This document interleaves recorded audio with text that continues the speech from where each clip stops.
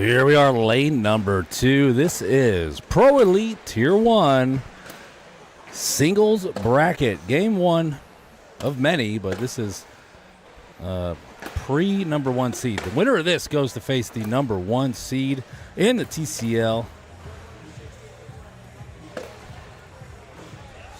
That would be Levi Haddock at the number 1 spot. Here we got Clayton, Ely, Landon, bracket. Game on. Points on the board. No score. They got something in there. I just ran across the thing. You saw me running. I'm a little out of breath. Oh.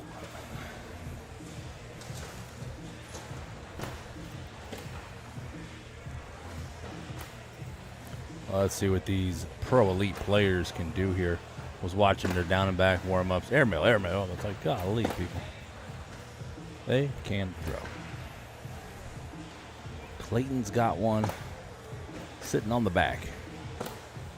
Opportunity for Landon to get the first points of the game. Should he finish up? Oh, no, that's not coming back either. He regrets that shot. Neither of these guys make many, if any, mistakes. And, yeah, it's a rare one for both of them. Rare one for both of them.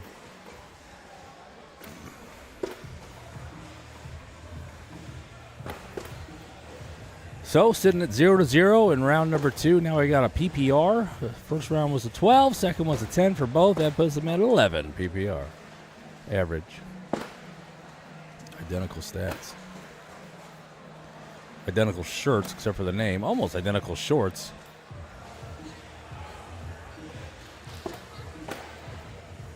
I don't know what Clayton's got in his pocket. Looks like a tennis ball or something. Nice flat shot. Soft touch. Landon with the wrist curl at the end for a finishing move on the throw. And up we go. Over the hole twice in a row. 2 rounds. 2 rounds in a row.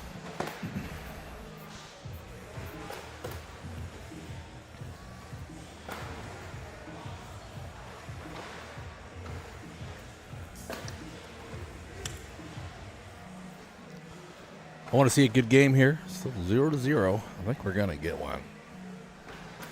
As I said, winner of this moves on to play the number 1 seed, Levi Haddock.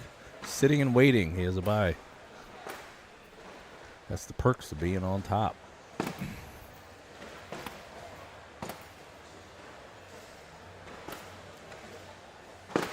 Clayton's sitting with one on the outside. Not going to come back.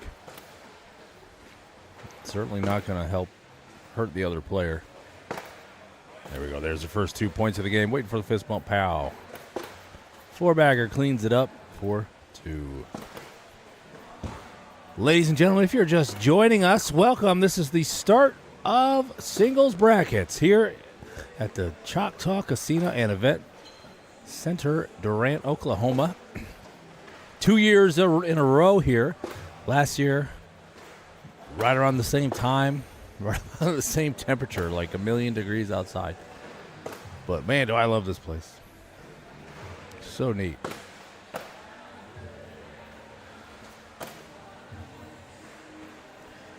Just a really great venue for the TCL to have this state championship final. Perfect size, plenty of room. Air conditioned, tons of parking. Casino right next door, the Choctaw Casino.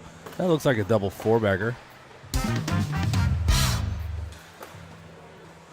Just wanted to make sure I had that piss button correct. All right, I'm going to be keeping an eye on comments on YouTube. YouTube only. Oh, I got to make a phone call, actually. I'll be right back.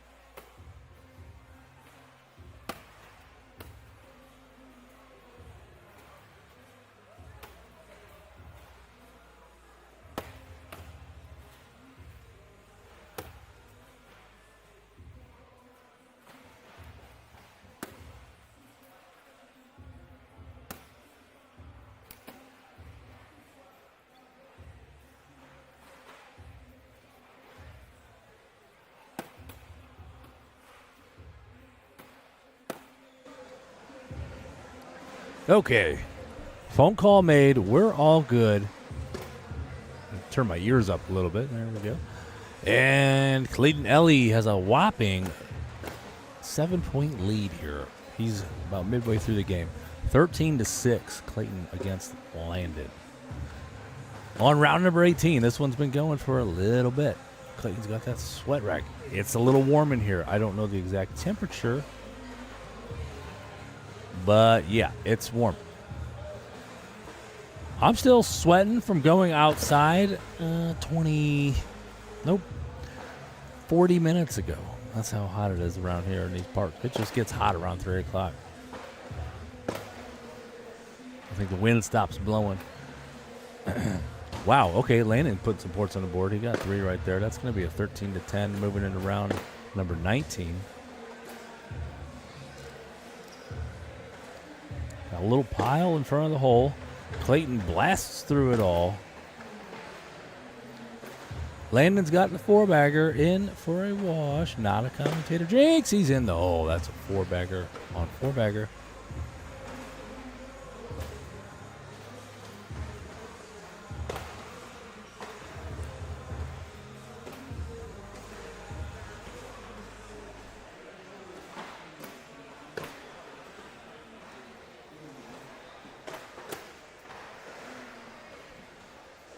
Landon bracket, first bag in the hole. Same with Clayton. Landon in. That's how a lot of these games go. In the hole, in the hole. Oh, my God. Side rails. Man, did I say that too soon? Oh, boy, oh, boy, oh, boy. That's commentator jinx right there. That's better. I think he had a misgrip. Maybe a pellet got out of place or something. That thing went flying. But still has an opportunity to score. If he can sneak in slick side, an easy throw, but he's going slow side. See how we do. And with the boards getting sticky, he's able to sneak in and get one out of that bracket after throwing how many 4-baggers in a row? Doesn't. Throws an 8.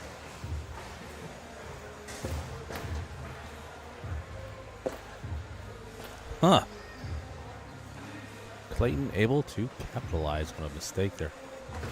You know, it would have been worse had he not thrown that bag off the board. I mean, worse for Landon. So, while upset, should also thank his lucky stars.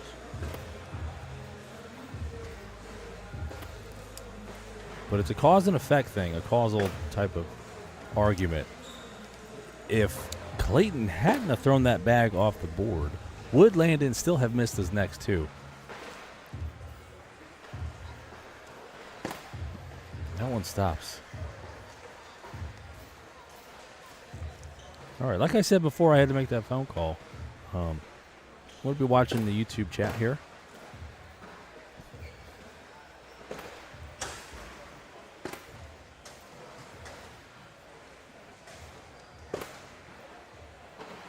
Pull it up in a minute. We got a big pile on top of the board. We're just going to see what it comes up with because I am not sure. On lane 1, Johnny Seymour. You can listen to Johnny. Let's see here. Let me find that live stream.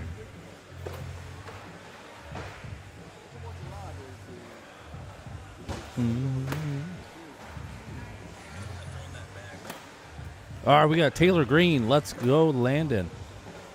Thanks, Taylor. That's probably at the start of the game. 17-10, Clayton. Another 7-point lead, this time just further in the game. When it matters most, I think.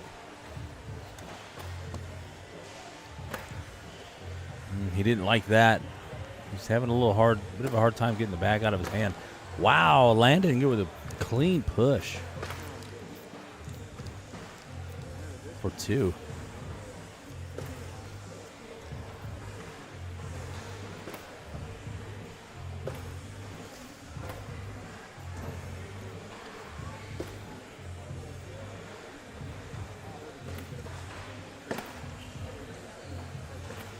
He doesn't like it. Not so much that it didn't go in, but he doesn't like that. But because it blocked on the wrong side, then he tried to push it in and didn't cut. I think people are a little fatigued here in the afternoon. Maybe had a heavy lunch and it's warm and bag's just not coming out of the hand like they wanted to, or possibly sticky conditions. Not something you see at this time of the day on an indoor line. Whoops. What do we got? In for one. No, he comes up short. Gives 7 on 8. Gives up one.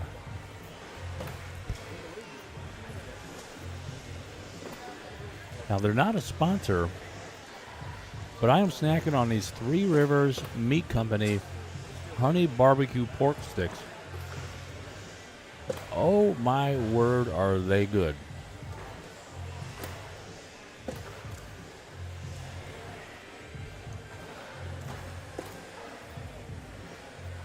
Real good.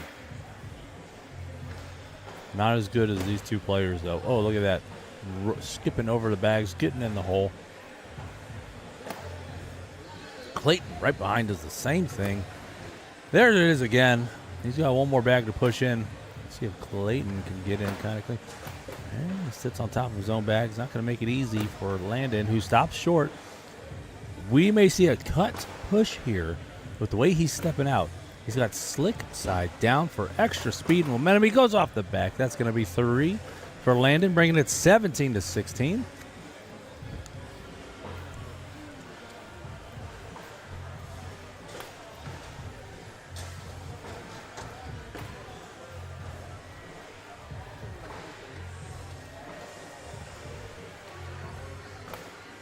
Another thing you got to think about here, they did their pool play yesterday, not today. You know, normally pool play, then bracket play, then finals.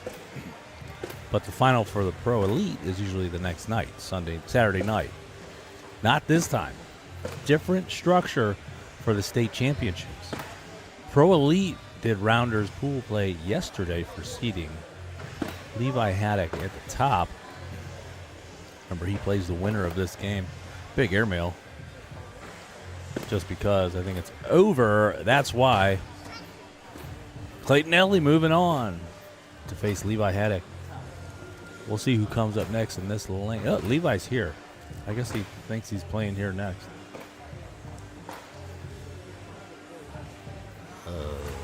What was I saying? Okay, different structure. So normally Pro Elite Saturday night for the finals. Nope, it's going to be tonight. All singles finals are tonight. Get that Red Bull later on in the day if you need it. You won't want to miss. Here we go, Levi Haddock, Clayton Ely. Now, where was I going with all that? No rounders today. They're coming in kind of fresh. Whatever warm-up they did on the outskirt boards, that's all they got today. We're running brackets and rounders all morning and early afternoon. So they're kind of hitting it, I'd say cold. I don't really know what kind of warm-up they did. But Levi will be here on lane number 2, getting warmed up.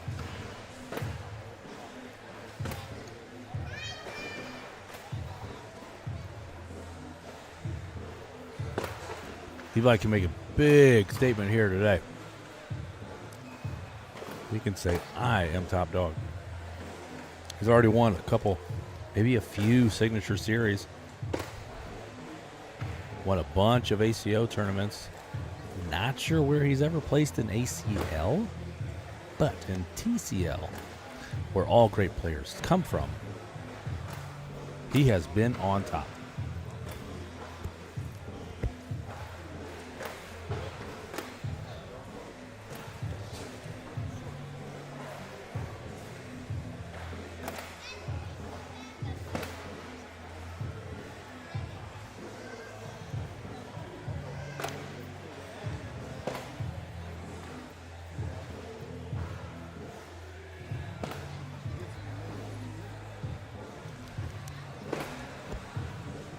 Clayton Ely taking a little break here. Getting freshened up for his second game.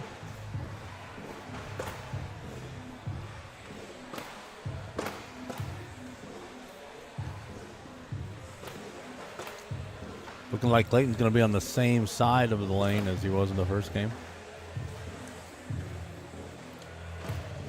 Just enjoy these rare moments of Ely Haddock on the boards by himself.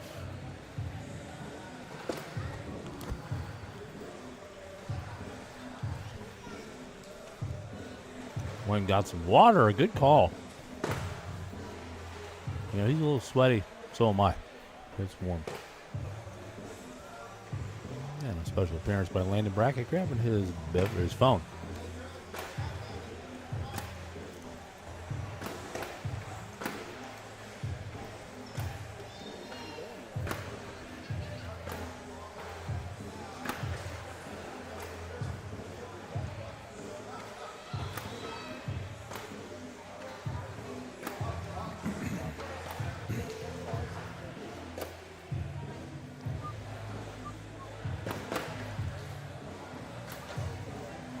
He wants to go down back again. I don't blame him. I mean, it's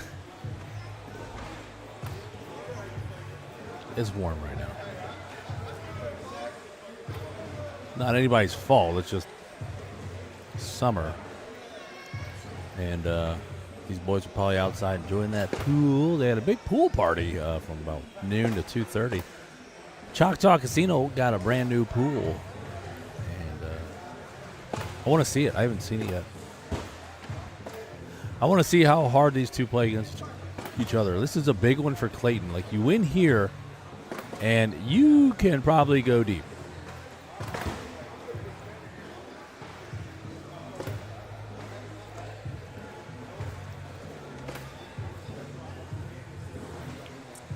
Now, it's double elimination, so let's say Clayton didn't win here. It's not the end of the world, but there's a very good chance you're going to have to face Levi again. There's the backspin. It is, I don't know. Looks like it's Levi. First bag is underway. Here we go. Excuse me.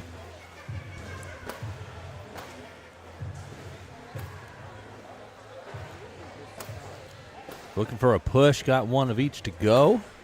Clayton blocks the lane. Blocks it right in the middle with a V block. Great shot. Levi's answer rolls off the back. Clayton doesn't have his work cut out for him, though. There's a lot to push there. The bags are sticky. That stops up. I'd say an airmail drag. Come on, give us a show. Nope, he's going to lay up. Slick side. Go off and knock one in. It's a wash. It's a 7-on-7 wash.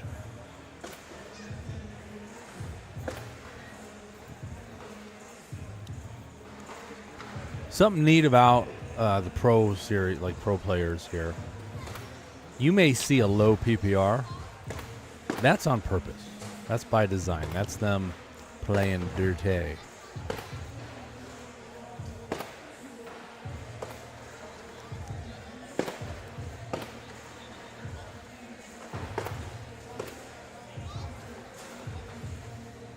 Clayton's got two sitting outside. Make it three. Uh-oh.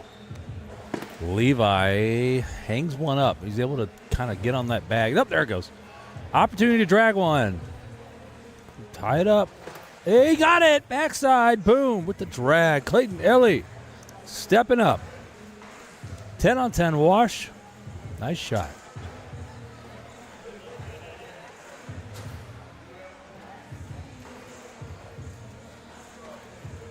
No score after 2 rounds. It's round number 3.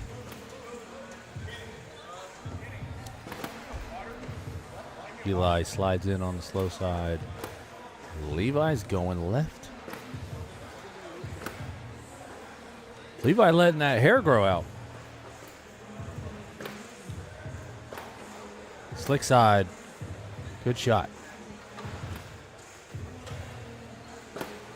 Slick side as well. I think they're starting to figure it out. These boards ain't fast.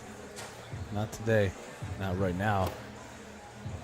Hangs up. 8-on-8 wash. It's going to lower the PPR to about an 8.3. 3, yeah.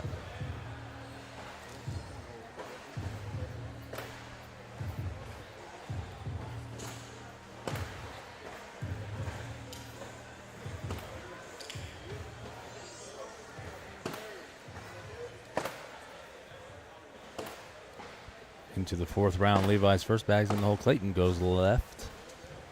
Levi goes behind the hole. And that one goes right. Levi again down the middle using the bumpers. 2 bumpers provided by Clayton Ely. Ely's down the middle. They're just trying to hold it together right now, I think. And maybe a drag could get some points here. Let's go for it. Slick side, bounces off the back. 8 on 10. No, 5 on 10. Yep, 5 points for Levi. I thought he was going for an airmail, but he seemed to just gently throw the bag. Yeah, he's not happy about that. Not a great decision. Unreal that it just flew off the back, though. Like, skipped over the hole. Didn't bother to do anything with the bag on the back of the hole. Clayton's making mistakes. Levi's kind of letting him get away with it. I wouldn't say Levi's playing his best game right now, but a cut shot right here would change my mind. There it goes.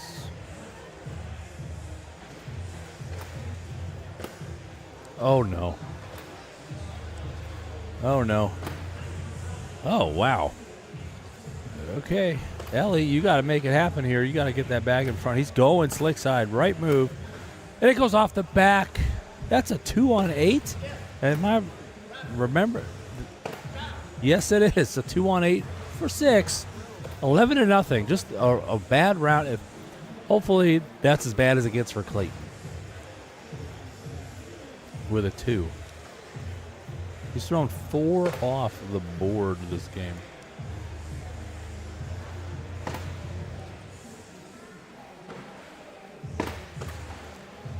Levi's kind of letting him get away with it, but not much. This score could be way worse. Good shot there by Levi, getting a little bit of a push. Clayton starting to plug the hole. I think Levi goes deep and a hard throw. He rolls, sits on top, does not go in. 8 on 4. 4 more. It is 15-0. And I wouldn't say that like Levi is just burying him. It's more Clayton's kind of burying himself. He's missing shots. He's throwing them well. The bags are not reacting the way he's envisioning. That's left. We're going to use this game as home base. If everybody else's bags are going left and right and over and not in the hole, then we can say it's the conditions and not the players.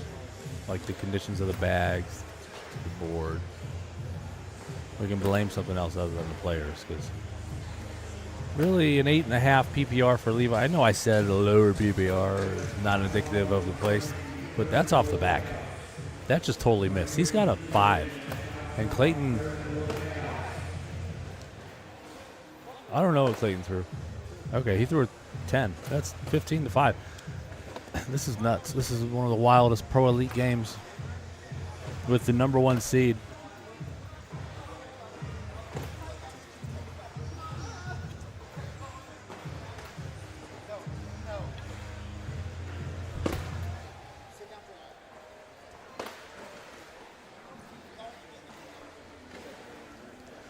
Clayton doesn't like that one. Don't blame him. It's probably not coming back. It's on the slick side, but it seems pretty well posted up. Yeah, it ain't moving. That was a hard slap on the board. Levi just goes right next to it. So Levi can score here. He can at least get 2. Nope. Nope. Slick side looking for a easy. No, it goes right and stops. How? How, he says. What the? Levi showing slick side. Not anymore. Stick side. Maybe a roll.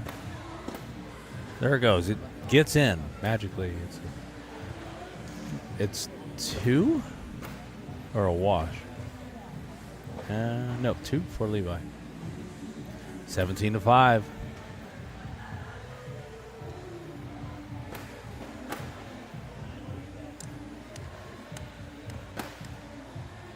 Clayton just trying to hold it together. He can score points. He can do it. This would be a lot closer match had he just not had some bad luck.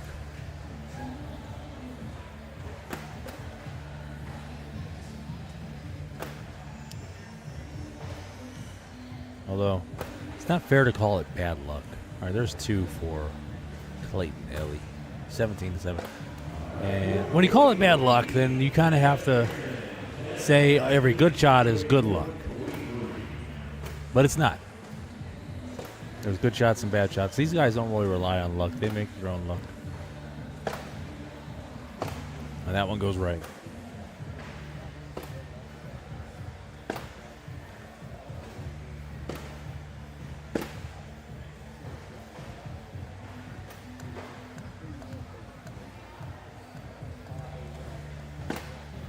In the hole for Levi. He's 2 for 2 right now.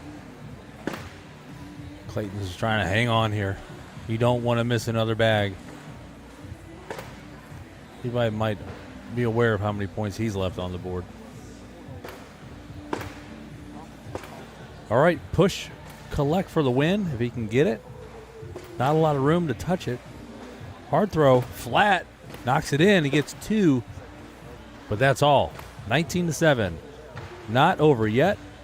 Clayton Ely still has a fighter's chance.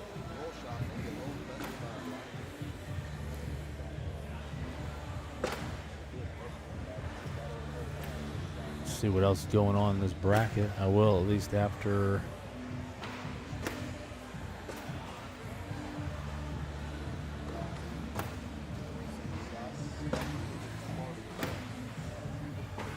this game. Let's call it. Let's see. Levi's left. Clayton is got a good block there. That's pretty good. Now, you know, Levi's got that bag of tricks. He can just pull a roll shot. Slick side tries to get greedy. But one of these has to go in or it's game. Both go in. He scores 19-9. Nice shot from Clayton Ely when it mattered the most. The winner will play Jacob Watley, who made short order of Dane Christmas. 21-6 in the previous game. Now on court 13, Preston Smith and Cannon Hatcher are tied at 19-19. Cannon did not have a bye. All right, Clayton is left. That could be game if Levi can stay clean. Clayton going for the push. Oh my goodness, it's an inch away. It's still gettable. He could bump that bag, I think. They're not moving yet. Needs just a little bit more tip in. Levi's taking a timeout. You get 2. You get 2 timeouts, TCL singles. And in TCL doubles, you get 1. Only 1. Not 1 per side. 1 per game.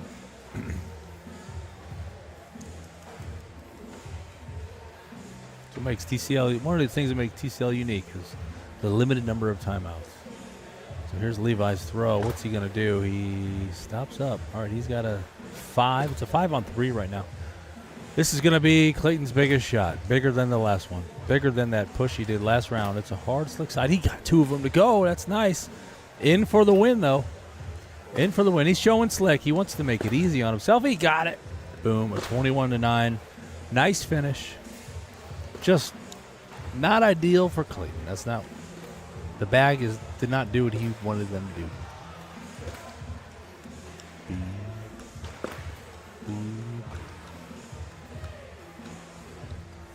All right, coming up next, Grant Upchurch and Bryce Forbes.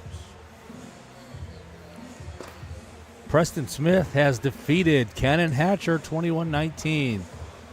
That's Zeb. On court 21, Juan Pantoya and Haley Davidson are duking it out. Haley in the lead, 13-9. And a little bit lower about midway through this bracket, see Jace Rodriguez taking down Drew Dixon, 21-17. And Kevin Mesa versus Kevin Elliott, RCR. Kevin Mesa, 21-3. So we'll see Kevin Mesa and Jace Rodriguez somewhere. Maybe here, maybe not. Other games going on. Terry Sweeney, the number 2 seed, versus Jeremy Huizar. Huizar is up 19-13. Zach Harris versus Q Kohi. Harris 16-11 right now in the lead. Monica Buchanan and Oscar Morena are duking it out on court 19. Monica with a 3-point lead, 18-15. She's within striking distance to win. On court 20, Carlos Guzman versus Tracy Beeson. Guzman in the lead, 11-9. And right here on court number 2, Upchurch and Bryce Forbes. This is going to be a cool one. 2 of my favorite players in the TCL. Really like watching Bryce play. And when Grant is turned on, it's a treat. Court 4, Cody Brooks and Ernest Monarca just starting. And court 5, Flo Zamora and Cade Blankenship are just starting. And still waiting for a game, Cameron Jeter and Juan Silva. Waiting for a board to open up. Jesse Gardner defeated Trevor Milok 21-5. And Spencer Fabianar beat Bryson Casimir 21-5. So you got Jesse and Spencer against each other. Not up yet though, they gotta wait for a board.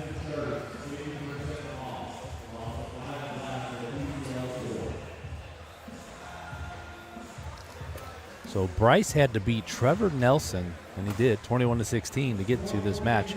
Bryce seeded number 30, Grant seeded number 3.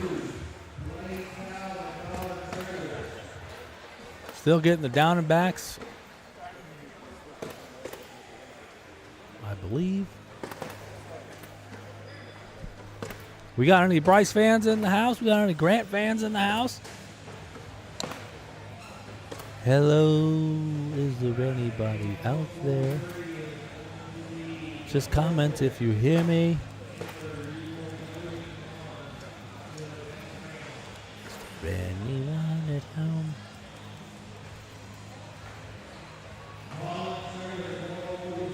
Fist bump. Game on. Here we go. Center versus center. Bryce immediately with the block. A perfect block right in Grant's lane. Grant off the back. That one's going to be out of play for Bryce. The second bag. Grant's bag skirts left.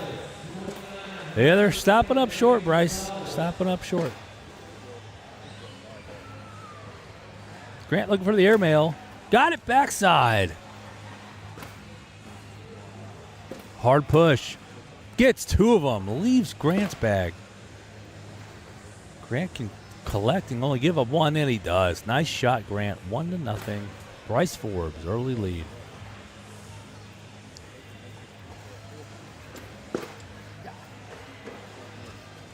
Bryce throwing a 10, Grant throwing a 9. That's their PPR right now.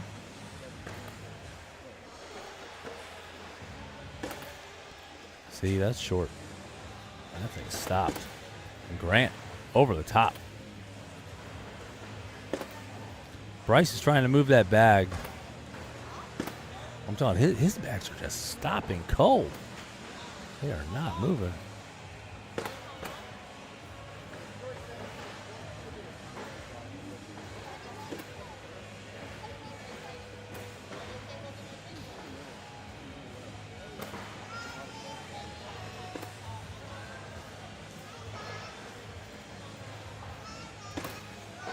Grant looking for an airmail. Does not go.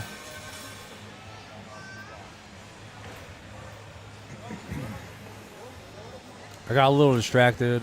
Somebody was holding a very full solo cup over the switch that controls all the internet for this tournament, including the live stream. So I kind of froze up watching that. Here we go, back in round number 3. Airmail, Upchurch, not waiting around for it. getting it in early. Does he go again? He double clutches. That looks high. Boom! So clean. Upchurch. Hard push.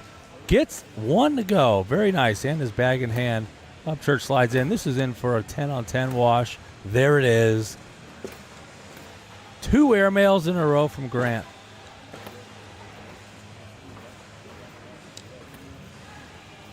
Even with the regrip and thinking about it, he went even cleaner. That bag hit nothing on the way to the hole. Through the hole. It only hit the other side of the floor. Not the greatest block in the world from Grant. Bryce puts it right in the middle. Grant tries to reblock. That one's better. Backside airmail. Grant Upchurch going over 3 bags. Bryce trying to rodeo. He knocks 1 bag in and goes off. And Grant tries to go backside again. He's sitting on a 6 versus 4. And, takes one with it. That's going to be a point for Grant. 5-on-4.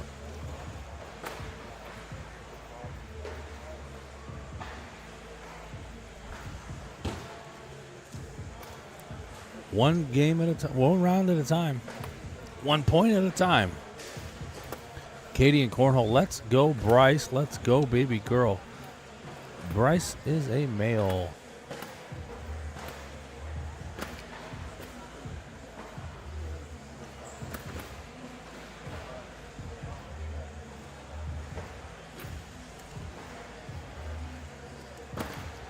Goes left.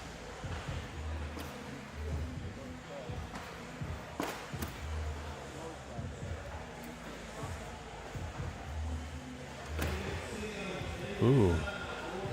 Looks like a wash to me.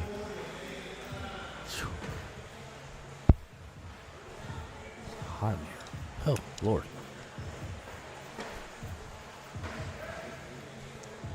I almost brought my fan that drove here. Normally I fly. We used to fly from Tampa, Florida, but had recently moved to St. Louis.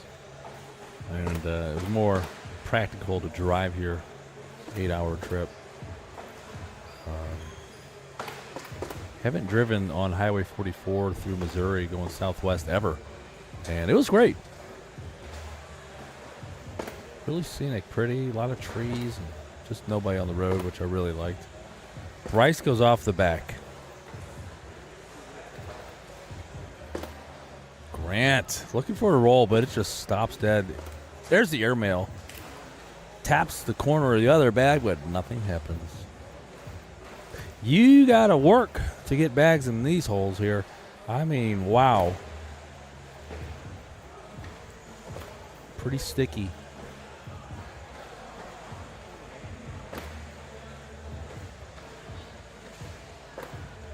Grant Upchurch.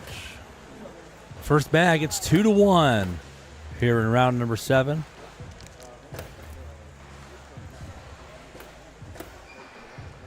Bryce might be going off the board there. Yep, it's starting to creep over.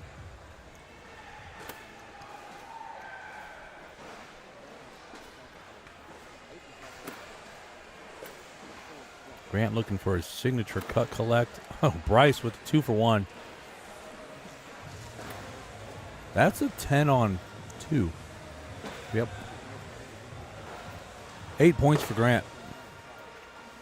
10-1. But don't go thinking that can't happen again for the other player. Like, it probably will. You can't go 2-1 for 8 rounds and then stay that way. Boom, 10-1, just like that. Grant with a replace. Bryce with a replace. Going down the middle, 1-for-1 here. All of them go with Grant's bag, and Bryce is down the middle. Grant is not in. This may push it in, though. He lays up. Interesting. 10-on-10 wash.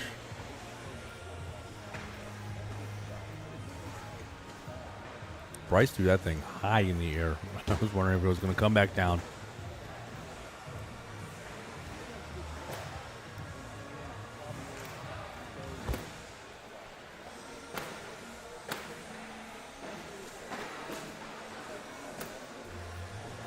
Nice push.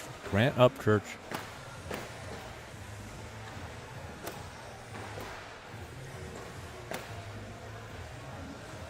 And Bryce has found the right side of the board and doesn't want to let go of it. And it's 8 on 12. It's another 4 for Mr. Upchurch. 14-1.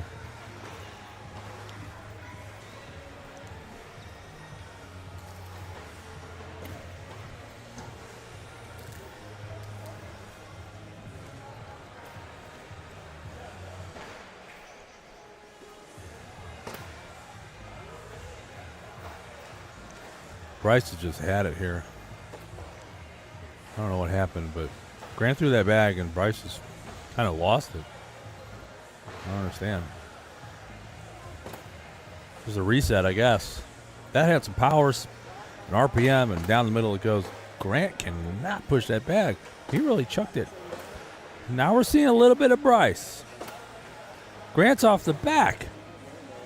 Still going after that pile of bags. I don't know, Bryce, take the hood off.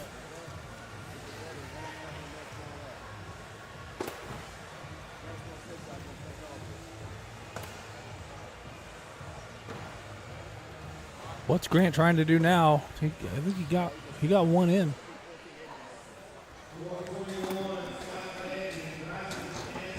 That's going to be 2 for Bryce.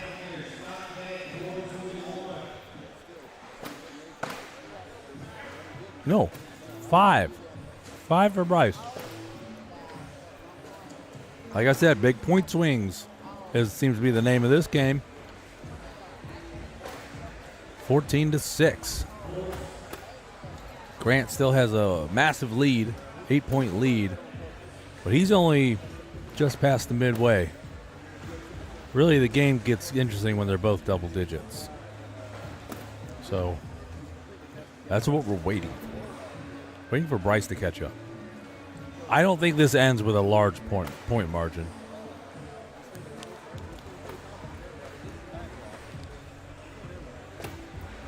See? 2 in a row off the back. Bryce is sitting on a 6. He knocked 2 bags in.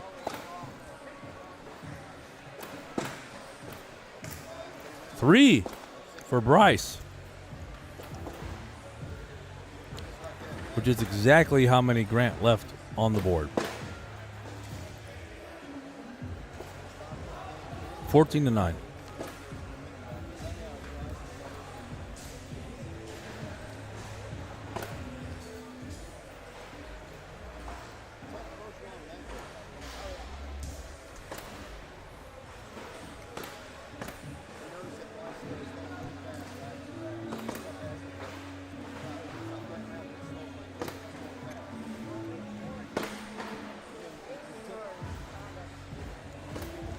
Grant looking for a collect.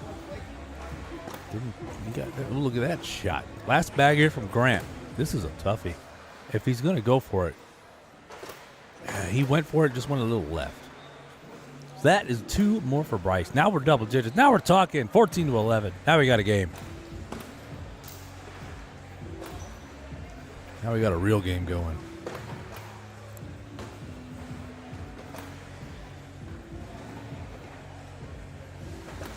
Grant's 8-point lead is dwindled down to 3 without scoring any himself. All Bryce Forbes. Bryce's mood's starting to come around a little bit. Nice shot from Upchurch, stepping way out to get that. Katie and Cornhole still rooting for BF Bryce Forbes. A little short for Grant. I know all of Center Nation's cheering on Grant.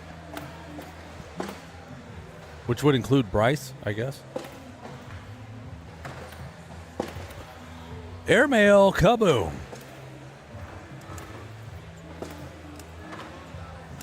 That's 2 for Grant. He was waiting to score. Needed that airmail. You know, airmail is that's the one that can get it done.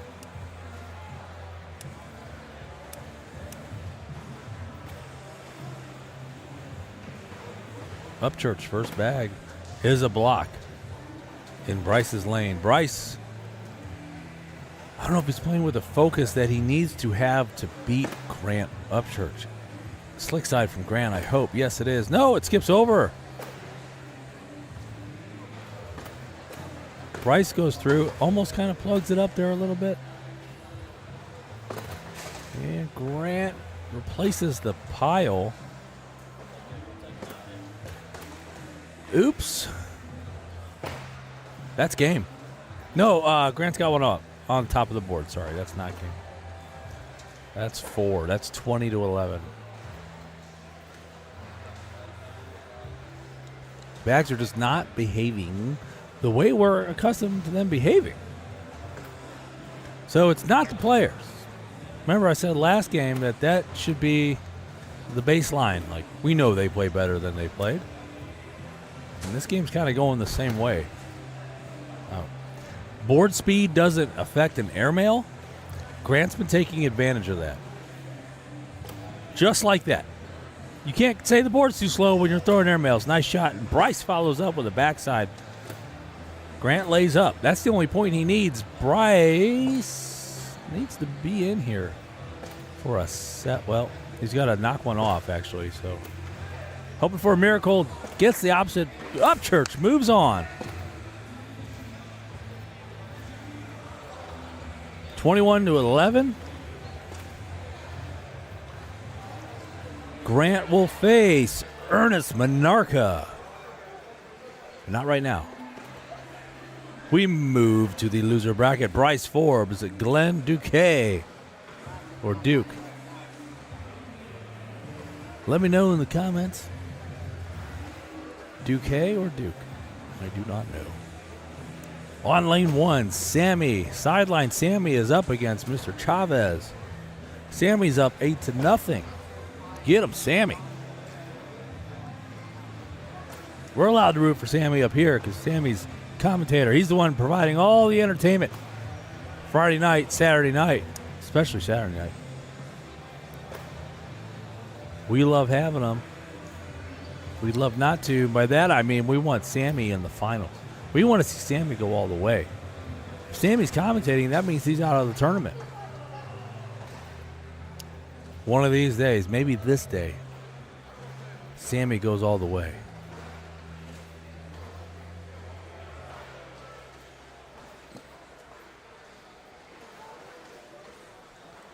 So we wait for Bryce Forbes. We wait for Glenn Duke. I'm going to take a little break and sip on some water or try to cool off here in Choctaw Casino and Resort.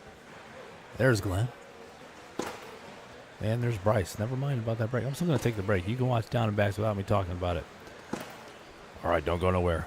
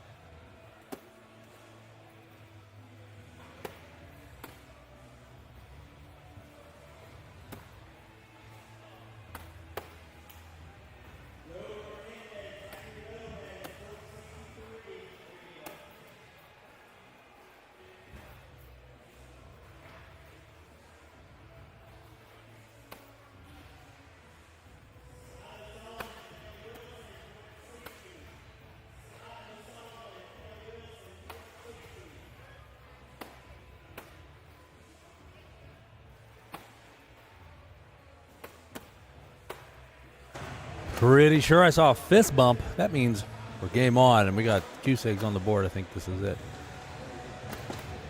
Glenn's got 2 off, out of play already.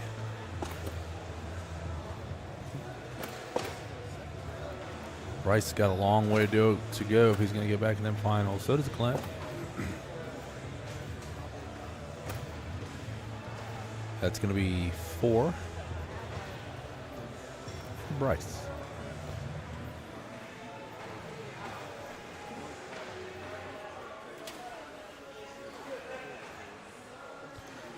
It's definitely humid in here. How do I know? Because I've got some cold drinks like water and a tea in the bottles, and they are sweating profusely. There are big drops of water on the side of these bottles. So it's humid in here. There's no doubt about that. I wonder if the air is on.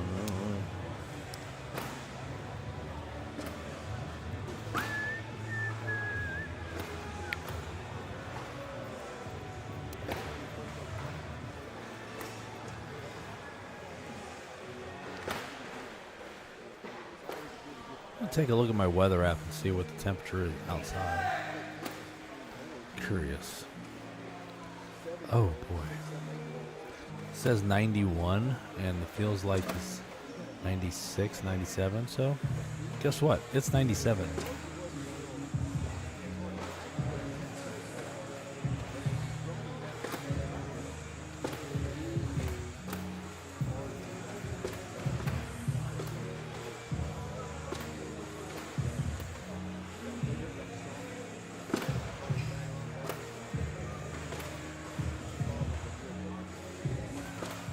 So I'm still looking at the comments here. I imagine the same people cheering for Bryce in the last game are cheering for Bryce in this game. Just a hunch. I could be wrong, but I doubt it. Bryce is up 7-2. Glenn is able to get himself 2 points there. And he has first bag. Bryce is right behind that block that Glenn threw on his own side. Tell you what, though, I like that jersey that Glenn's got on. That thing is nice. Clean with the gold and the white. I like that a lot. Went for an airmail, I think, and ended up landing on his own bag and skirting off out of play off the board.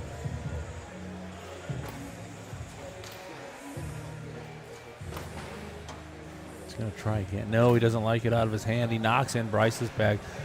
Bryce, if he's aggressive, goes through these 2 bags and gets it all. He does. Nails it. Gets 5 out of that deal. 5 points. That's going to be 12-2.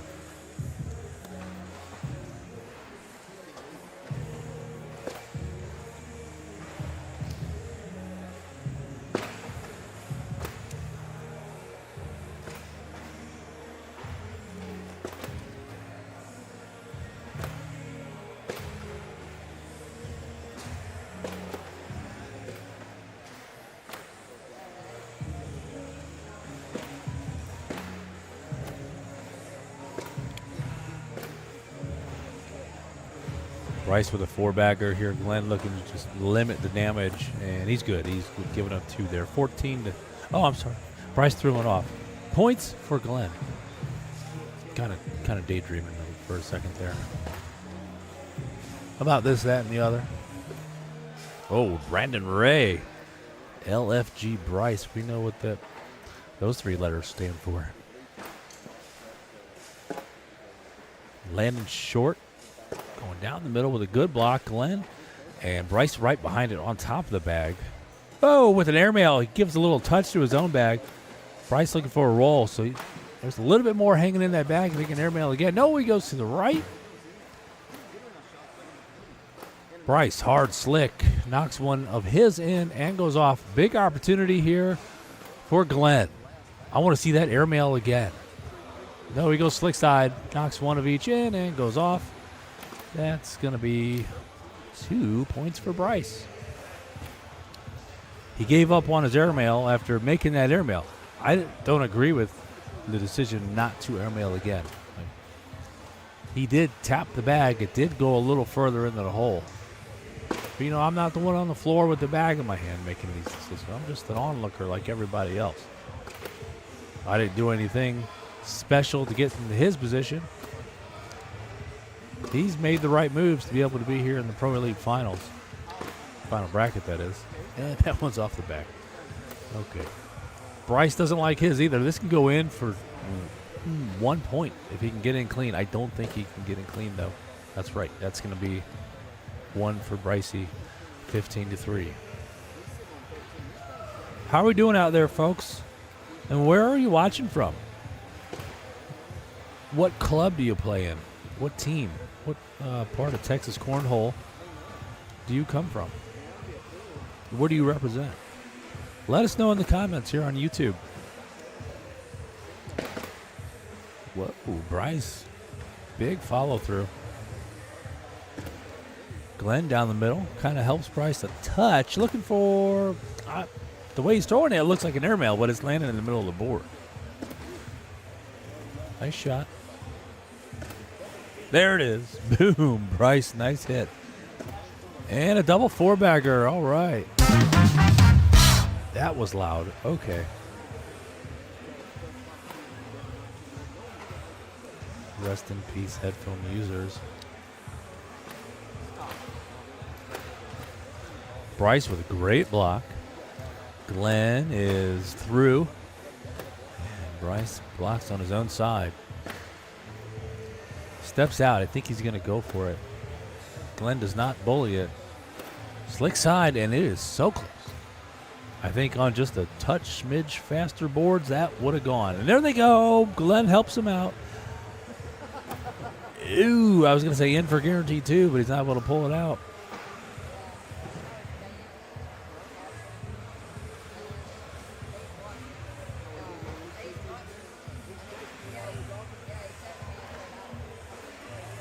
Glenn off the back gives up 3, 18-3. Who won that one? Pablo. Sammy threw a 6, Pablo threw a 12. It made it from 13-11 to 19-11, and then Sammy missed and that's Pablo. Damn. Well, Luke ain't easy, so that's going to be a tough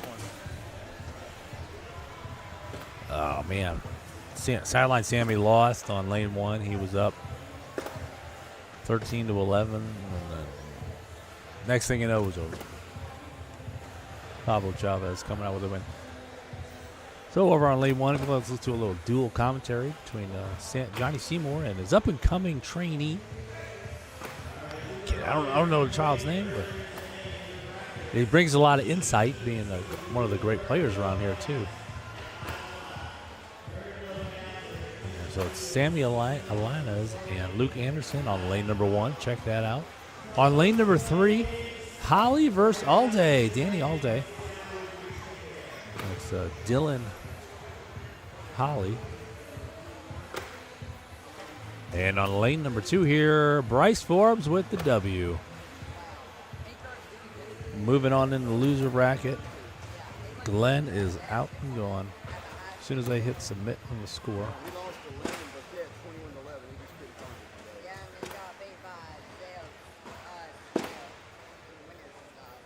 Wonder if they're going to submit the score. All right, there it goes. Who do we got next? Ooh, this is a game I wanted to see. Kevin Mesa and Jace Rodriguez. Don't get excited or anything. Ooh. Johnny said, don't get excited. I can't help myself. I love watching Kevin play, and I love watching Jace play. Jace in the Pro Elite is pretty sweet. Tier 1, by the way. Tier 1.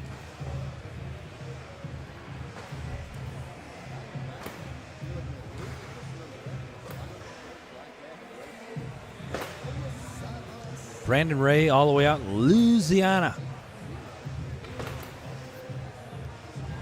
Here comes Baby J. Not a baby no more. He's grown a little bit. J Baby. Kevin showing up. Are those new tattoos on his leg? I don't remember them being there. Let us know in the chat, folks. In the comments, is that a new tattoo on Kevin's right shin?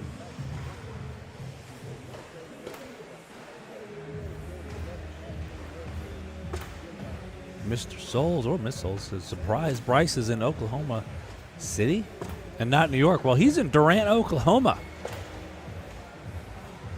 Choctaw Nation here. Choctaw Casino and Resort. We're not really near Oklahoma City. I know what you mean. Don't get me wrong. I'm just giving you a hard time. I know what you mean. He's in Oklahoma. But we are at Choctaw. What's going on in New York? Some kind of cornhole tournament? But I'll tell you what. I'll choose Oklahoma over New York any day of the year for eternity. Jace is cooking, says Blake. Yeah, we are in the winner bracket here.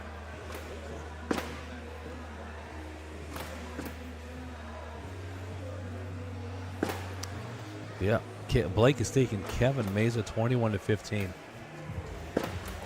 I think it's going to come down to Kevin's airmail, just like with Grant. When their airmail's on, there's just nothing you can do against it. Grant had his airmail out, shooting like 9 out of 10 on that airmail. He didn't really miss. Maybe 2. All right, 23 rounds. Says Blake. We got all right. Yeah, let's see what happens here. I would love to see 20-plus rounds of these two. Let's see how J-Baby's playing. Blake says he's cooking, but I haven't got to see him play yet at all. He's got a new hairdo.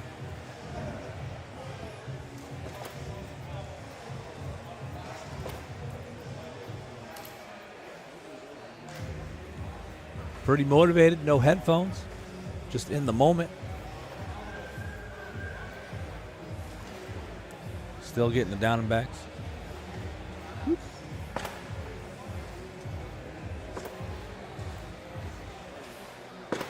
J-Baby getting a little bit stronger in the game of cornhole just by the way he's throwing.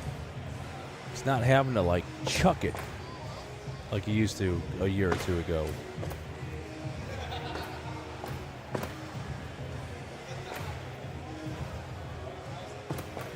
Oh, love when that happens.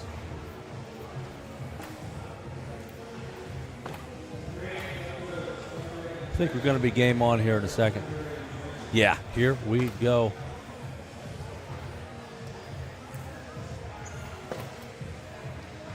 Backspin goes the way of J-Baby. Game on. So I do believe that is a new tattoo on Kevin's shin.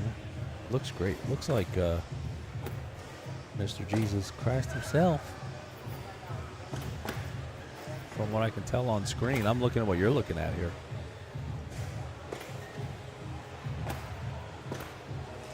J-Baby.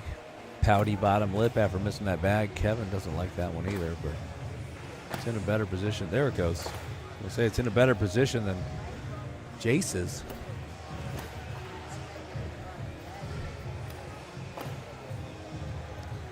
That's one for Jace. Oh, Kevin threw one off. Okay. That's why. Yeah, that's right. Brandon Ray, Bryce, and his partner are in Choctaw. Oh, the ACL signature. Huh. So is Spencer Fabianar. No. I thought I saw Spencer's name on this list here. I'm gonna review.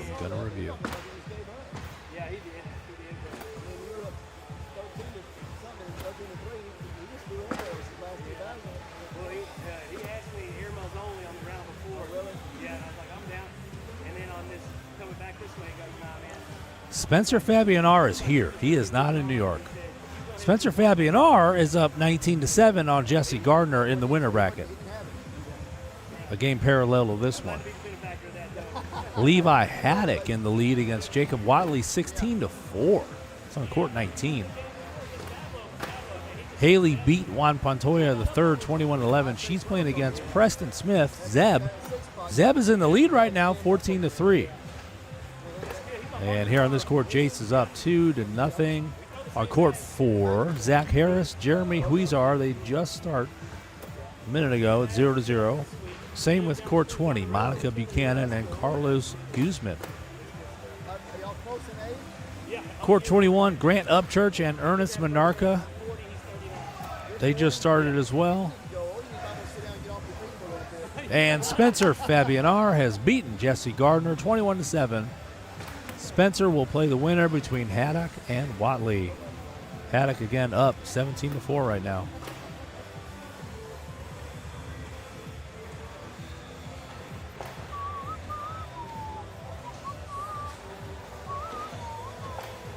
It's 3-0, Jace Rodriguez. Kevin shaking his head. It's early in the game.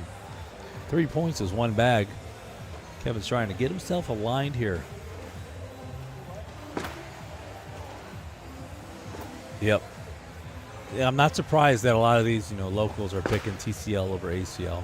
Number one, New York ain't cheap. And it's far away. What part of New York? I don't know. Maybe you can let me know in the comments. I really don't follow ACL. Let me just put that out there. I really don't follow ACL. I mean, I know a lot of the players, or know them personally, but the ones that come from TCL, yeah, we know them.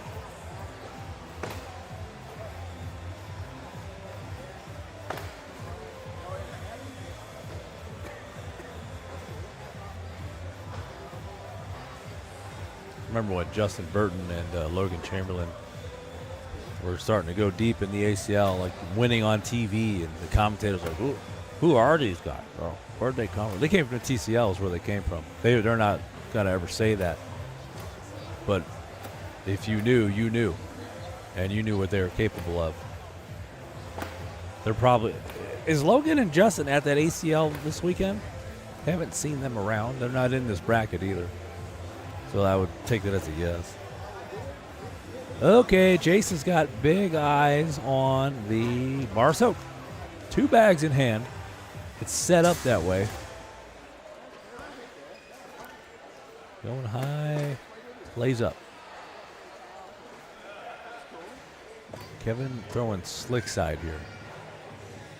Taking his time. Not a lot of rotation. It goes left. Now he may go for that epic bar soap shot. It's sitting like that. Oh, he got one to go in, but it didn't knock one off. So the intent was there, but the board's being a little slow. It just didn't react. And that's, 2 for Jace. Yeah, a little warm. Kevin's growing that hair out. Wow. I'm not the only one. 5-0.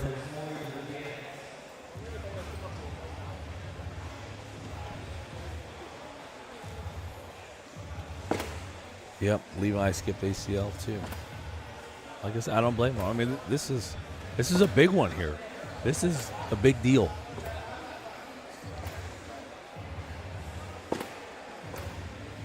Okay, Logan and Justin are partners at the ACL one. Good for them.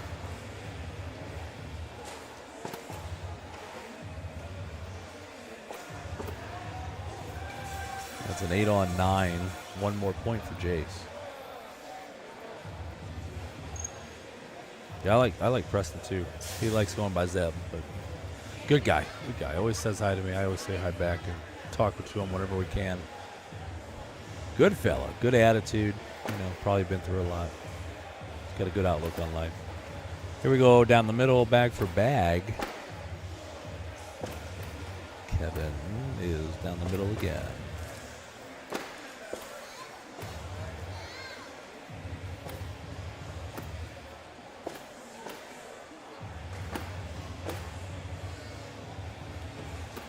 Boom. Wrap it up. Double 4-bagger. Yeah, buddy. Big tax. 6-0. 12-on-12. Jay's throwing that 957. Kevin with an 871. Both with 3 bags off. Yikes. Kevin yet to score a point.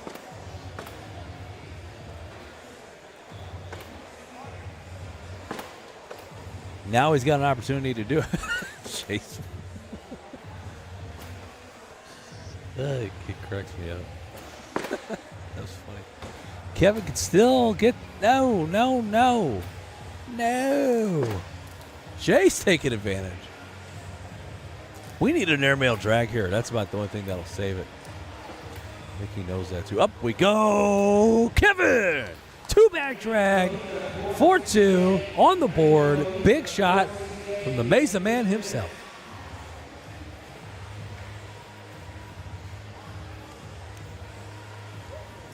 That was clutch.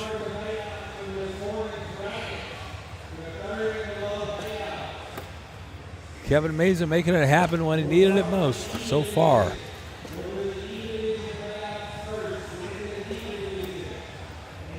There in the background, you see Johnny Seymour taking a picture of Jason Andrews on the mic. Chad Jacobson right next to him, the founders of TCL, Texas Cornhole League.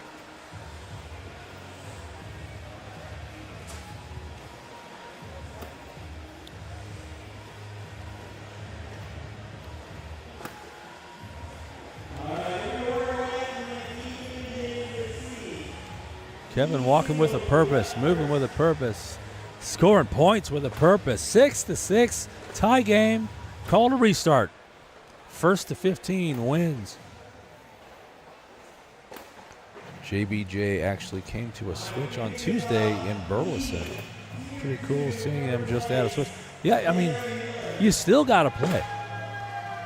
Just because you're at the most top elite level doesn't mean you don't play switches. Like, you got to get out and play in different conditions too. You can consider it practice, like live practice for them. They're going to go there doing what they were going to be working on to do.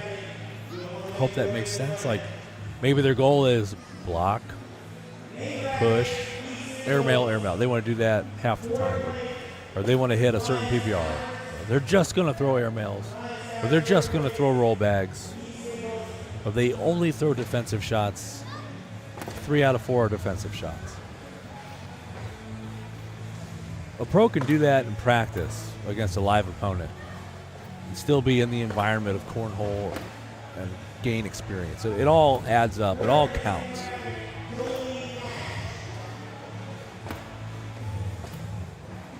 That's what's really cool about cornhole, though. You can watch somebody play on ESPN Sunday night, go out to your local switch Monday night, and there they are. Jeans and a T-shirt. Maybe you get paired up with them.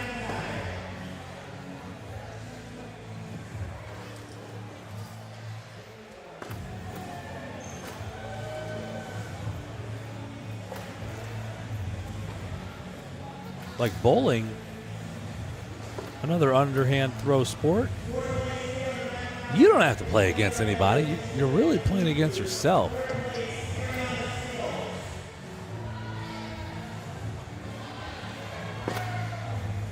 So good luck ever getting to play against a pro bowler. You might see them. They might be blocked off, but at cornhole, they're people just like you and me.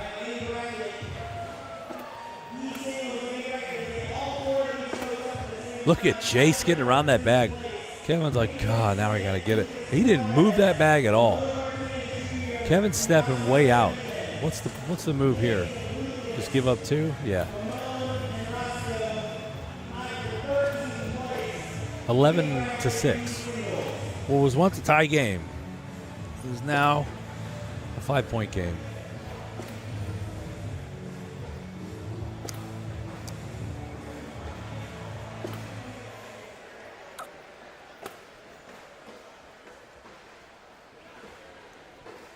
They're doing awards up there. A lot of switch holios going on the side tournaments. Jason's got one on the outside. Kevin's looking good in this round. Through for 2. He can do it. Don't try to get fancy. Go through, get 2. That bag's more than halfway in. Yep, he went backside. We'll take that, though. I'm glad it stayed on. It was kind of guaranteed points, though. So not a bad move. Like, strategically, statistically. Had he gone off the back, he still would have got 1. Had he gone in, he takes 4. Instead, he gets the difference. He gets 2, which is not the difference. It's just the only other option. 11-8.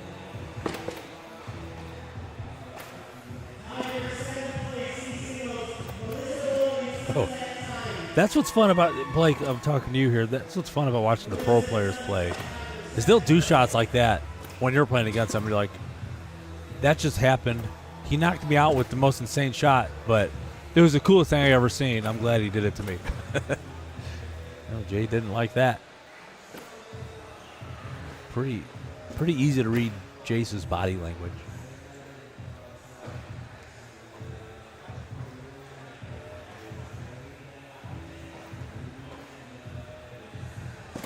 Lofts it. Takes two. Oh, wait. He must have thrown one off. Kevin seems a little more excited about that. It might be a 8-on-7. Nope, it's not. 13-on-8.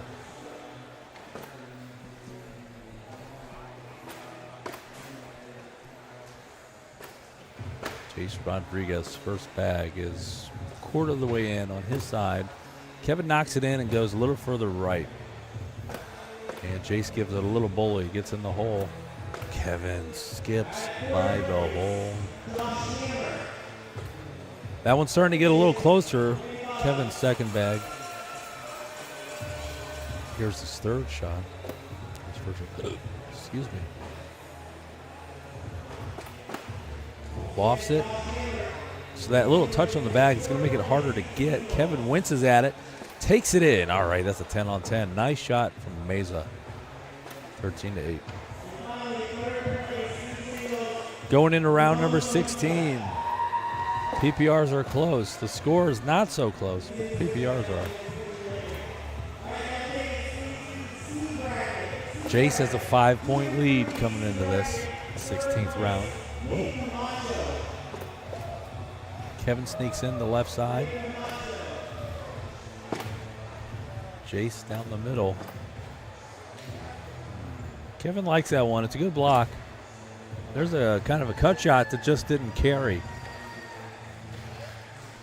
Got past the obstacle but stopped. It's going to make it hard for Kevin, though. He's showing slick side, but a lot of this could bump left.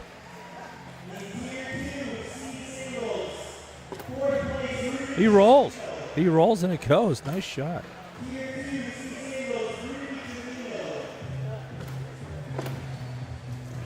Jace goes for the roll. It does not go. Kevin's not going to throw. It's 7 on. Should have thrown it. 7 on 5 for 2.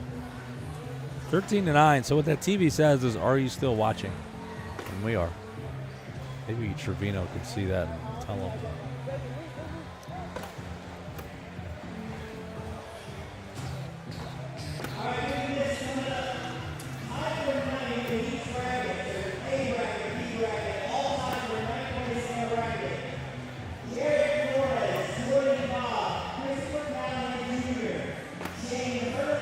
One more thing to mention about pros going to local switches. A lot of them, not a lot of them, at least for Kevin, pretty sure that's how he makes a living, is playing cornhole right now through sponsorships and winnings. And also, he helps makes bags for one of the TCL companies, Olympus Cornhole, who he throws for. So I know he's part of the production there. But you know, going and winning $50 to $100 a night, maybe more, or even like a medium-sized tournament where he's a real good chance of winning. That's how they make a living.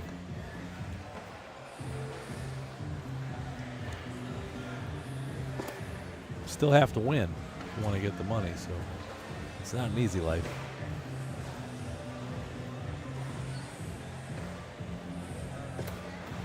Kevin goes backside, and it goes off the backside of the board. Jace looking. He got the skip shot, got in the hole. Kevin's got one more bag. I think he can. That's a tough shot. He could at least get one in here. Goes up. There's the backside. Almost got the drag. It hit one of Jace's bags before it hit Kevin's bag, and that took all the speed out of it.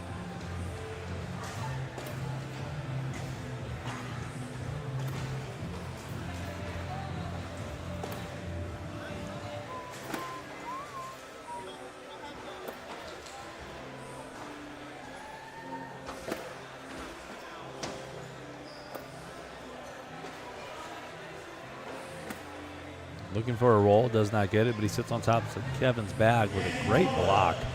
Kevin is about as far outside as you can go here. And it goes to the right after it hits the blockade.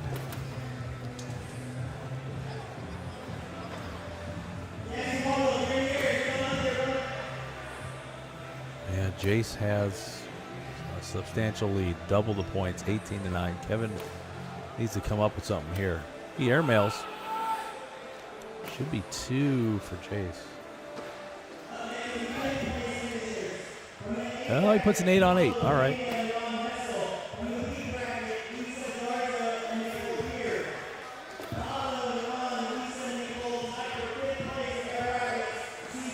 If it wasn't right, Kevin would have said something.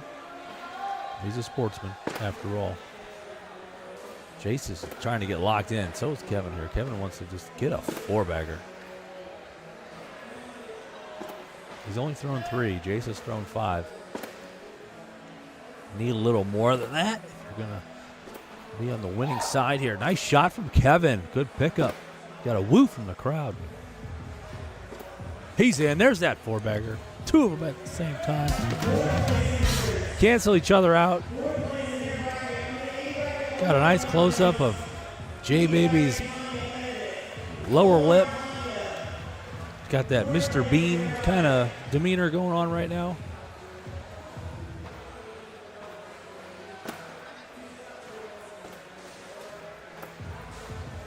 So fun to watch Jace play.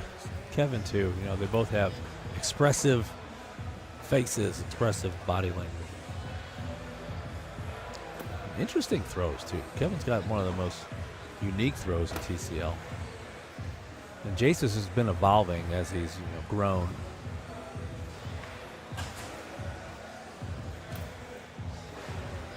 Slick side from Kevin. Stops.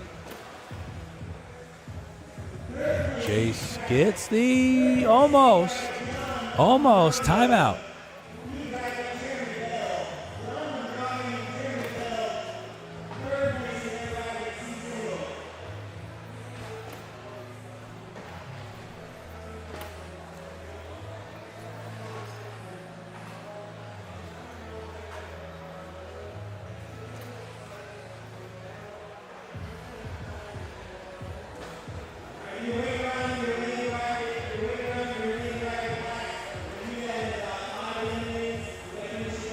Jace hands him the bag. Here's Kevin's shot, possibly his last of the winter bracket. If he can pull something off here. Off the board. Yep. That'll do it.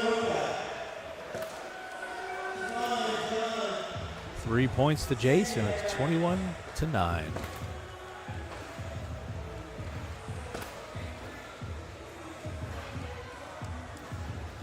So they're getting, it was actually 8-3, not 6-3. They want to get it right for the overall PPR. It's a big deal. All right, moving into the loser bracket. Bryce Forbes, Cody Brooks.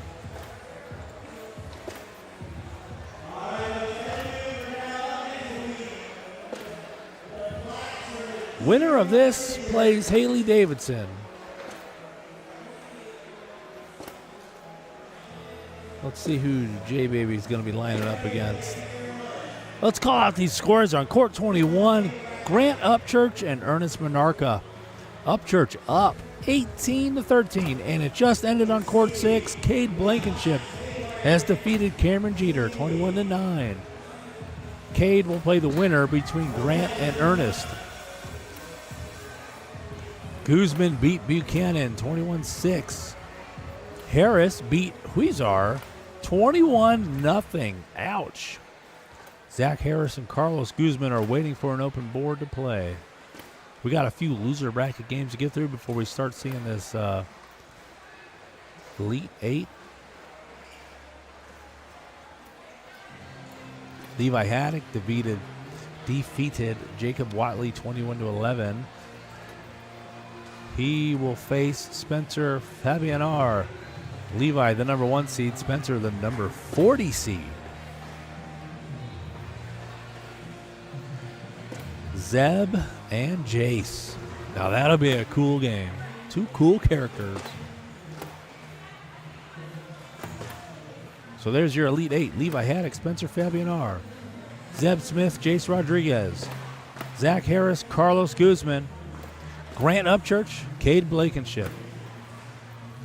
We've got the 3, 4, and number 1 seed still in the winner bracket.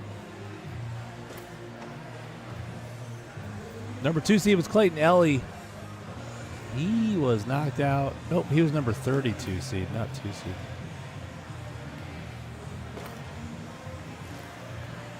Who was number 2? I'm looking. Over on court 21, Drew Dixon, Cameron Jeter. That's number 5 and number 6 seed. That's in the loser bracket. Drew Dixon's won 2 in a row in the loser bracket. Madden Franco is out. Court 19, Trevor Nelson and Q Cohee. Nelson up 11-0. On court 4, Martin Solis, Oscar Myrena. Solis 7-1 right now, 7-1. And here on court 2, Bryce Forbes, Cody Brooks. On court 5, Juan Silva and Flo Zamora. Just starting. Winner of that game plays Kevin Mesa. The winner of this game plays Haley Davidson. I think Spencer is 40 seed because he doesn't play here as much and didn't get the automatic tier 1 like other people did. Okay. Well, if he's sandbagging, we'll know.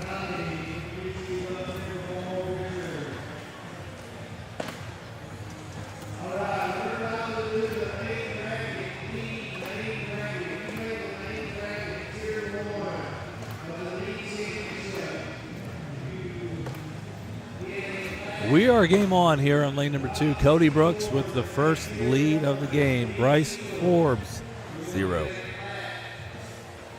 That was round 1. This is round 2.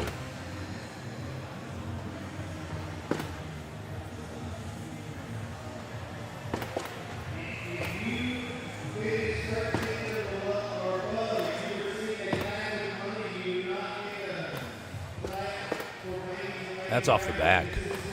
That thing just kept going. That rolls over the hole.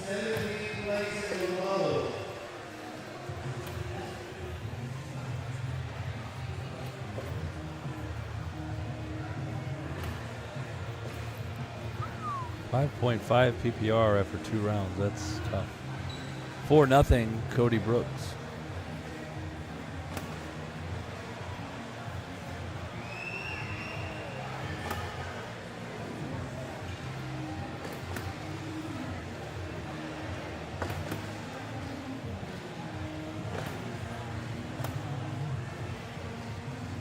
Does it look like I'm grabbing this guy's head? He's nowhere near me.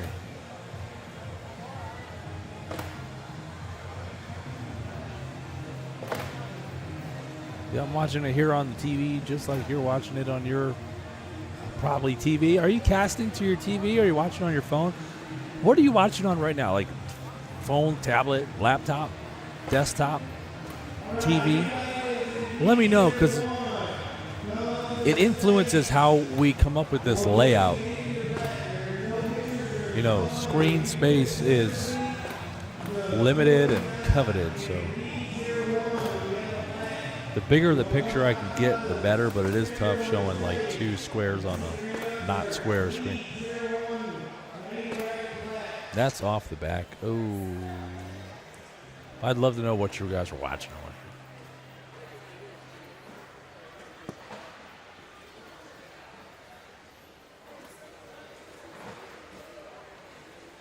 And Blake, thank you for engaging with me in the chat. It keeps it lively. Keeps it lively. Get my phone charger out. We'll get more play-by-play going on this game as the game goes along, but we're just not there yet. It is tied, though, 4-4. Bryce looking for a comeback, and he didn't like that shot.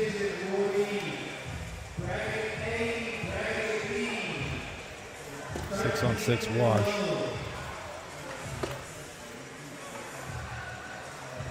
Slow boards?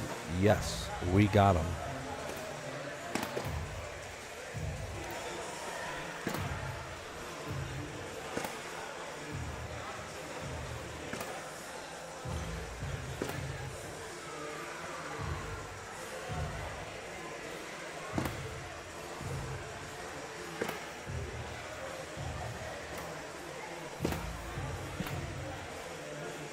Oops, Jonathan's watching on the TV. Hey, buddy.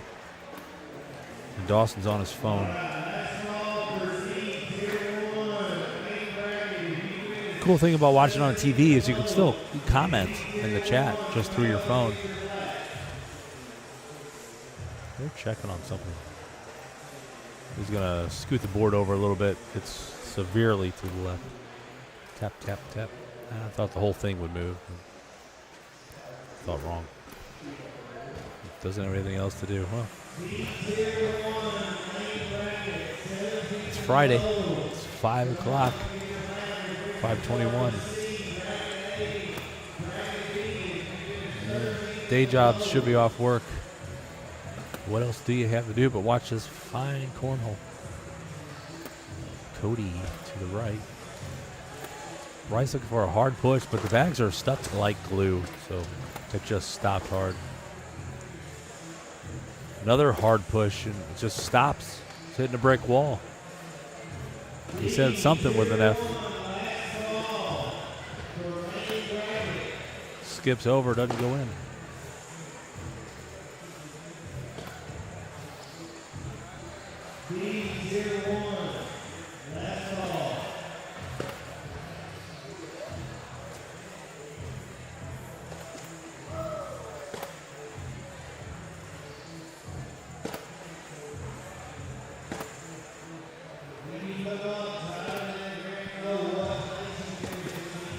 Down the middle we go.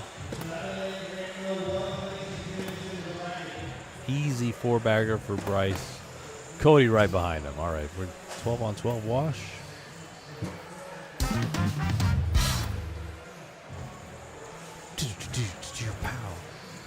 Hey, Johnny, how's the drumming going?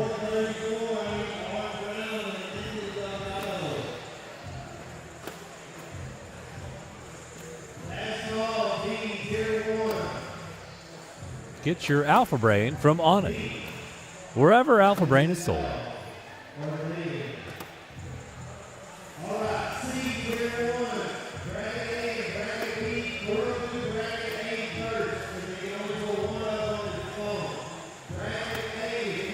Ooh, hanging in, hanging in. Bryce is like, nobody breathe. There it goes. It's in. A loud woo from the crowd.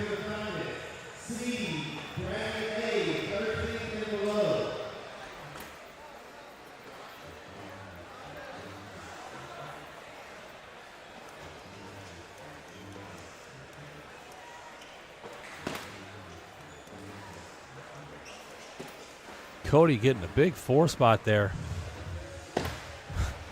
Price said something to him.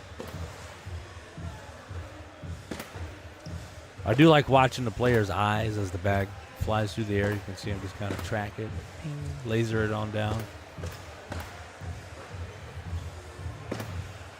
Watch Cody's eyes when on Bryce's bag. He looks and kind of squints at it.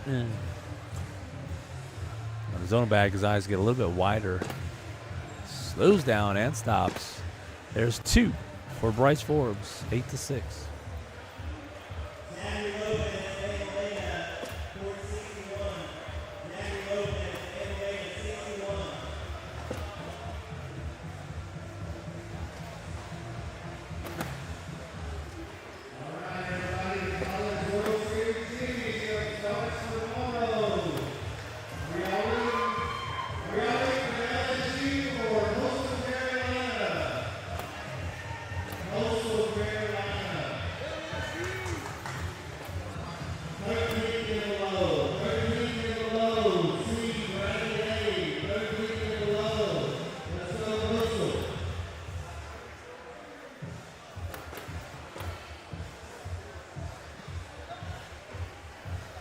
Hard push from Bryce. He gets one of his to go. I think it was the one he threw because he's got 3 on top.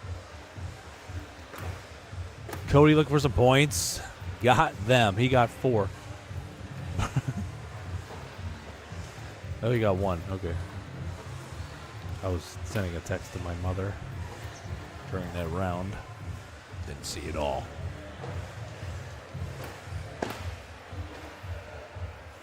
Cody Brooks doing pretty well for himself this game here.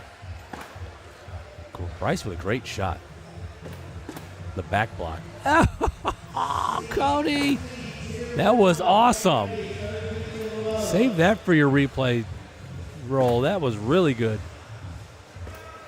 Up. Backside. Did not touch. Stays on. If he rolls again, that Bryce's bag goes. And he didn't touch it. Bryce can still hit the airmail. There goes one of each. Just so unlucky. I think the bags are just sticky. There's no other explanation. That is a 2. Yep, 11-6.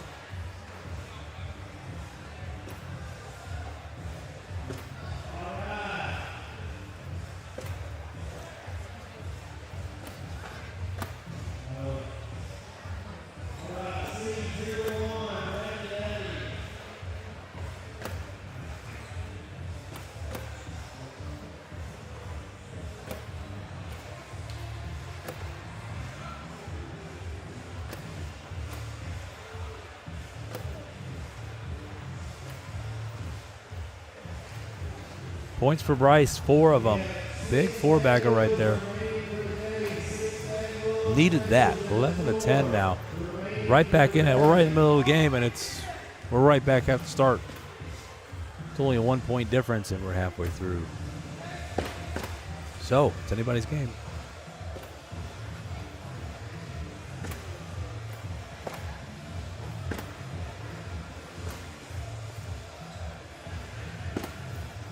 Where they all go. That was a 3 for 1.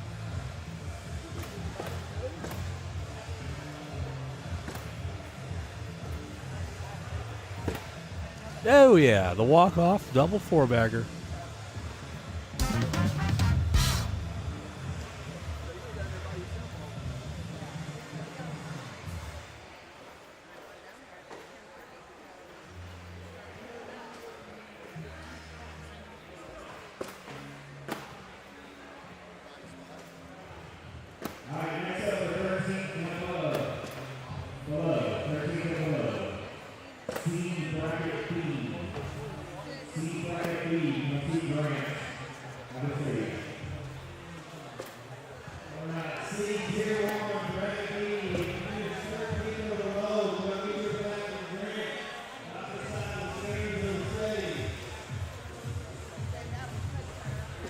What's he going to do?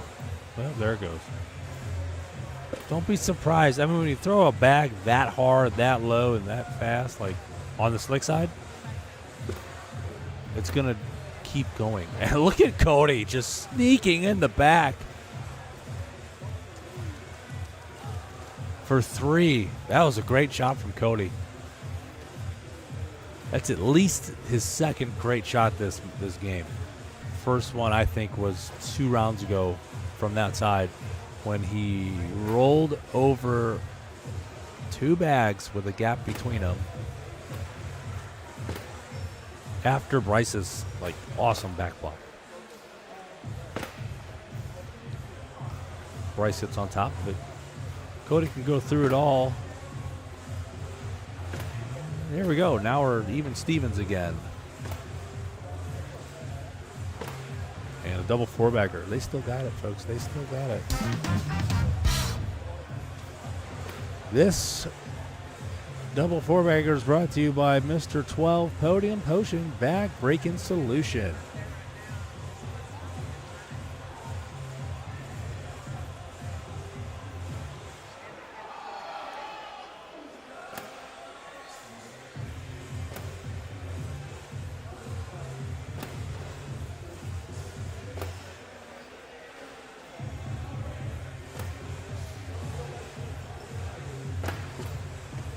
Right behind it is Bryce.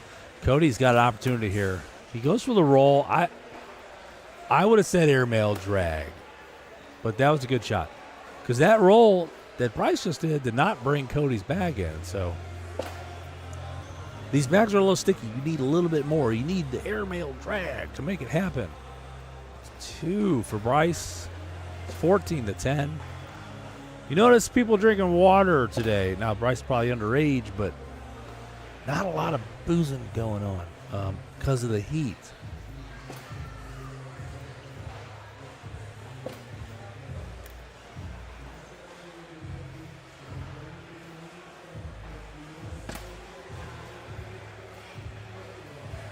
I wouldn't say I'm cooling off yet, but I'm not as hot as I was an hour ago.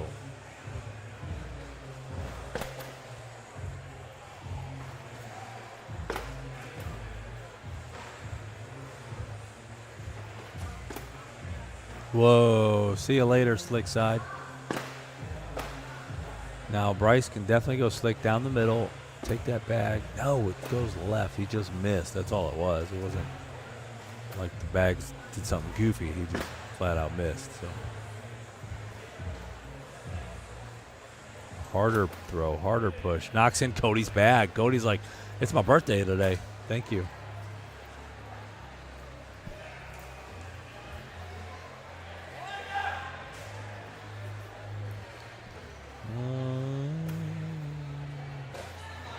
So we're waiting on the Elite 8 start, and on court number 20, it has started. Levi Haddock just called to the lane on court 20. Levi Haddock versus Spencer Fabianar. Number 1 versus number 40. No stream on that one, but maybe there's something going on Facebook. This place has free Wi-Fi. It had pretty decent speed, so I imagine a lot of players out there in the lanes are streaming their own games, you know, chronicling their journey through the TCL brackets here at the TCL State Championships.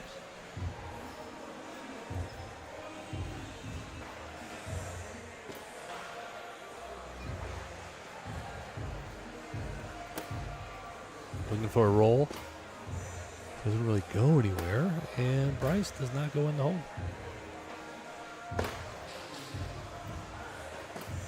They are trying. It's the equipment's not cooperating with probably what they're used to. They've probably been using this same set of bags the entire season too.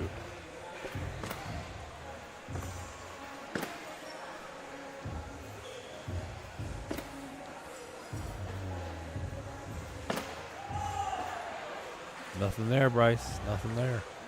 Looking for maybe a push or a roll. No, it goes to the right. He's got one kind of hanging in. Not a lot hanging in, but somewhat hanging in. There's a slick side. That was a good bag. Got one of each. Opens it up for Bryce, though. In for a wash. There it goes, 10 on 10.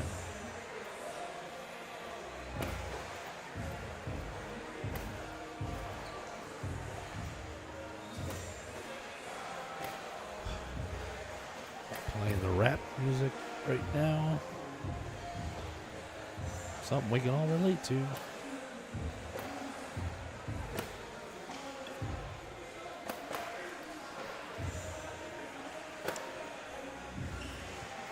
It's not even like the upbeat hype rap. This is like head out the window at 2 in the morning going 5 mile an hour rap.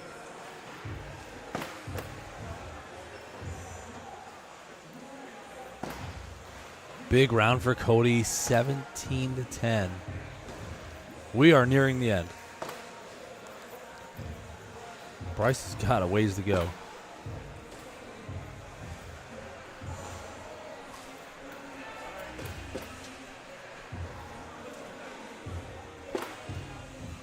Bryce is going to collect himself. And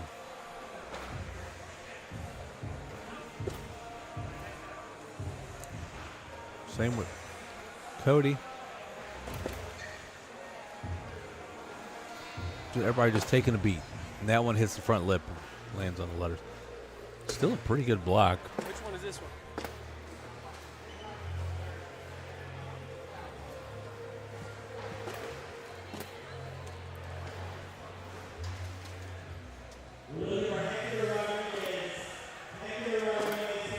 Sweet airmail.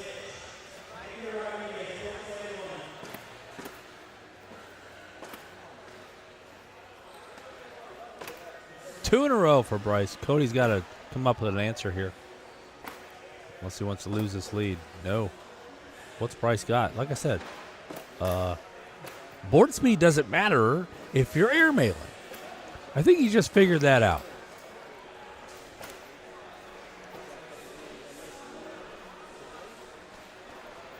Because that was a 6-point round for Bryce. And he's right back in it. Just like that.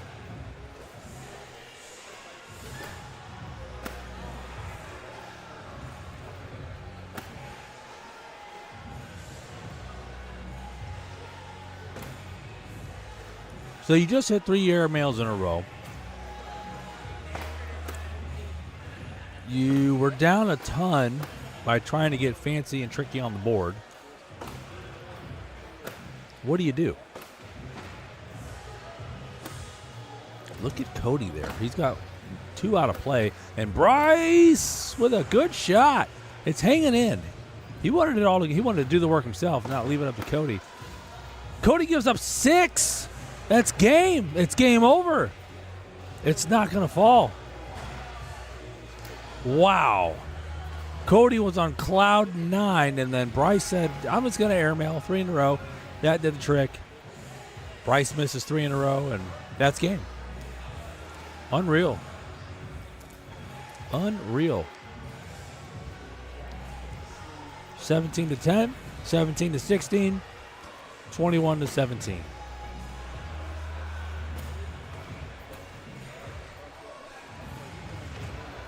Don't ever get comfortable. Bryce moves on.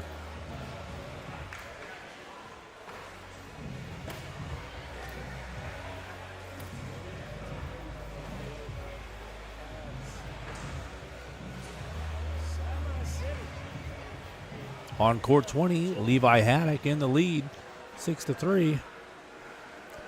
Zeb Smith, Jace Rodriguez, 0-0. They just started. Zach Harris, Carlos Guzman just started. And Grant Upchurch and Cade Blankenship just started. We just missed them. We got a loser bracket game. Bryce Forbes again. And Haley Davidson. Bryce been up here 3 times.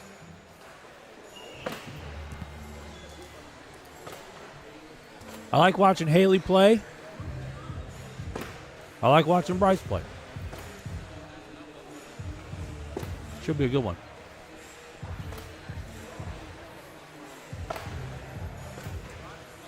I want to see how Haley's handling the slower boards, slower bags. That's what I'm curious of.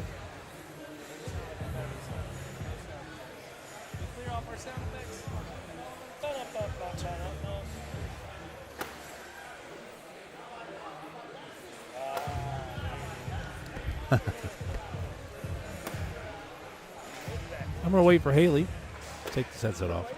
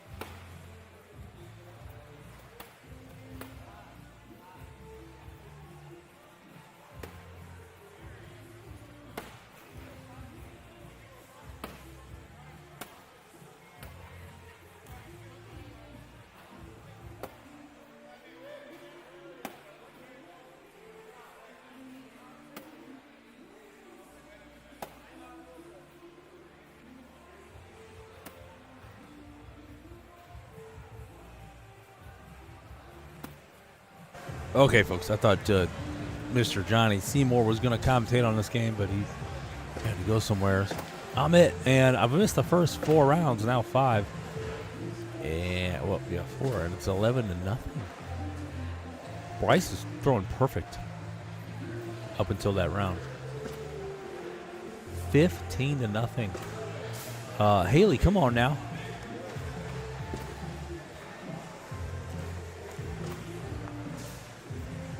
You probably saw before the game started, Haley kind of like mouthed that it's hot, and she ain't lying. Look, she's wearing like short shorts and a light shirt, and she's hot. So, yeah, everybody's hot.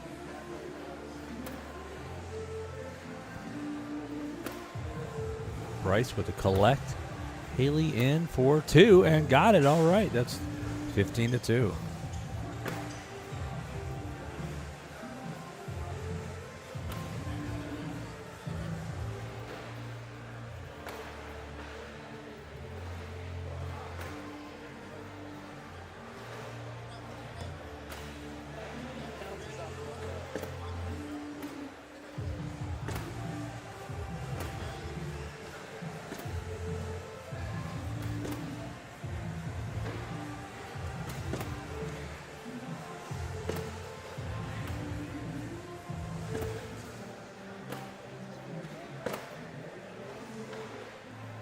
Gonna be 4 more for Bryce.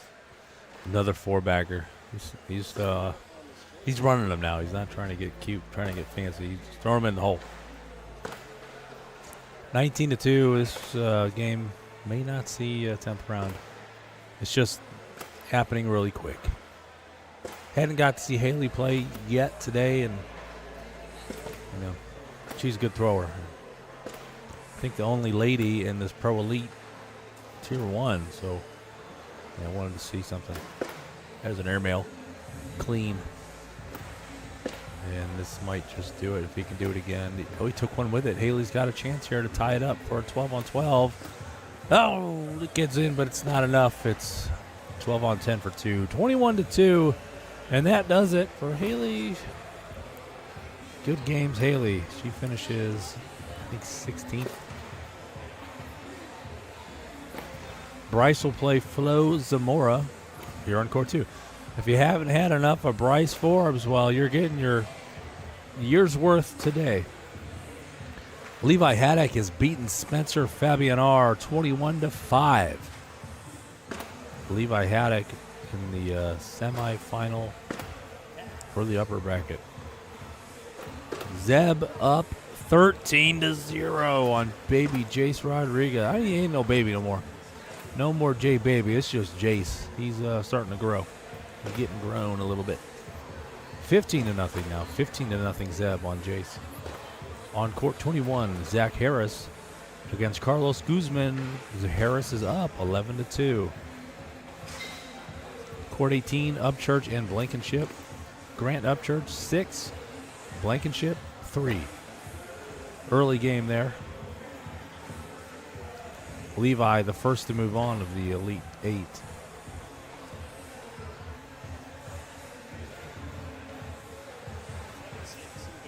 Bryce having some shoe issues here. I don't want to get stuck in the loser bracket. I want to see some of these winner bracket games. I'd really like to see one of them that's going on right now between either Harris and Guzman or Smith and Rodriguez.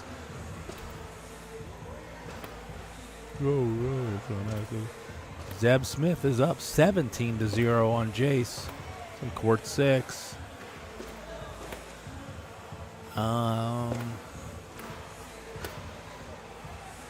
Winner of that game moves on to play Levi Haddock.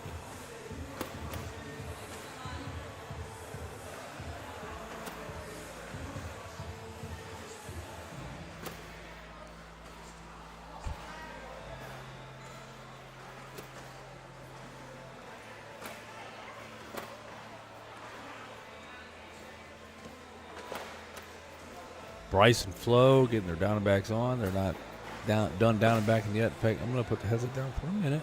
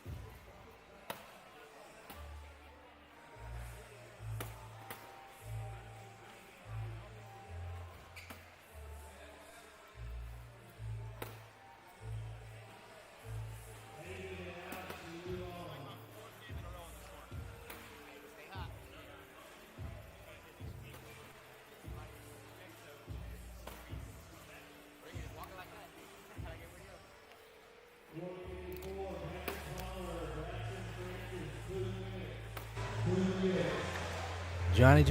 Yes, sir. Yes, sir. I just want to tell you and everybody at home, we are not in control of the brackets. No, we don't. I just want to say, like, we wouldn't choose to have one player on lane 2 pretty much the whole time. But if it was somebody, I'm glad it's Bryce. Yeah. It's just how it works out sometimes with Scorholio and just the way the games line up. Bryce, there's going to be plenty of tape of Bryce Forbes. There is, isn't it? You know, and this is kind of an interesting matchup because these guys played in Denton together. And okay. No, they played against each other. Cade was up 12 or 13 to nothing, and Bryce started taking 15 seconds between throws. Oh, strategy? He went slow play on him, and he won 21 to 13. He completely destroyed Cade's timing and rhythm, and it worked. It was a great strategy for Bryce to play that. You know, it's just a strategy. He started slowing him down. It may have benefited for him to slow himself down because he got in such a bind being down 13 to nothing, but it also disrupted the continuity and the fluidness of Cade's game. Yeah. If the same thing ain't working, change it up. Yeah, and that's what he did. I thought it was a great middle of a game adjustment for Bryce. Now in Denton, it was cold. It was chilly in that place. I don't know if any slowing down or speeding up is going to make a difference here because they're both fighting the same enemy. Muggy as all get out up in here, isn't it? That. Bryce out of Livingston, Louisiana. Cade out of Rusk. I think he's out of the Rusk, Texas area, which is kind of between south of Kilgore and Tyler. In that area, I think is where Cade is from. I think he went to Rusk High School, or I don't think he went to West Rusk, but somebody will probably correct me if I'm wrong. He's a bag broker guy. He throws a lot of bag broker guys named Bags. They play out of a place in Flint, Texas, which is south of Tyler, called the Boardroom. Jacob Watley. How old? Cade's probably 19. Bryce 19. probably about the same. Right? Yeah, they're both late teens. I'm guessing 17, 18, 19, somewhere in that area. Yeah. I'm thinking Cade has graduated from high school. Remember, what was it, 2 years ago when Bryce came on the scene and came out of nowhere with those facial expressions and just was wiping the floor with everybody. Yep, for sure. We're underway here. Bryce with an early 2-0 lead.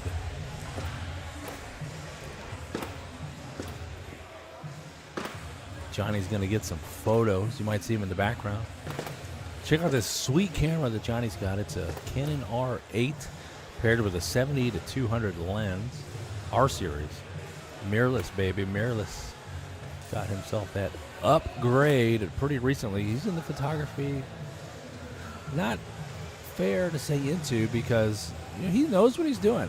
Showed me some pictures that he's being paid to take and of other sports. And man, I've been in photography for quite a while myself on the professional side, the hobby side, and they're pretty good. You got to hand it to Johnny. Good stuff. You got the eye.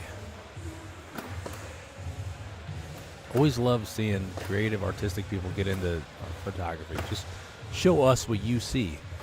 Johnny did that. Johnny was skiing in the sky. And came out with some really cool pictures. I got to tell you, Johnny. Really awesome, like landscapes, cityscapes that you did. Animals, too. Cade is 17 or 18, just graduated. Rusk. Thank you, Francis. Heating and Cooling, LLC. You know what, Francis, Heating and Cooling, LLC, you are now our lead change sponsor for that. That is a Francis Heating and Cooling, LLC lead change. That's what we're going to say for the rest of the night. Congratulations. Bryce Forbes still up 2-1. Going into round 4. Cade lays up. Bryce, opportunity for 4. Not quite airmail distance. He landed on top of Cade's back and took it with him. So it's going to be 2 for Bryce. 4-1.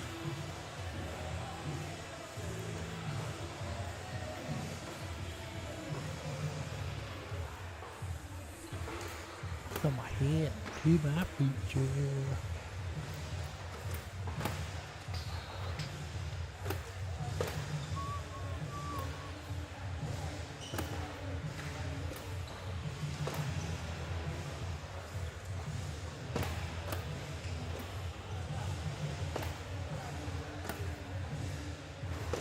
Kind of running them here. That might take them both, and it does. Cade can be in for a wash. Got it. That's a Mr. 12 Podium Potion Ag-Regan Solution, which is at the Big Tex Gear store. Saw a couple bottles of it there. Need the Bryce Forbes from Sig number 1. We need Sig number 1 from Sig number 1. Temperature-wise, it is muggy. But it slows the boards up in a good way. It changes it up a little bit. Bags don't just fall in. You got to make them go in. It's one of my favorite venues. Go, Bryce Forbes with the 2-bag drag. Big airmail. Remember, board speed doesn't affect an airmail. There's 2 in a row. That's a 4-bagger. He's able to clean up, finish with a 9. 3 points for Bryce. Wow, Bryce Forbes. Double airmail drag. Follows with a clean airmail. Able to get some points out of the deal.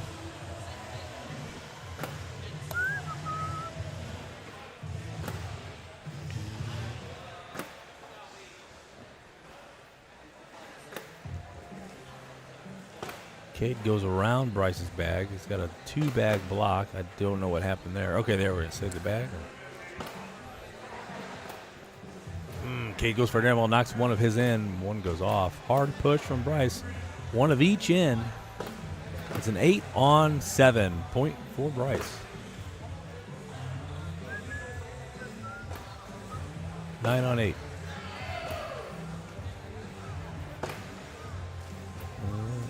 Point for Cade. I'm sorry. Point for Cade.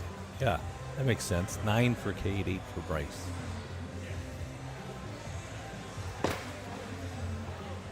A little bit to the right for Cade.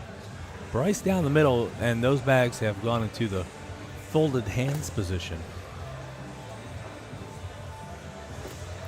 Big airmail, takes one of each. Nice shot. He's not afraid to chuck the airmail now. Bryce is 15. 15 what? 15 points away from winning at most.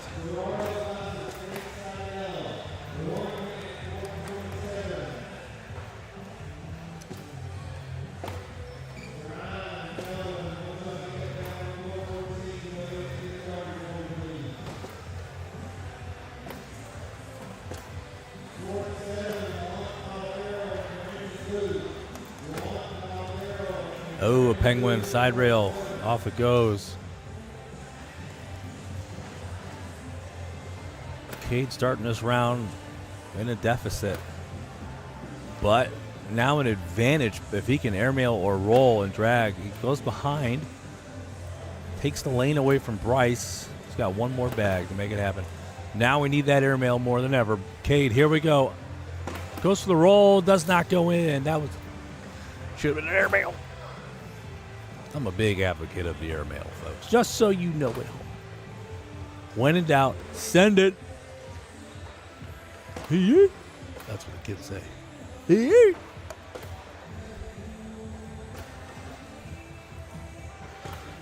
9 on 8. Nice try, man. That's right. Well, you are no longer our sponsor. I know. I corrected myself.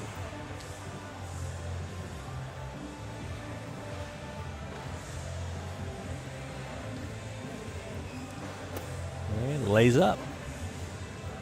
So 4 on 3. 5 on 4.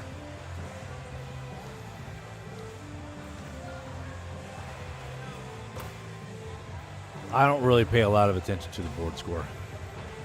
Let the players do that. I don't want to waste neurons on keeping count of each round. Unless it's like obvious. Once a bag goes off, I'm like, well, let's see what they come up with. That's a nice shot right there. That bag got pretty skinny to go in clean. does it twice in a row. Cade Blankenship. Bryce looking to pick one up, but does not get it. That should be a 10 on 10.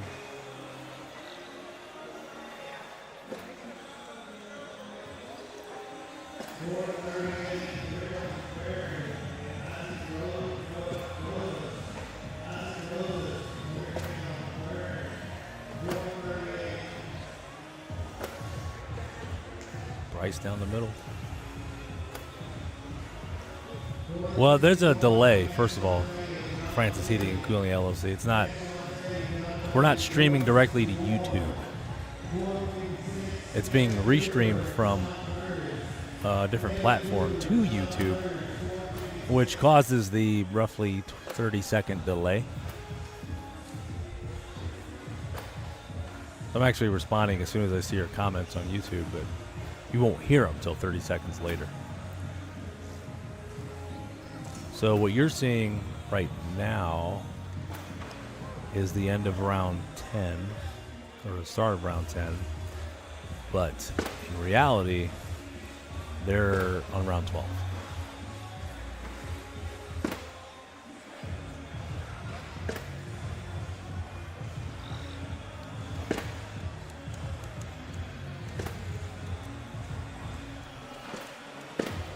So why do we do it that way? Well, it offers a ton of flexibility. If we wanted to stream it to 50 other locations, we could do that. Except for Facebook, because Facebook has not been working for almost this entire series.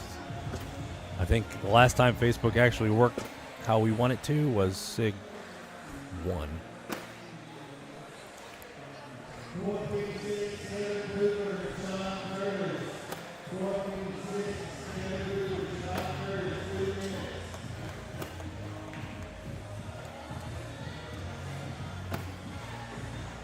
Score right now 7-6. Bryce with a 1-point lead.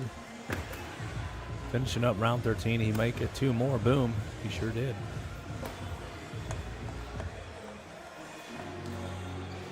Unless that little red thing is a bag of Cade's. I don't think it is. Oh, that's 2. 9-6.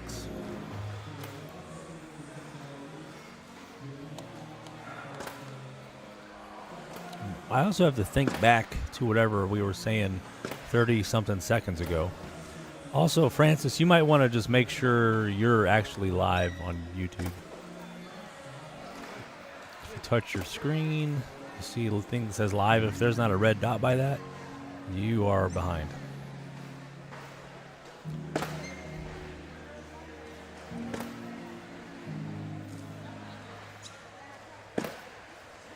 Boom, 2 more for Bryce, 11-6.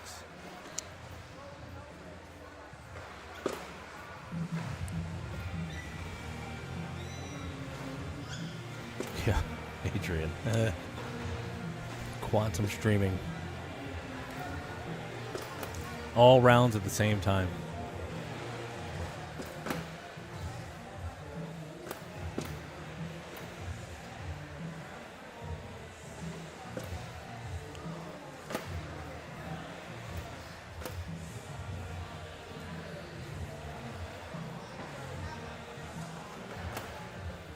Big roll from Cade.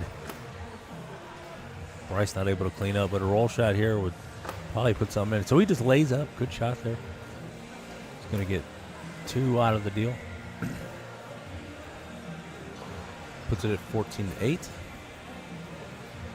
I'm live, homie. I know you meant live. Homie. Come on now. Here we go. Cade, first bag. He hasn't had that in a little bit. Goes in the hole. That one landed pretty hard.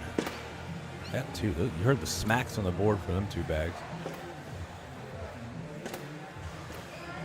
Shoots left a little. Bryce. That bag may go on its own. I mean, like when a bag lands. There it goes. Got a little touch. That's a cool shot from Cade. And that goes off the back.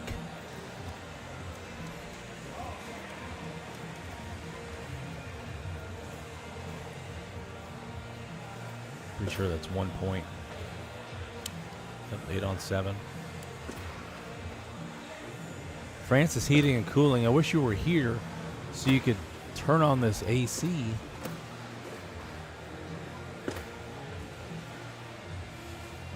At least tell us what's wrong with it.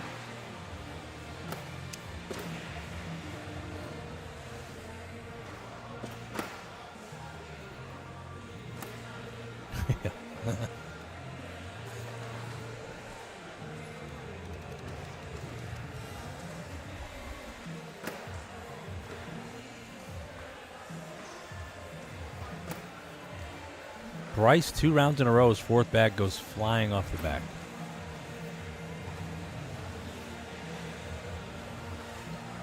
Two rounds in a row, 1 point to Cade. 14-10. Cade's starting to come back a little bit, mostly due to Bryce's mistakes. I think Cade could have had it tied by now if he was throwing just a touch more in the hole. That's a good roll. It's just so sticky. There they go. Bryce helps him out.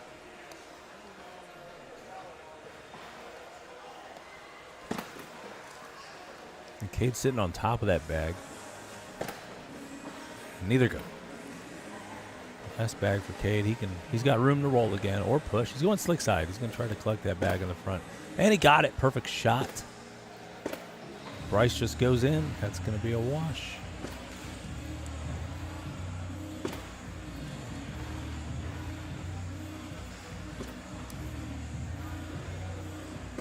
Yeah, I don't get the hoodie thing. Like, I don't get it. I just don't get it.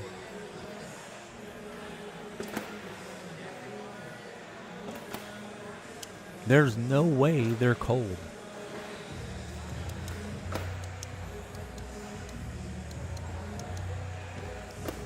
Maybe it helps them concentrate.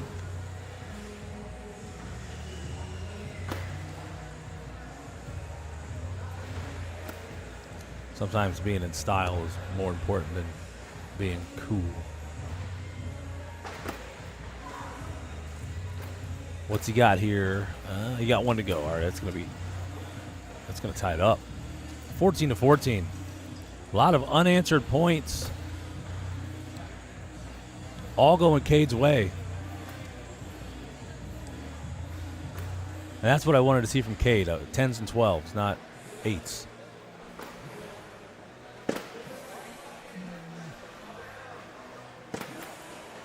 Two bags hanging in. Kind of holding each other up. That's way off to the right. Bryce is going to take a moment, collect himself.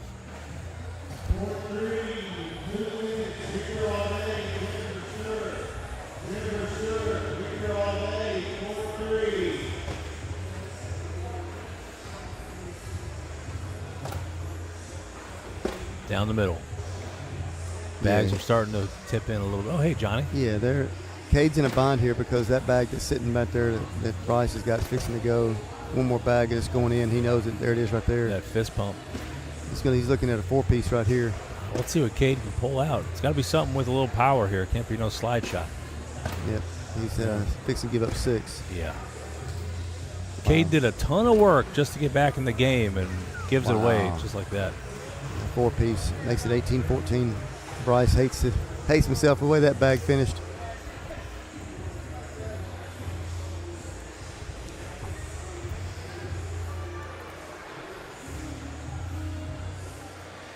How's your photos coming out? You know, they're fine. I've had a specific targeted group of shots that I've been trying to capture, and I think I've done okay in that. But I've also been given the task of taking pictures of some of the awards. True. And that's what's been interrupting me over here. As a matter of fact, I see somebody upstage that just got a trophy just got a plaque that I didn't capture. Oh. But I'm not going to worry about that one. It's pretty challenging to come over here and then go over there. Then yeah, it's not like you can walk in a straight line. and then wander through the crowd, take pictures of the group that I'm trying to take pictures of, and it's just been kind of a task. Stop and talk. He got a couple there. Cade did. A little 12-10 round.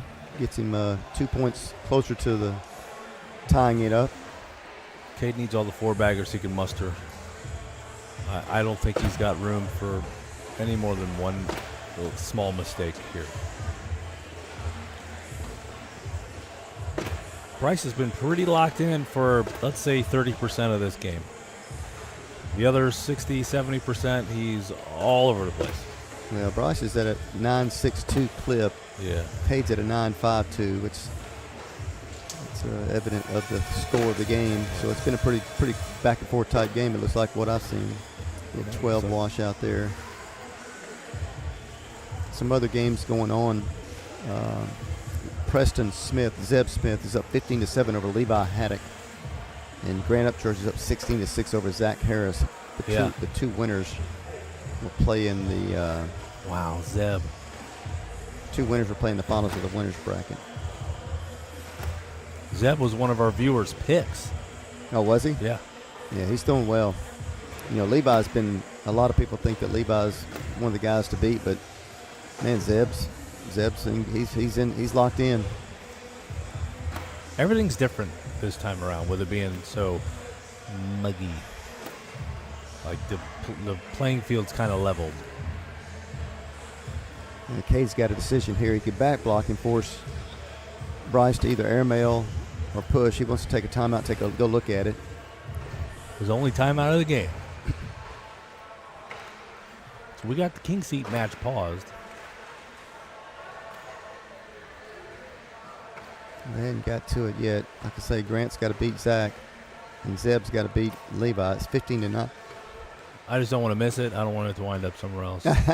Well, you would think that they would play it on the main court. Yeah, they will. I got it paused, and we'll go through a bunch more lower bracket games.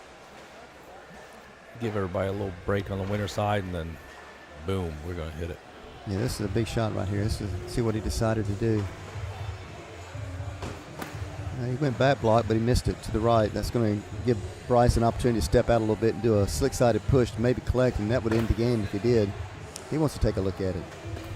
Timeout?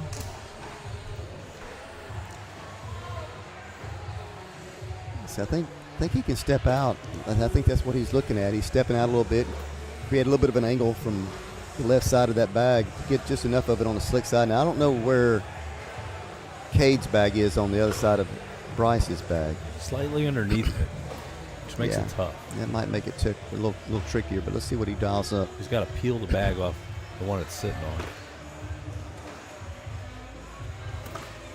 That was exactly what he wanted to do, to get that reaction, but I don't know what. I think it might have been It's 2 points. Yeah, it was a 10-8 round. He got that bag to go, that would have been it, but he got 2 out of it. So sticky. You gotta work for the points around here. Zach Harris just had a big round. He got a 5 spot on Grant. He's 11-16 now. He went from 16-6 to 16-11. Wow. That's a big bag, big round for him. Zeb and Levi are washing. It's 15-9. Oh, what a shot by Cade. That's a great collect there by Bryce. And that's a great collect by Cade. These guys are throwing bags, aren't they? Absolutely. It's got to go in right here. Yep. In to stay alive, and it looks good. Ooh. Yep. Back took a little bit of a skip after it hit. Did I just feel a breeze? Do you feel that breeze? Felt a little cool breeze. Yeah, almost as if a vent. Maybe it's a mirage. Well, we are at a casino. I did feel something right there.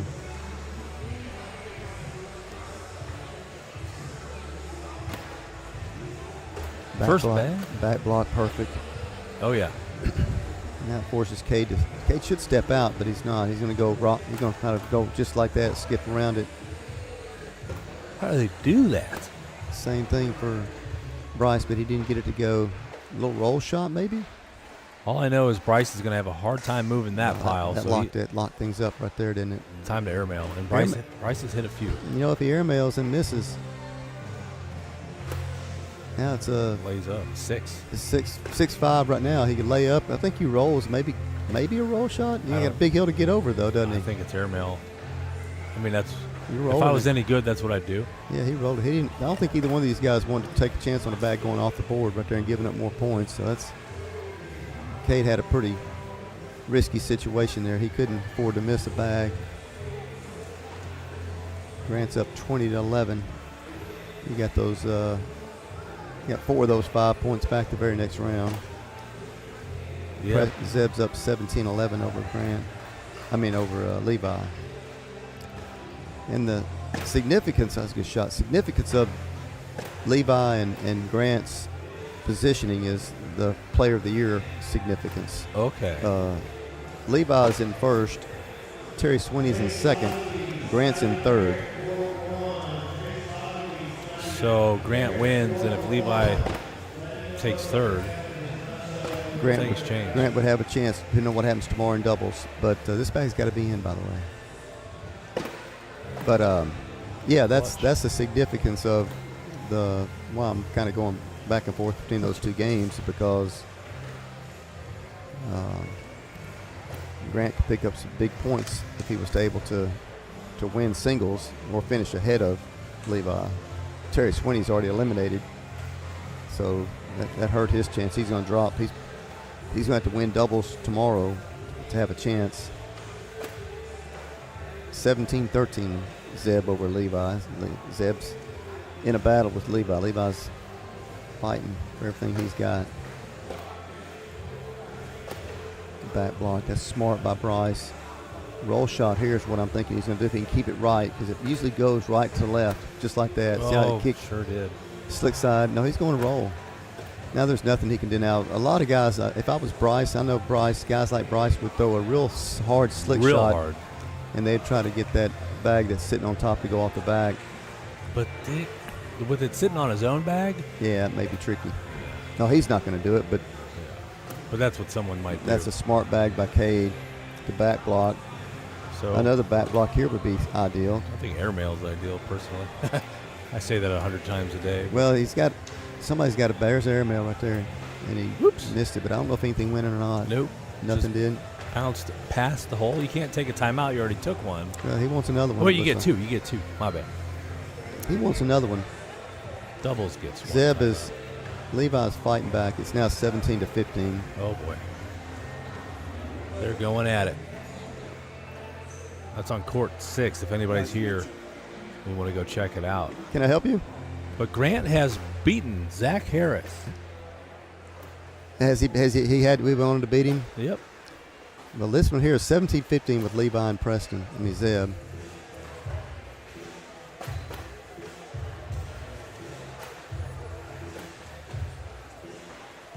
I mean, that's a battle between those two guys for sure.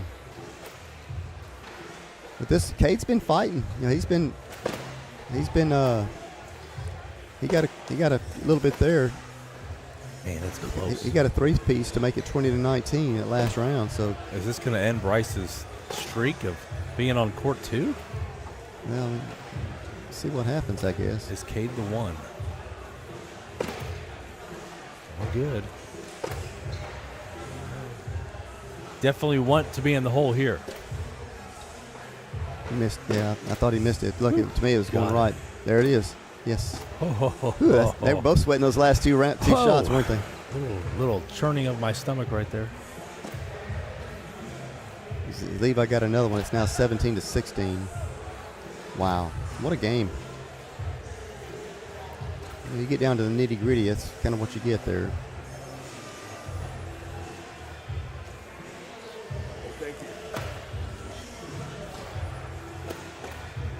All right, where are we at now? What are we doing here? I mean, there's some. They're running them, man. They're running them. There's a little noise right there for Cade to deal with there. He could bully that. No, we did not want that. Well, there's an airmail. Got it with the grab. What a shot by Bryce Forbes. Cade's got to figure out a way to collect this bag with the right-left kind of action on the bag that he throws. The stickiness, he's showing slick. Yeah, he's got to go slick side, try to collect it. He's got to split that bag with the hole, so to speak. Bryce just broke the game with Ball that game. shot. That's it. Yeah, that's going to do her there. What a shot by Bryce Forbes. Bryce Forbes. Come on. When he's reluctant to hit the airmail, but when he's shooting it, he's crushing it. Yeah, Not the first bag drag he's done. He plays the winner of Oscar Marina and Carlos Guzman. Oscar's up 6-2. Look at this. Levi Haddock has taken the lead, 18-17. Yeah, he's just grinding on I'm going to go Zeb. pop a new battery in that camera. All BRB. right, I'll be back in just a moment also. Right on.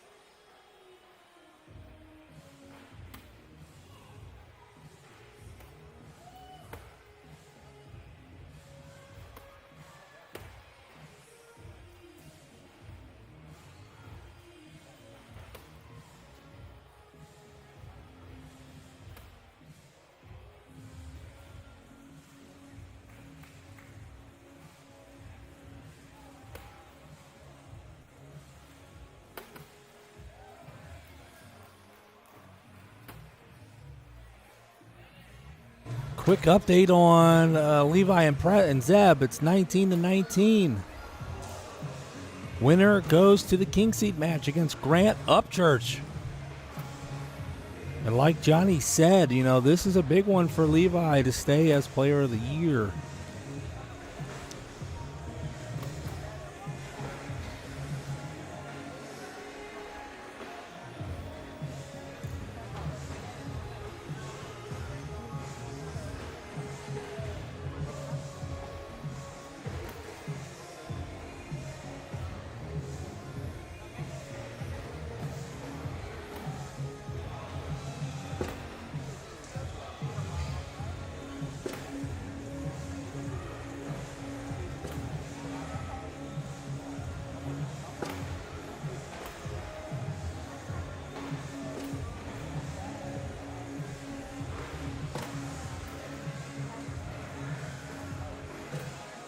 Over on court number 3, Victor Alday and Jennifer Stewart are going head-to-head there. Jennifer's got a big lead, 17-6. And on court 1, just some practice going on court 1. And we're waiting. Okay, it is Preston who has made it to the king seat match, and we got him here on court 2.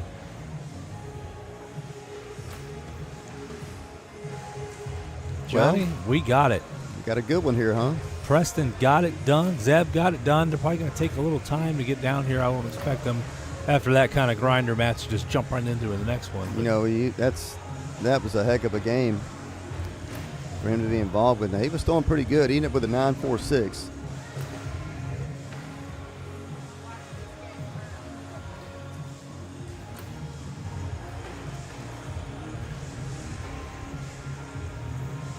Yeah, this ought to be a good one for sure. Grant's throwing some center believers, sporting the black shoes. I think those are some kind of on clouds. They are. Got black shorts, black center cornhole T-shirt with "Love Your Enemies" on the back. Red roses, 3 of them. It's like some kind of barbed wire. 627. I think it's the rose thorns, right? Yeah, that's what it's like. It's pretty neat looking. Zeb's going to come over with probably maybe an Apex T-shirt, maybe. Jersey? Commonly seen in one. There he is right there. He's got that Apex jersey. Yeah, black with Right white, there by Zach white and Harris. olive green trim. Not taking a lot of time. He's just coming right on over. He's ready to play. He knows he's just got through with a big win. Dr. Pepper's a little low on sauce. Yes. Is it enough to get him through? I think he's happy to be here in the King Seat match. It's probably the furthest he's gotten in a Pro Elite Tier 1. What do you think? I don't remember him being. He probably has. I just may not have made note of it to recollect because typically, you have your Sammy and Logan, but Zeb's at that level. He's definitely a top tier player. Blake says, "Told you Preston was the one." He ain't the one yet, but he is. Man, he's on it. He's one right now. He is on it, baby. Landon is pulling for Grant, so we got fans on both sides here. Again, this is the King Seat match here at the Texas Cornhole League State Championships. League Championship now, I suppose you could say. I think it was at the last SIG, Madden Franco walked away with everything. He finished in 33rd. In Wichita? Yeah, Wichita. He finished in 33rd, which was he probably came up against a couple of tough games, but in that division, everybody is good. Yeah, and anybody can win on that one. Man, you never know.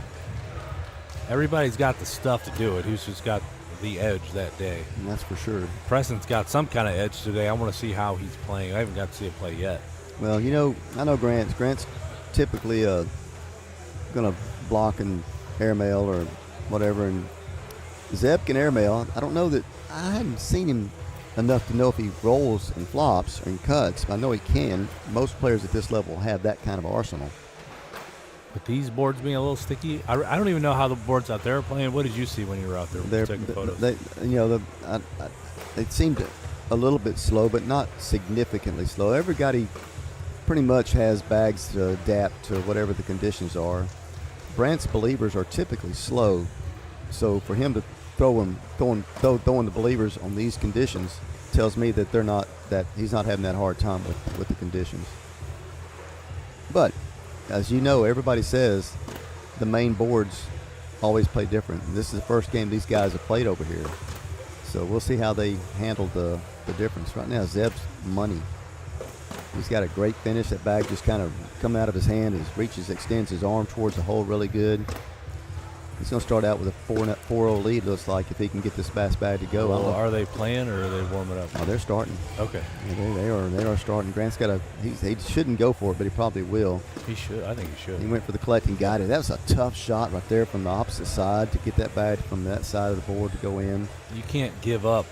I'm just going to give up 2 instead of 4. You got to give. Yeah, if you go for it and miss tight and give up a 5 or a 7, if you miss and he had to try to at least go down the middle and hope he collected it, which he did. At the same time, Grant knows what he's capable of. He knows he can hit a spot. I don't think he gets lost in the what ifs I miss. No, I don't think. He's a pretty confident player. Positive attitude kind of guy. Not if I make it. When I make it, this will be how much I give up. Yeah. Zeb went slick side on that shot. Unless Grant bullies this one out of the way, which is what he should do. He tried, didn't get it to go, but Zeb's going to step out and try to close slick side here and collect that bag that's sitting on the board. He placed it perfectly. What a shot, Zeb Smith. That was really good.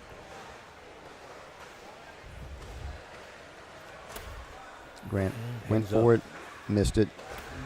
Showing slow side here. Perfect. Now we got an opportunity for a 2-bag drag. Let's see that Upchurch airmail. That's what he's going to shoot. Yes, it is. Missed it. Yeah, that's a 6-piece. He knows it. He kind of rushed that shot a little bit. Down 8-0. That's a pretty good lead for Zeb. That is a good lead. That's a good start. But we're still below 10. You know, he had a decent sized lead against Levi too. Ended up being in a battle, didn't he? He sure did. He got up to 19-19.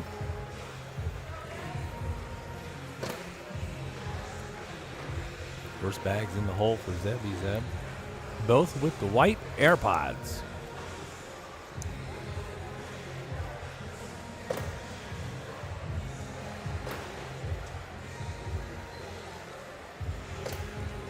Grant with a nice touch, just getting in the edge of that hole. Zeb needs a little more on it to move that bag. A lot of it's outside the hole right now. Who's this behind me? You on this third lane? I didn't hear you. Is anyone on the third lane? Well, you got to ask Johnny. We don't let anybody just come up and talk. Yeah. No, that's fine. Okay. All right. No, you're good. Appreciate it. Yeah, we have a hard time letting anybody come up here. We let one guy, somebody else sees it, they want to come up here. It's Yeah, the kid. It's kind of tough. They got a friend of theirs on court number 3, I guess. They want to talk, but Yeah. We all got friends on different courts. sure we do. I mean, I'm not sure where Sammy is. Well, he isn't over here commentating, but he's probably tired. He played earlier. Maybe getting him something to eat. Yeah, good point. You know, he's got to get himself mentally pulled back together. He said he was pretty down after losing 2 in a row, and I don't blame him. Zeb's got a couple off to the right. Man, one looks like it's collectible. The other one looks like it's completely out of play. And he tried throwing it up a little bit extra air on it to see if that bag hits the board. Give it vibration. Grant locked it up.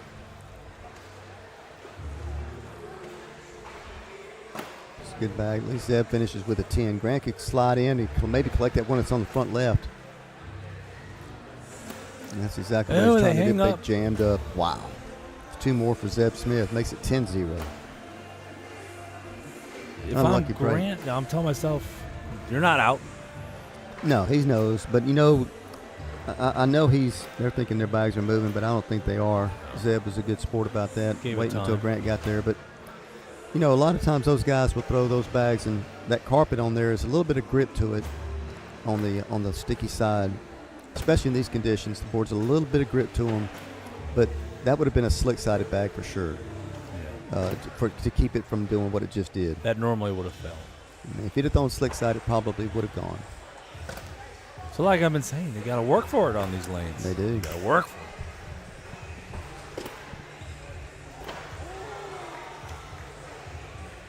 it. Zeb's been pretty solid, both ends, but specifically on board. See how he goes through this bag here. If he cuts it right to left, maybe collect that other bag. But no, he went right at it. Yep, that's exactly what I was thinking he was going to try to go. He went kind of firm, a little deep, try to grab that bag that's sitting on the left-hand side.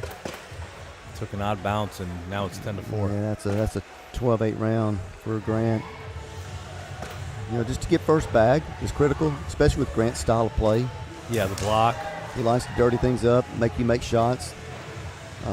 Zeb's a little more conservative. So what I expect to happen, Grant having first bag, is to block. I was going to say the same. Yep. And then Zeb probably will back block, and airmail. Grant will do an airmail show.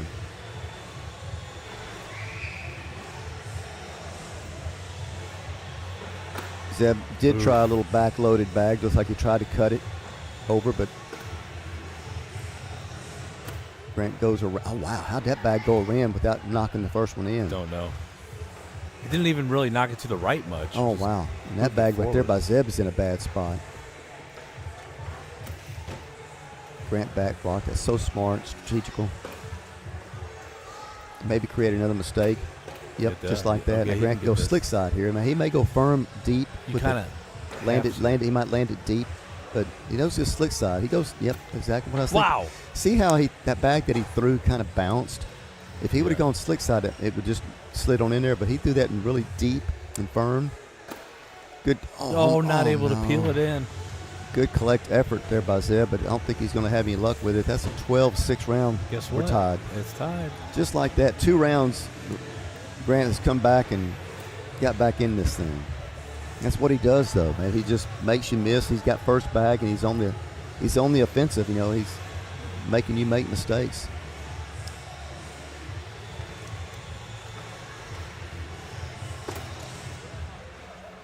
Zeb's got to recollect his composure here a little bit, giving up 10 straight points. What's that? 3. All 3. Yeah, they're separate though. If you go to YouTube, you'll see the 3 separate streams. Bag for bag so far.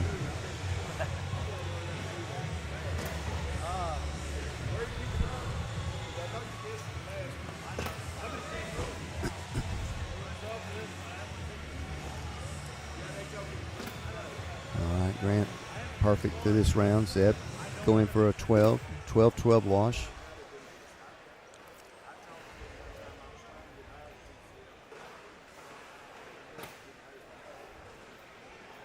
Going into round number 8. PPRs 9.71 for each. Both of them are shooting 9.71. They've been pretty solid down the middle. Grant more wrapped to throw a blocker. He's got one off to the left. See if Zeb can bully it out of the way a little bit. He did, and he kind of cut around it, bounced over it. Grant's going to step out just a little bit. And it jammed it up. Back block here by Zeb would be the shot if he can keep it center. Yep, he goes around it. Because now if you go on back block, that forces Grant into a shot. But he goes slick side. He misses it. Baggy throw was off 2 guard to the left. It kicked off to the back side of the board. Zeb's got a chance to grab a couple here and get the lead and get first bag back. And there's a 10 for Grant. Zeb goes in for a 12 here. Got it. 12-10 round for Zeb Smith. Gives him the lead at 12-10.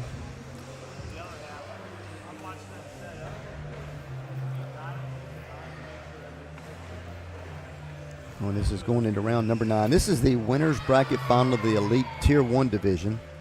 Singles here in Choctaw Casino in the event center across the street from the resort and casino. Zeb's first bag is out of play to the right.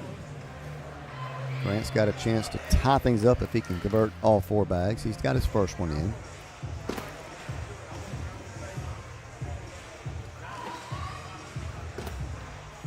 Two for 2.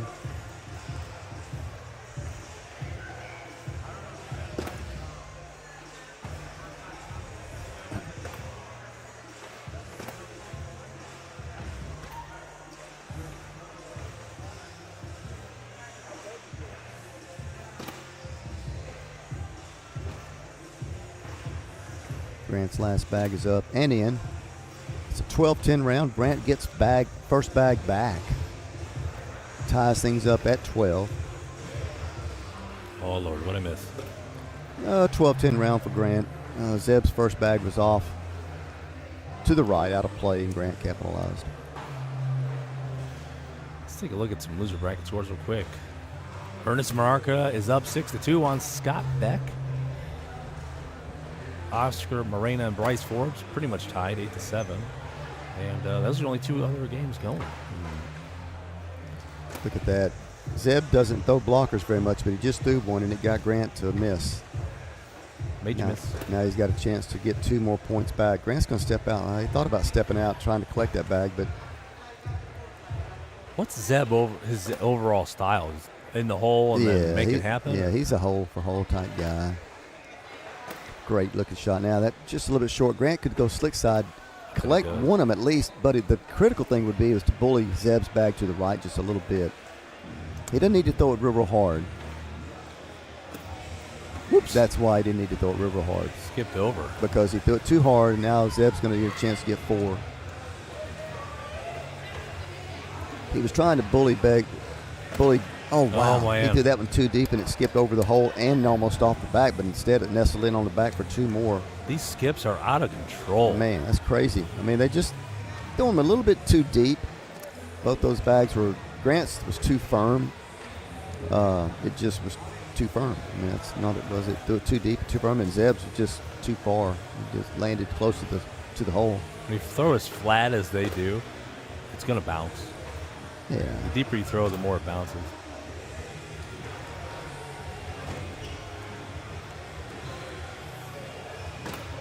That was a Good good looking bounce bag right over Grant's bag. Collect. Yeah. Zeb, open board down the middle in the hole. Grant does the same.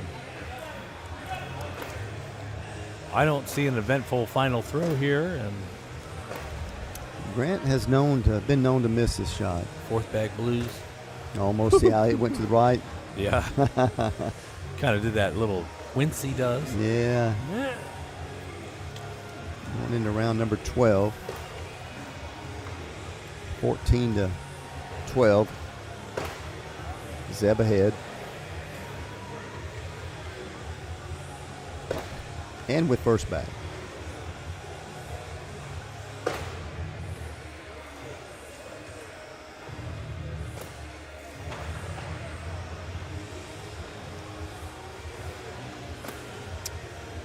A little erratic on bag number 1 for Grant.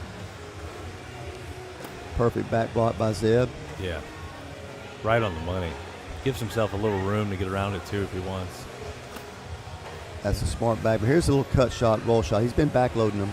And he's not stepping out. No, he's going to backload it, try to roll shot. Maybe an airmail attempt here by Grant. Yeah, this would be opportune time. There it though. is. Oh, he almost got the drag. What a shot by Upchurch. He might go for it again. Well, that bag that's sitting up on the back is in a bad spot for Zeb because that bag's going to go with his. If Zeb is to roll it here, he's thinking about it. He wants to go look at it. Yeah. I mean, you could lay up, make Grant shoot the other airmail. Either way, he could just board it and get 2 and tie it, but That was a big airmail by Upchurch for sure.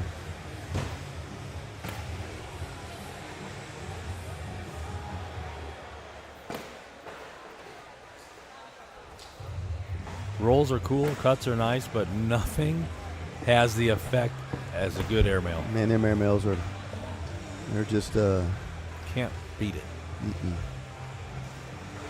It's like throwing a bullseye. Let's see what Zeb does. Here he goes. Roll. Skipped off the back. Now here's an airmail attempt by Grant. He's going to try to end one him. You think, or drag? Airmail drag Or and all end at one. All once. of it at once.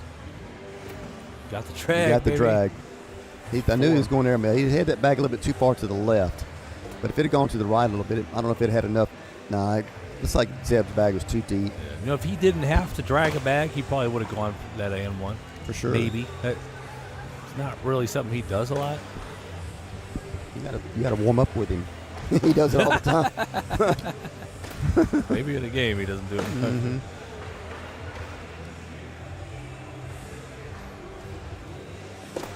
When I first met Grant, he was like, I'll spot you 20. If you beat me, I'll give you $100. Watch this little cut shot here by Zeb. Right to left. Nope, it didn't. I thought he didn't like it either. But that's what he was wanting to do, to try to avoid Grant's bag. He kind of helped him out a little bit.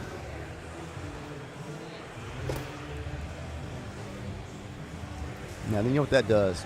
Makes it tough for Zeb. It does make it tough for Zeb, but one thing that does, that allows an airmail drag opportunity for Grant. Right here. Yeah. There's a lot of that bag outside the hole. This has got to be He can airmail left it. of He's center. He's going for it. Oh, he left it short. I didn't think it had a chance. I mean, I thought that's what he was going to do, is airmail it, but it looked very short. See if he rolls here, which is what I expect. Yep, just didn't have enough to get on the so over the hill. sticky. Didn't have enough on it, looked like.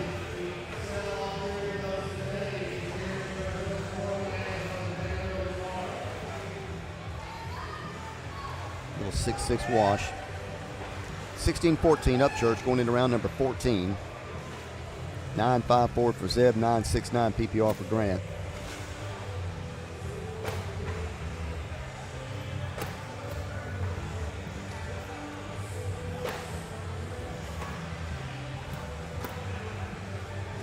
Bag right at the hole. Should be no problem for Zeb to navigate through that one. Oh no, he threw it too deep trying to get through it. Grant needs to finish it for 2 more.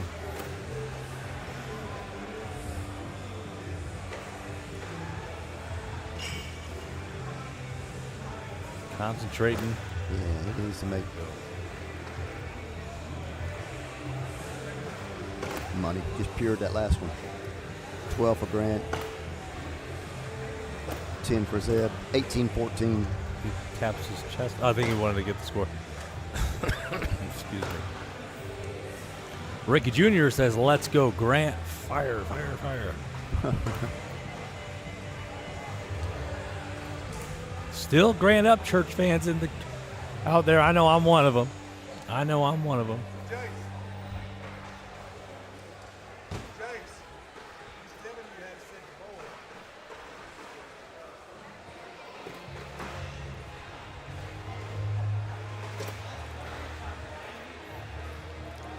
the ball. $18-14. Grant Upchurch going into round number 15 with first bag and the lead. Now Zeb's playing catch up. He had that one effective strategy that one round, but that's the last we've seen of it from Zeb. And it's been all keep up with Grant. Yeah, just chasing. You know, you're playing chase against a guy that you don't need to play chase against, but you know, you got to get first bag to stop that. You know, and as long as Grant's got first bag, he makes it pretty tough because you're in the chase position. Grant decides to run, you better start running too. I mean, that's what Zeb's going to do. He pulled that one a little bit too much and went off the back part of the board for another 2 more for Grant. Makes it 20-14. You know, it's this part of the game is real critical, and things tighten up. You may not think they do, but they do, because now you got pressure. You know, and that it's subliminal pressure. Subconscious type pressure, because you don't really feel. You don't want to sit there and say, "Yeah, I feel pressure," but you do, because you know if you miss, you're done. You're done. Grant's got one right at the hole, just like he did last time on this end. Now here comes a guy, Bryce Forbes, would slide this one hard. Yeah, he'd. Anybody under 4.5 feet would do the same too. Good bag. Good replacement there by Grant. A little V block action. That V kind of causes that thrown bag to react differently. Let's see what happens here. If it don't have a lot of momentum by the time it gets to the bag, it'll go left or right. But that's a good shot. Yeah, back block. Yeah, but that's still okay. It's going to be even tougher. See how Grant staying in the middle? Yep. Not letting go of the middle. That's it. That's all. That's why he wants to keep that bag in play. It's in the middle. It's in play. He'll go slick side, go through. There it goes. That's going to be That's going to be the ball game. Grant's going to be in the king seat. Zeb's going to fight his way back. Heck of a game. We'll be back with you guys in just a moment. Yeah. Thanks for tuning in.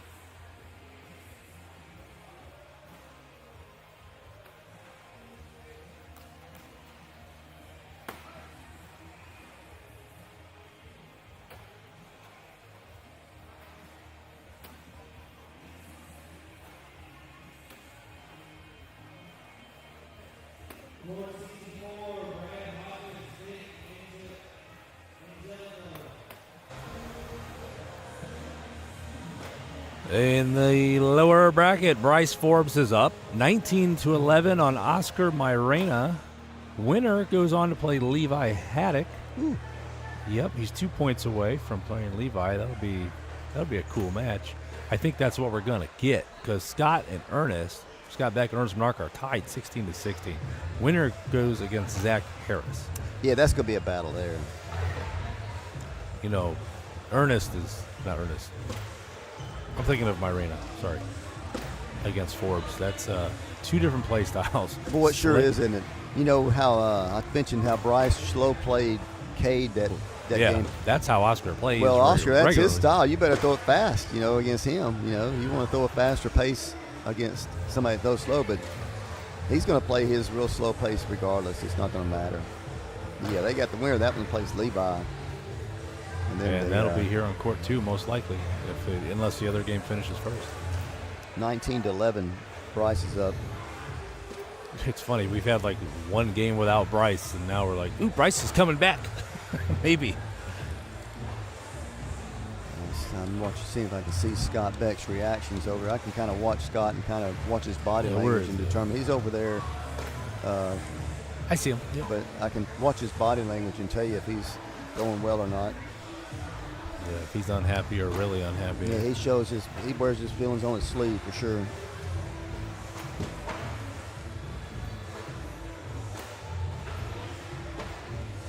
When I first started playing, a good friend of mine gave me a tip. He said, hey,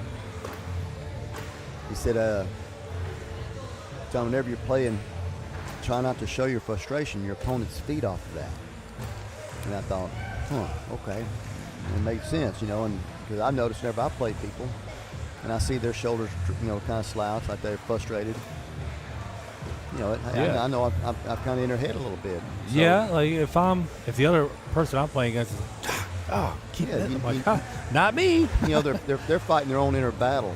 I'm sorry to hear that. And not including the fact that they're fighting me, so it's, you got to try to keep your composure best you can. I think it's easier said than done sometimes. It's not always easy to do that. Ooh, Pablo Pena says the AC is going to be fixed for there's a question mark. The AC going to be fixed for tomorrow? I hope so. Yeah, we don't talk to maintenance people. I mean, I wish we knew, but I don't think it's broke. I hadn't seen any maintenance people out here working on it, but that don't mean they're not. But it's been pretty toasty in this venue for sure. Yeah, you see a lot more water bottles than beer bottles this time around. Man. Stay hydrated, folks. Stay in the game. Still 16-16 between Beck and Monarca. Nope, make it 18-16 Monarca. And that I'm telling you, those two guys, I'm not watching the game, but neither one of them are very interested in throwing blocks. I mean, they want to throw the bag in the hole. That's their philosophy. Yep. And looking at the PPRs, I think I'm exact. One of them, Scott's at 10-4 and Monarca's at 10-5. They don't, and this is going into round number 21. Dang, okay. They don't mess around with blockers. That's just not their style. Scott will say he will, but he likes bags going in. He feels secure whenever a bag's going in. He doesn't have to depend on an airmail. He's got a little bit of a roll shot.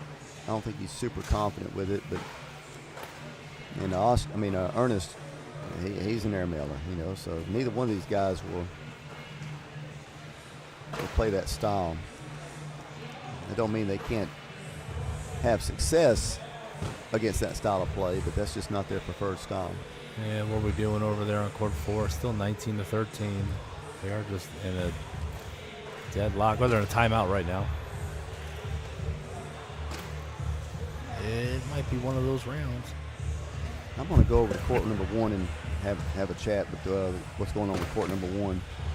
See if I can catch up on things going on there. I'm not sure what. What do you mean? I'm gonna call. Oh, this talk game. on that game. Okay. Yeah, I thought they were playing, but they're playing a game. They're in it for real. Yeah. So I'll be back in a little bit. Okay. That's Jace Lockby and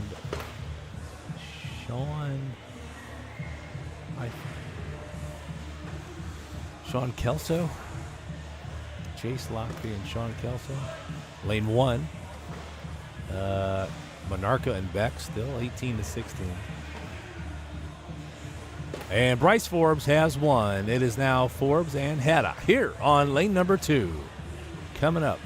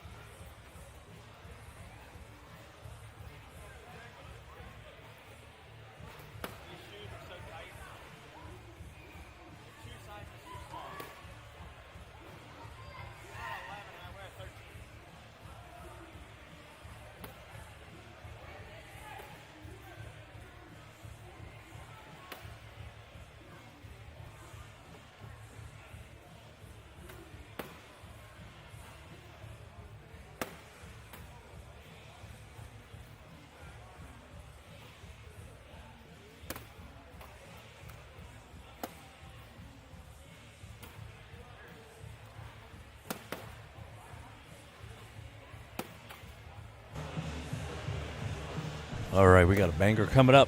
Getting their down and backs on. Young Guns. Both fighting the humidity. It's kind of taking them out of their comfort zone, which I like to see. I want to see them face a little bit of adversity. Well, how do they handle themselves when they start missing? When you got to default to what you're best at, maybe just fall back to an airmail when the rolls aren't working.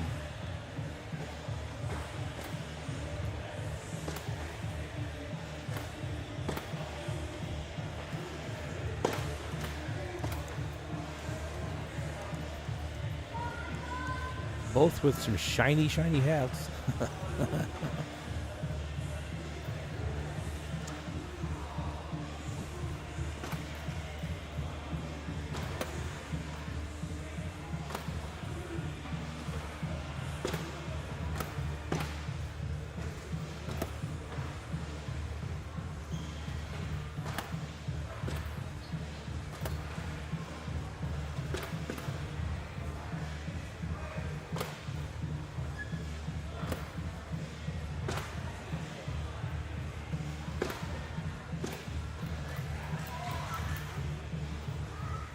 ACL partners, that's right. They know each other's moves.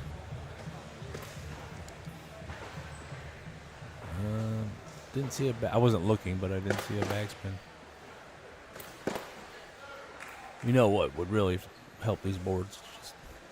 Just spritz in a wipe and clean off any dirt that might be sitting on top of it. Oh, yeah, we're down and back.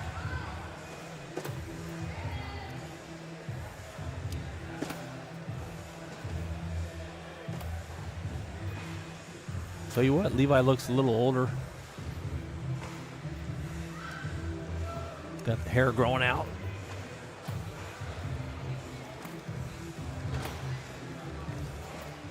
Both accomplished players here.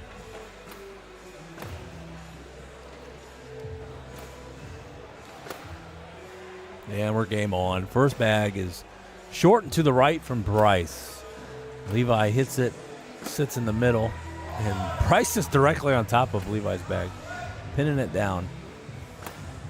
Tried to roll, didn't even get halfway up. There's a backside from Bryce. Whoo, he says. Levi airmail taps Bryce's bag, which might give him a little hope to get it in. And he goes backside as well, or again.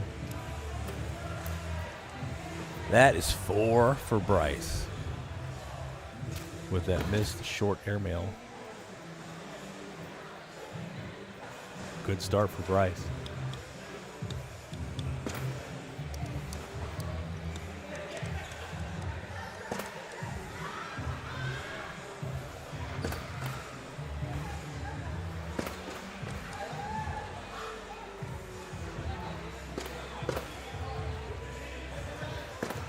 Whoop. That one goes 46 inches. That one's in the hole. Levi skips over, does not go in. That's going to be a wash, 10 on 10.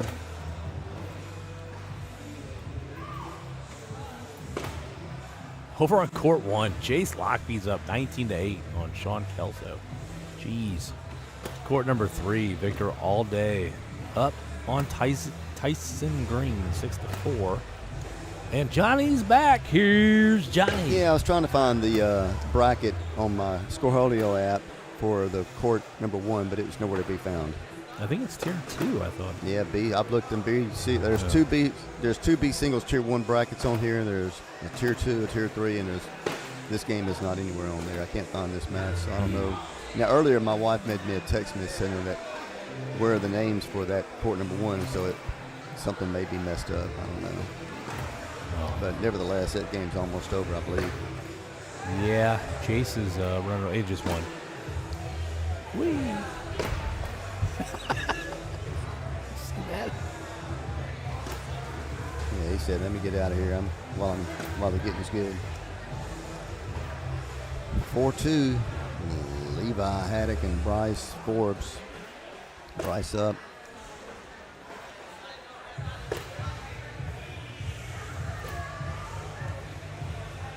The winner of this one play the winner of Zach and Ernest. Ernest Martha went on to beat Scott Beck 21-18. Ooh, cool. 23-round game, tied at 18. Menorca threw a 10, Beck threw a 7. It's going back and forth, back and forth. And Scott finished in 7th. Should get some hardware. Monarca's 4 wins in the loser bracket now on his 5th game. He is. He's not ready to quit yet. Yeah, he'll have his hands full with Zach Harris for sure. Yes. Zach will dirty things up too. So we'll see what happens there. Yeah, he's a real sniper with them bags. Here's Levi. He's in. Got one off. That should be a point for Bryce, because it is actually 3.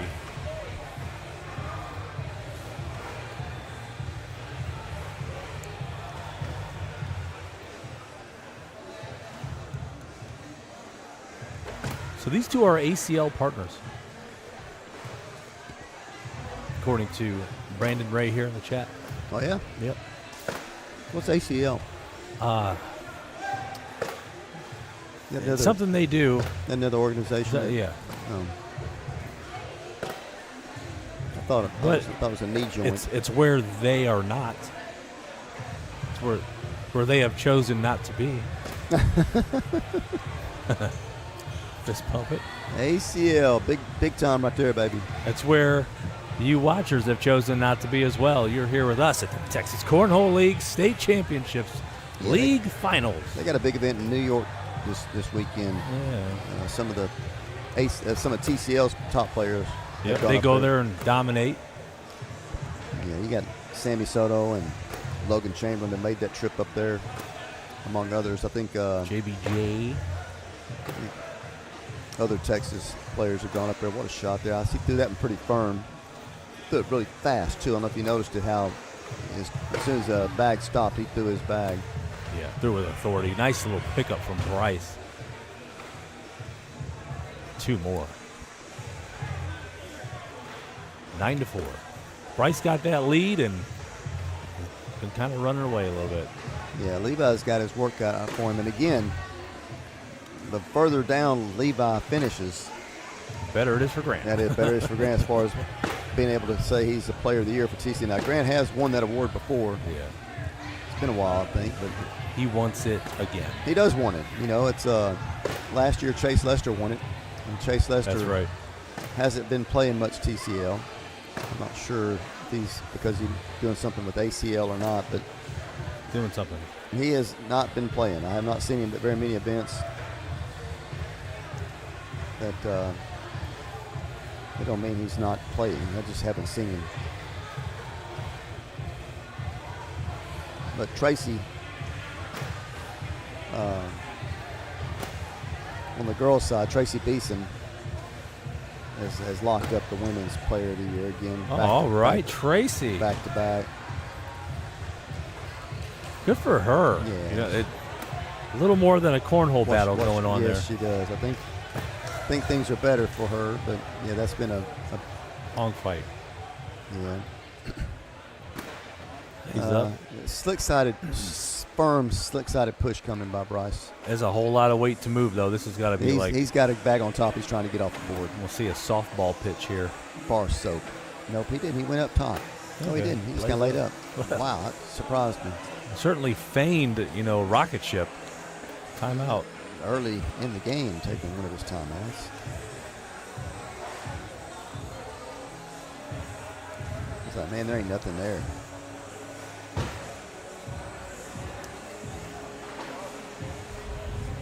There ain't nothing there. Nothing to do.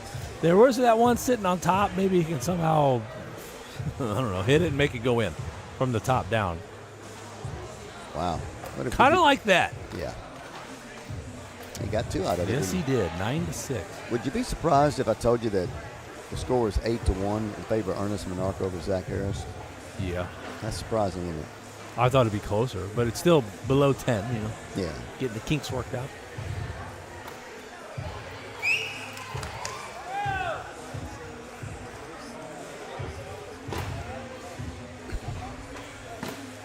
There goes Bryce down the middle. And Levi right behind him.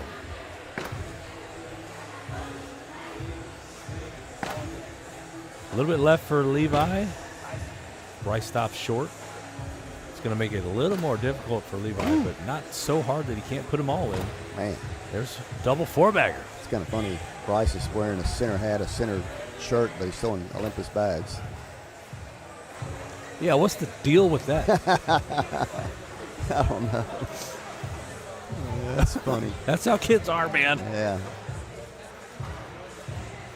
When the couple kids that I sponsored, they'd wear all the gear but not throw the bags. That's funny. I'm like, hey, Oh, what a shot by thanks for Levi. wearing my hat. I'm paying you to throw the bags. Man. Another skip roll shot here by Levi. Just perfect. Golly, how does he do that? Back block. He's going to get one to go, I think. Ooh, big throw. Wow. Not he ideal. he wanted the bar soap. He got Yeah. Levi's bag to get settled on the back, but His two. didn't quite get the results And that he was looking for. Put one of Levi's in.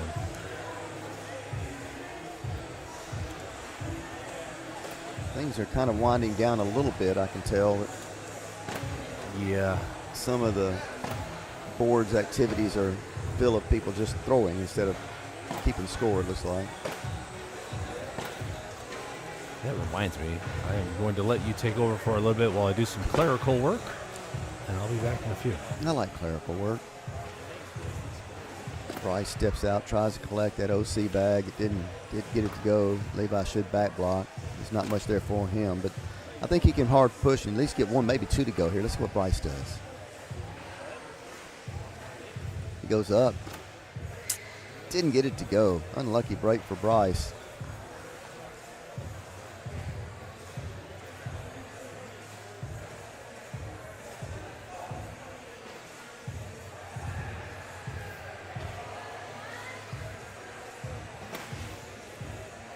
It was an 8-6 round for Haddock.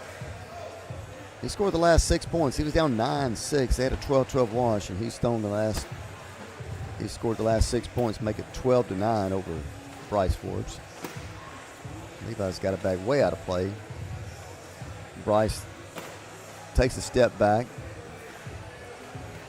I'm not sure why he felt like he needed to step back. You know, the bags aren't doing anything. It's just, I've seen people do that where they feel like, okay, the guy's giving me an opportunity, so he's just going to step back and kind of recollect. Why does he step back now? He just missed another one. Back block is perfect by Bryce. Levi steps out, tries to get something to go here. Yeah, that bag's going to go.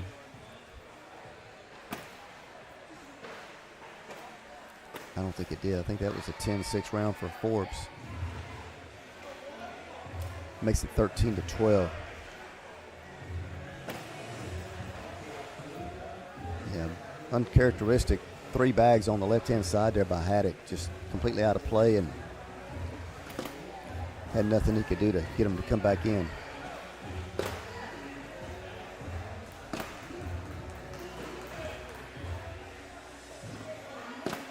Blocker. Back block. He clapped. It's almost like that wasn't what he was wanting there. It's in a good spot for Levi.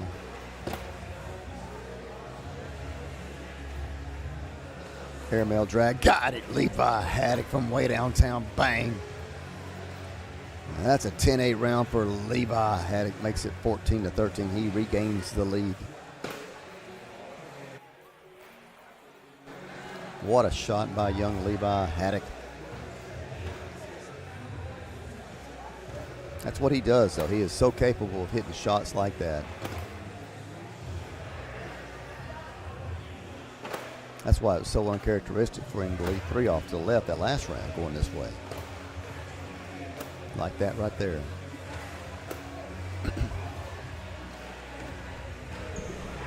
Bryce with a chance to get a couple here. Nails it. Nice. Got it. Regains the lead. Going back and forth here. A little back and forth action. Don't know how that score happened like that. I guess I didn't realize that Bryce had one off the back. That was a 10-9 round. Okay. That makes sense then. I didn't see a bag off Forbes, but they're keeping score, not me.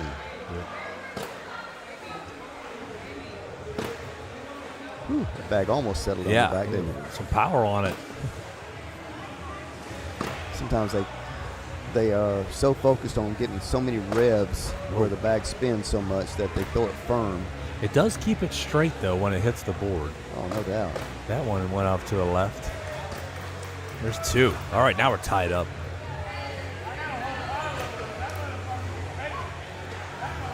Bryce fixing the headgear every round. 14-6, Monarca over Harris. Winner of that game plays the winner of this game. Wow. Go Ernest. I mean, that's Harris is a tough opponent. He's an outstanding player. So Monarca is doing the work. 2 on right now for Bryce. Yeah, I expect a roll shot here by Levi. Maybe Backloaded. something behind. Perfect backload. Just like Wow. that. What a shot by Levi Haddock. Firm. Baggy throw settles on the back. Levi's got a chance to see if he can grit this bag to go in. If he can collect this one. Just, what a spot. Even better than collecting right there. Because that's going to slow up Bryce's bag. Oh, no. Hanging in. Is that a 12? Well, it's a 9 right now. 9 on 8. And here's the last bag. There's a 12. It's a 4-piece for Levi. Makes it 19-15. Wow. Sticky, sticky bags.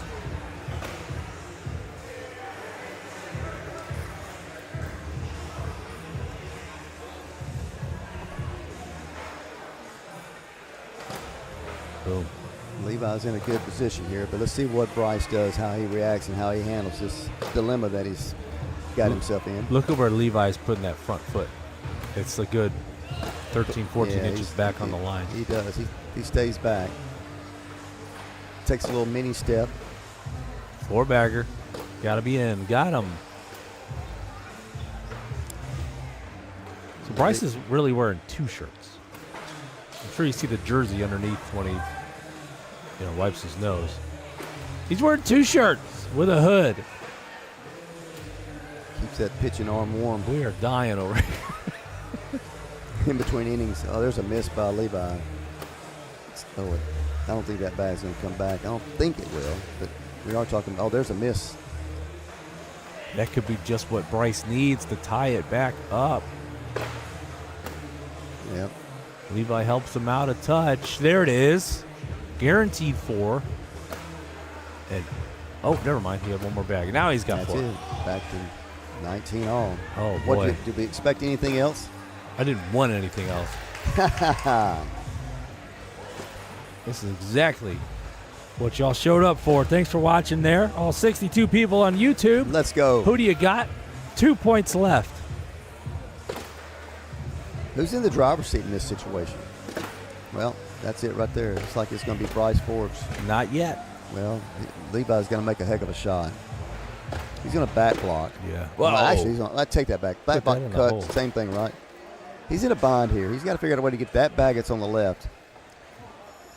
Bryce is outside of Wow, himself he's right got now. 1 more bag. Can he bully that thing? That's okay. it. This is it. He's got to collect that bag, and he's going to go for it. Got it. Oh! Wow. Levi stinking Haddock. What a shot. To keep him alive in the game. Are you serious? Jeez. That you just took all the life out of Bryce a Are little you bit. serious? I mean, that game was over. It was until it wasn't. Oh, my goodness. Cornhole, ladies and gentlemen. Is it over? Oh, check this out. With a sideways collect. Come on. That was insane. Oh, we're right back at it. Running bags. Levi scattered one to the left. Oh, no. He just needs to keep it down the middle, right? Yeah. Bryce can't do anything. He's in a bind here. There's nothing he can do. He's going to take a sip of water. Make because Levi wait. I don't think not much he can do about it. They both know the situation. I mean, he's got to go in and just cross your fingers and hope Levi misses. I think that's your best bet. I mean, if you go for an airmail hill and you miss it, the game's over. I don't think you could grab that back. Yeah, we're talking Bryce Forbes here. It's not even hanging in. It's on the board. It is. It could be on the tee. Could be somewhere in Mexico. What does he do? He just said, man, let's hope, cross his fingers and hope he misses. He threw that back kind of hard, didn't he? Yeah, but, he still wants to at least be on here. But, this is a pressure shot here for Levi. He's got to make this. Yeah, this ain't as easy as it looks, folks. For sure. He pured it. That looked pretty easy. He pured it. For sure, he pured it. Skill, baby. What a game, huh? That was great. I really enjoyed that. It was a heck of a game. Let's see what we got. The Ernest Monarca game is at 16-8. They're still playing. Monarca just got 2 points, makes it 16-8 in round number 16. Not sure what the delay is, but we're going to be waiting a little bit for the winner of that to play Levi, and then the winner of that will play Zeb Smith. So we'll see Levi back up here for at least one more game. All right. Wow. Okay, so Levi's kind of starting to pull it together.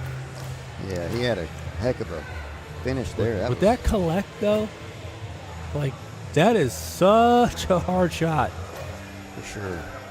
No better time to make it than then. I mean, Bryce thought he had that thing over. I did too. I mean, I thought it was too far out. Yeah, I really thought it was too far outside, but. And I really don't know how the heck they do that. His third bag kind of nibbled it a little bit, brought it a little bit closer. But then that fourth bag just was an excellent shot. He threw it slick side, trusted it, and let it happen. Yep. Shot he's probably done 1,000 times before. For sure. All right, folks. We're going to take a break here. Keep an eye on Scoreholio. It's 16-12 now. Monarca has a 4-point lead.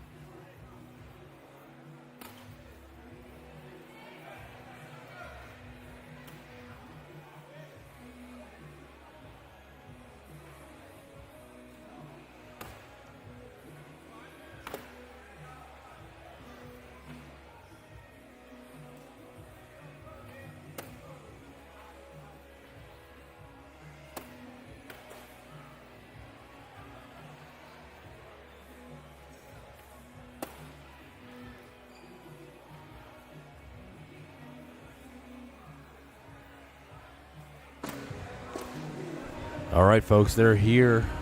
We're back. We were taking a little break ourselves. Just zoning out for a minute. Trying to collect our voices again. Zach Harris has moved on to play Levi Haddock. And they are game on. Starting off with an 8-8 wash. Goose egg.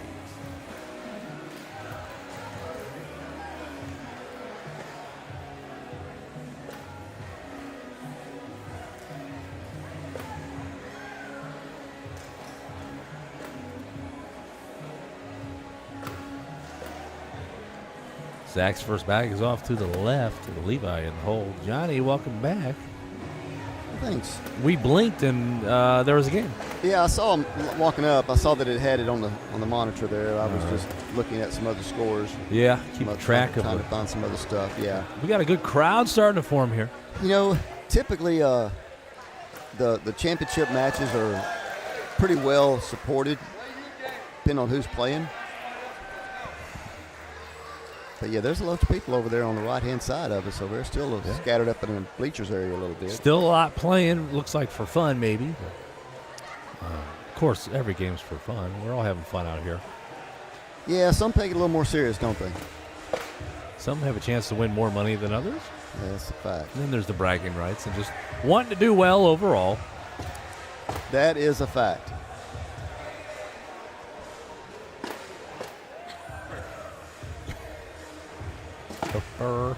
Levi's got one short, but I'm not going to say it's out of play ever. Yeah, I would now. That one not coming back either. Thankfully for him, it's early in the game, and Zach's kind of making the same exact mistakes. In for a wash. Nope, 2. 2 to Zach. Winner of this goes on to play Zeb Smith, who we saw in the King Seat match against Grant Upchurch. That was a 21-14 game. See if Zeb can get the remaining 7 points to move on to the finals. Yeah, he's up there calmly, taking it easy, taking all these games up in the bleachers area. I see him. Row D. Chilling in the padded seat. Levi kind of just hacked that last bag. He went all way off to the left over there. Think he's getting tired? I don't know if he is. How can you be tired as a teenager? I don't know if these guys get tired. It is different today. I was trying to explain to the folks this morning that there was no rounders play for the elites, the pros. It was all yesterday. Yeah, the ones that qualified didn't have to. And then you got finals tonight. Wow. Airmail Dragon 10 just did quite good. Too skinny of a bag. 10-10 wash. Yeah, everything's going to end up today. Yeah. So it's, man. And tomorrow starts roughly the same time, I believe. 8:30. Yep. Round robin, 8:30 a.m. I'll be here. I'll be playing for a change. I don't usually All right, play. let's go. Who's your partner?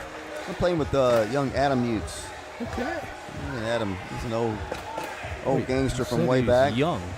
He was playing the second big Texas Cornhole League tournament that I ever had to play against. I had to play against him, and my fear when I went was the fact that some guys back then everybody just wore T-shirts unless you were in the top 60. And you got the jersey and given to you. everybody proudly would display their top 60 jerseys. And missed by Levi makes it 4-0. But everybody would wear their TCL top 60 jerseys, and it was, if you walked up and get somebody and you're wearing a T-shirt or from Dick's or something, just a random T-shirt or whatever, and you settle up next to a guy that's got a jersey, you're in a battle because they didn't just give them that jersey; they had to earn it. Yeah. And so my first Signature Series event that I went to was my second TCL event. I played in the state tournament in the social division. I won it doubles with my partner. Ended up, I think I finished 5th in singles, but my next event, that was in June. My next event was a Signature Series event in Mesquite. I played in open, and my first match was against a former state champ that I beat him pretty easily. And then my reward was I had to play a guy in a jersey, and it was Jason Andrews. It's got to be intimidating. Oh, I was nervous as all get. I couldn't hardly move the scoring tower. I was nervous, and He beat me like 21-13. He beat me comfortably, but I scored on him, and but I ended up losing out. In the next event I played him was in Houston. Houston. The Signature Series had been down there, and same thing. I beat a guy I wasn't supposed to beat, and my next match was against a guy in New Jersey. It was Adam Utes. Oh, what a shot by Zach. Now tell me what kind of bags were the hot ticket back then. TCL supplied all the bags back then. You come to a board, there was a red set and a blue set. They were suede on one side and duck cloth on the other. All right. And everybody, you flipped a coin to determine what side you would be on, and it was basically if you wanted a red bag or a blue bag. And some people said the bags were different, but I don't know that I ever noticed them. And they all at every signature event or state event, they were brand new. So they were the first, and they did do rounders. They did, you jump right into bracket play because they played singles and doubles on the same day. Wow, that was probably less than attendance. There would not be over 100 people, and I mean there was probably 50 or 60 in each division maybe. But that really puts it into perspective how much this has grown and still stayed true, I think, to its roots. You're still here. You're still going to be playing with Johnny Utes. Or whatever. Adam Utes. Jason's still there with the jersey on, running the show. And a bunch of cheers for Lane 3. There's the 2018. Tyson Green just took the lead against Dan Alday. Victor Alday, senior. Good game going over there on court 3. Got Sammy Alanis on the mic.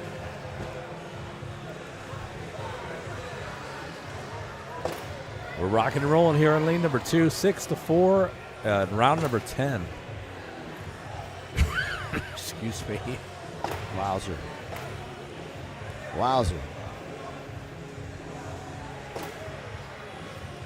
Airmail? Yep. Tapped one in. That's as good as an airmail. I think he wanted to drag it. He wanted a roll shot by Zach Harris. There it is. Same shot, I would say. Just more in the hole. Perfect. Whoa. Boy, he's got that down, I'd say. Really good. You know, it reminds me of, now I can't think of his name. Gosh, Logan?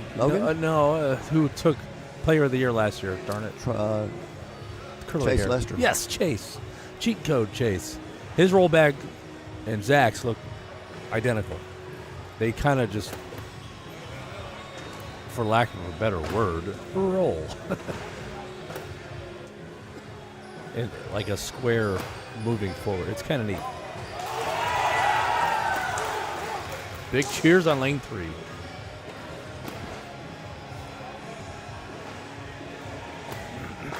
Levi bumps 2 in, 1 of each. Zach blocks behind. Great shot. Going to be tough for Levi to collect it if he thinks about doing that. Then he goes behind another 2 for Zach. 10-4. Zach's just kind of picking them apart. One round at a time. He's bringing it to one last tough shot that has not been going Levi's way.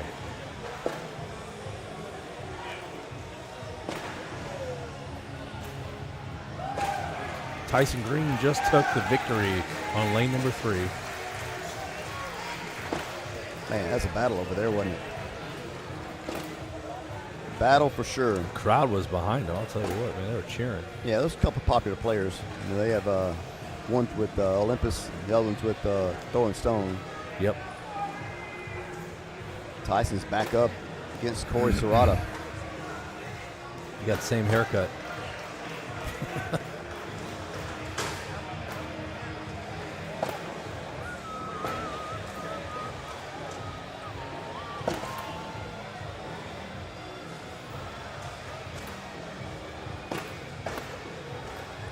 Double 4-bagger right there. Pro stuff.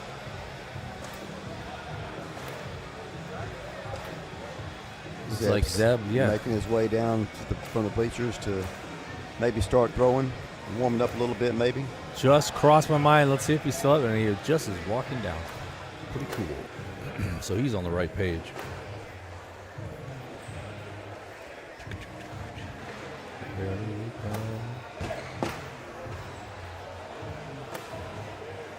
Harris got a little KT tape on his elbow.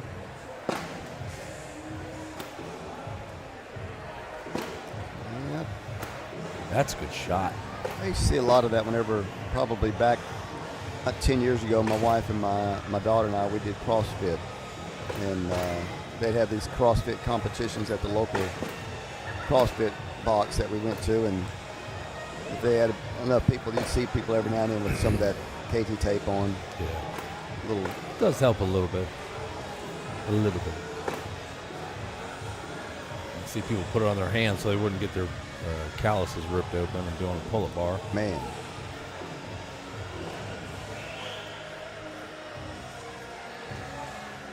That CrossFit ain't no joke. Yeah, and it's as hard as you want it to be. That's right. Really. You can make it as hard as you want. That's exactly right. But by no means is it ever easy. Man, I spent more time bent over than I did doing my workout. Describing prison, or are you describing CrossFit? I kept trying to catch my breath. I hear you there. The first time I ever did it, they did this thing called a baseline. You had to row. Yeah, row 1,000, is it? I think ours was 500, Okay. and then you had to do 40 air squats, 30 sit-ups, 20 push-ups, and 10 pull-ups. Yeah. And test that again a year later. Yeah, and you did.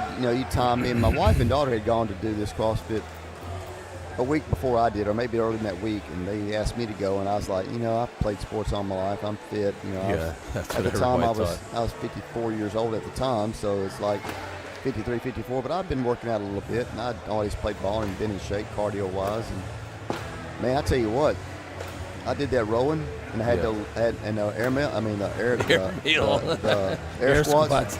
I think I know exactly what went through your mind. I had no legs. Good row. I'm gonna knock out these air squats. And what happened? I had to get some. I had no air. My lungs were gone. And your legs are tired. It's a different kind of tired. My lungs were. I had no air, so I was trying to. I've always been able to do push-ups. I did my push-ups like I was supposed to. Then I got to do the pull-ups, and I jumped up. I did 2. I think I tried a third one. I may have done a third one, but I have a dislocated left shoulder, so I got to be very careful how I reach above my head, because it goes out of socket anytime my elbow is over my shoulder. So I did 3, then I stopped and I bent over. I did 2 more, and I stopped and I bent over trying to catch my breath. And my wife and my daughter were high-fiving because my time went longer than theirs. And that was my. They didn't cheer you on. No, they were glad because they beat me. Isn't that fun? It's fun being a dad. Yeah. Man, what do we got going on here? We got a change in score. It's 17-8. We got a blowout going here, man. That bag's off. He's got a chance to get 5, make it 17-13 if he can get this bag to curl in without knocking. Nope, he did not. It blew by. He got 3 of them, makes it 17-11. Wow. I just had to shoo some people off this stage. Yeah, I'm going to pull that chair back.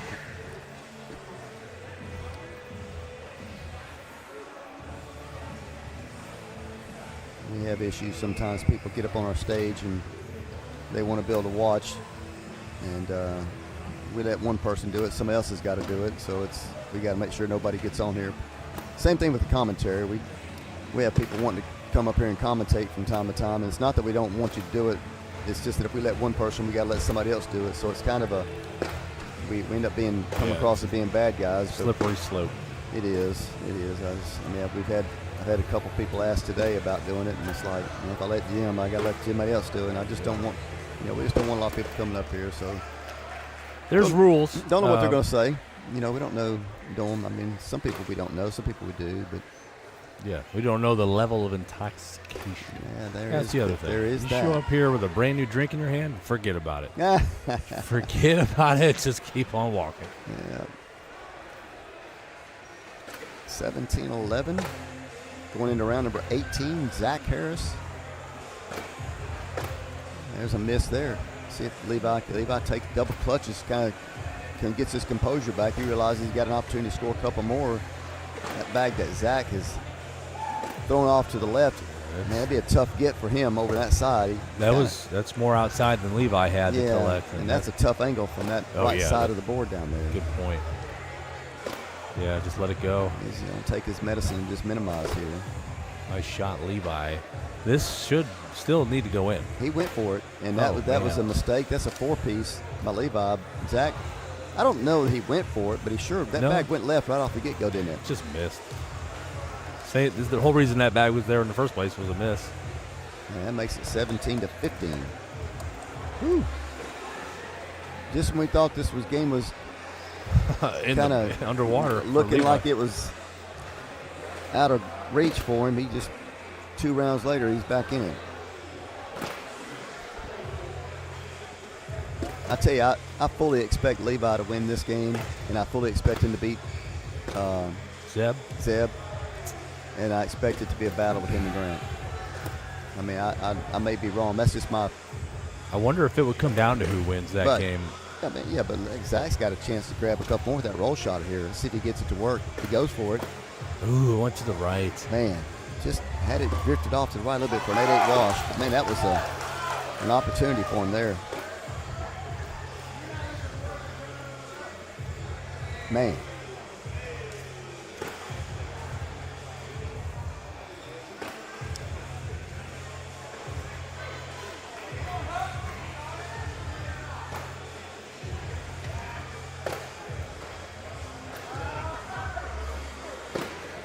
Back to bag so far. Yeah, good stuff. I mean, it's a critical point in the game, you know.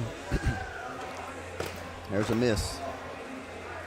Same spot. It was. Oh, jeez. Almost hung up. That one went left. He's got a Went chance right. to go left, right here. Reverse cut. Got it. What a shot by Zach to wash 10s. Big sigh of relief. Yeah. Levi let him off the hook for sure.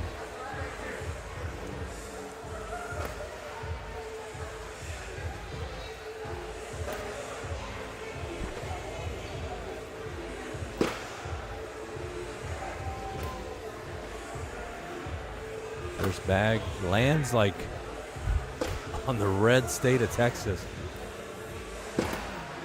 Boom, getting around it. Yeah, that's a nice shot by Zach. Pretty. Look at Levi inching it closer. I like what you said, nibbling at it.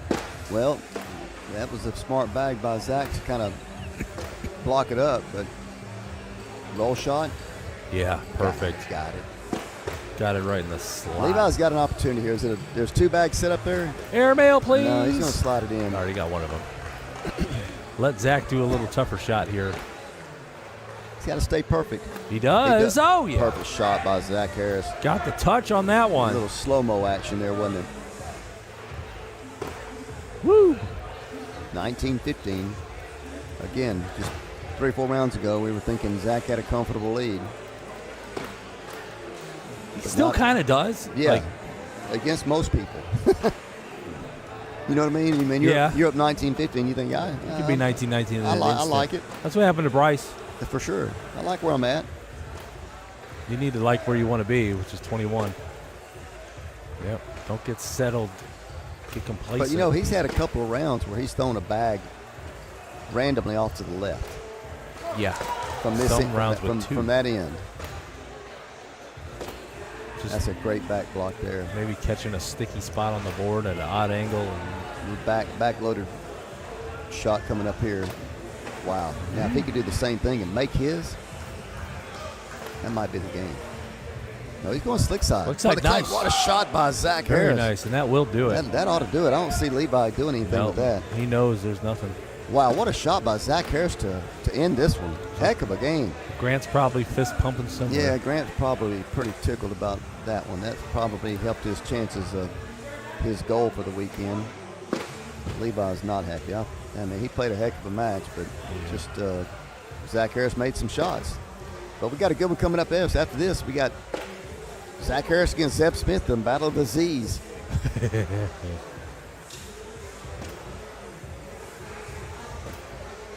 See if Harris takes a little break.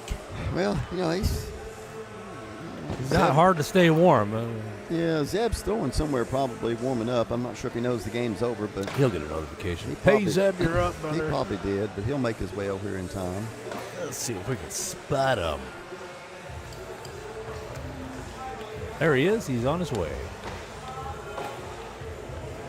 Going to be identical jerseys. This will be the winner gets guaranteed second place. The loser gets third. You know the payouts? A bunch for the first, second, third, fourth, fifth players. They'll make a bunch. I mean, they'll make a pretty good payday. I don't know what it is, but it's usually, I'm going to say first place is either 1,000, 1,500 maybe. Dang. Maybe more. I'm not sure. I haven't. You think I think it's a little more than the regular SIG just because it's final? Yeah, for sure. There's less people. I just haven't. I don't know the numbers off the top of my head. Let's get these down and backs underway, folks. Here we go. I haven't. Best I finished in state, or this event was fourth. Okay. And I don't remember what I got paid. It was a while ago.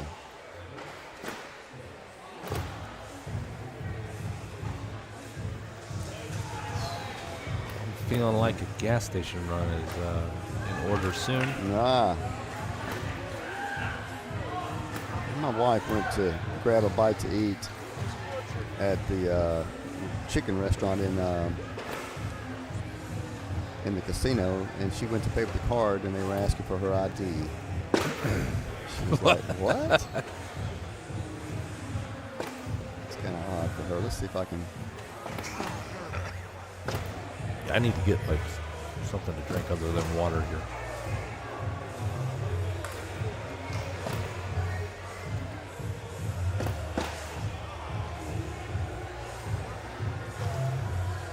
See if I can find the payouts here. League Champions event page, maybe.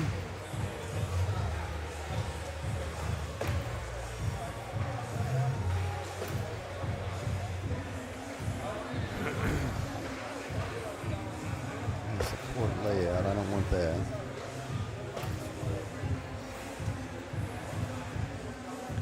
I'm looking for the payout. I don't know where they would have it. I'm looking on the event page. They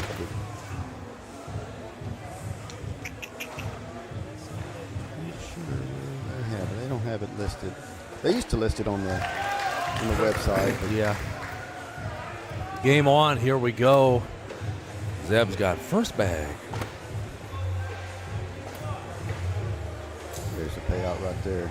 All right, this is the loser bracket final. The lower half final winner goes to the final, where they will have to double dip Grant Upchurch.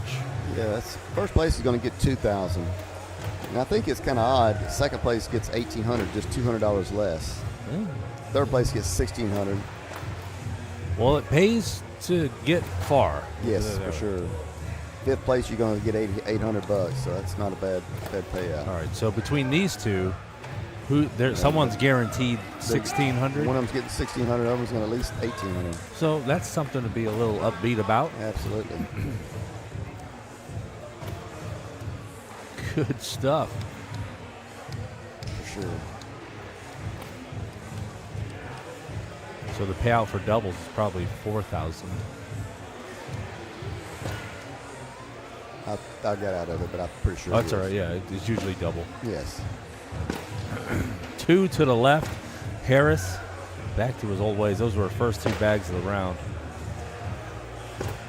Zeb's got an early lead, 1-0. First point. That's coming off of first bag. Ew. Oh, their bags are pretty identical.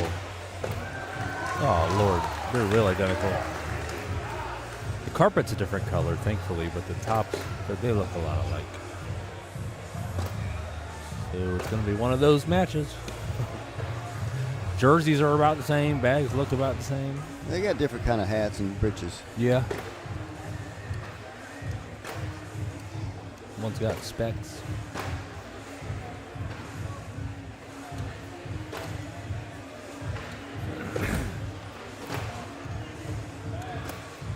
Harris down the middle. Same with Zeb.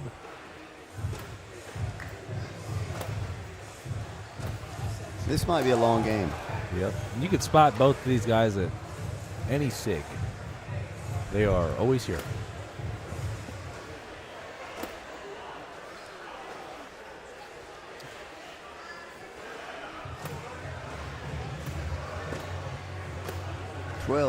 All right, let's go. like they got WWE wrestling over there on the TVs. All right.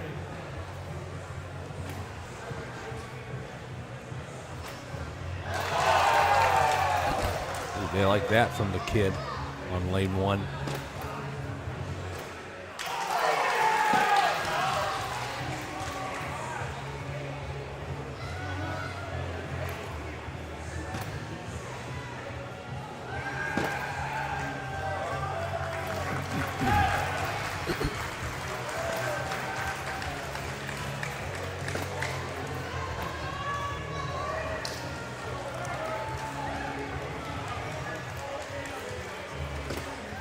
They got bags scattered on around the.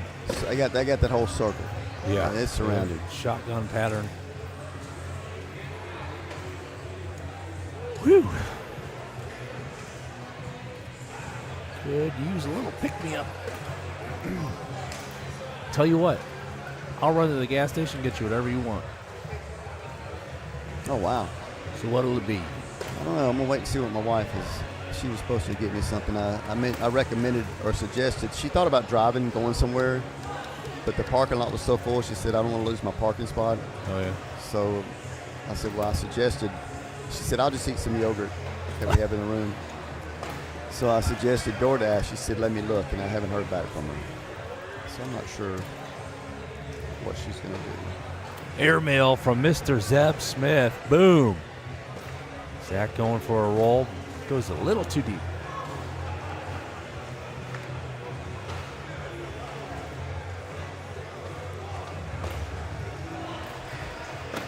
There it Look at is. that. Boom. Bang.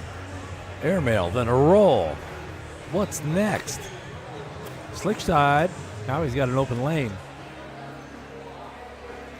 In for 4, I believe. Oh! Oh my. He's done that a lot. He did it against Grant where he threw the bag just a little bit too deep. I ain't gonna say I don't know. It might have been too firm, but it was Just kept going. Yeah, And then, you know, it's so sticky. It's like it's not very relaxed. The bag's not relaxed. So it just stuck in that position. There's a little bit of dampness and dirt on the pellets themselves, which is probably causing extra friction.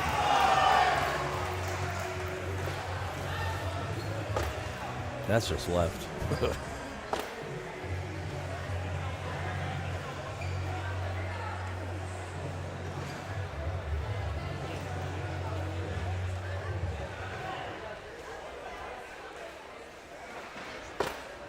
That one's just right, but it's not impossible.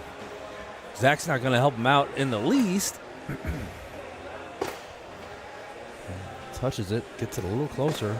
Zach is behind it, pinning it up a touch. That's a good shot. We may see the roll here.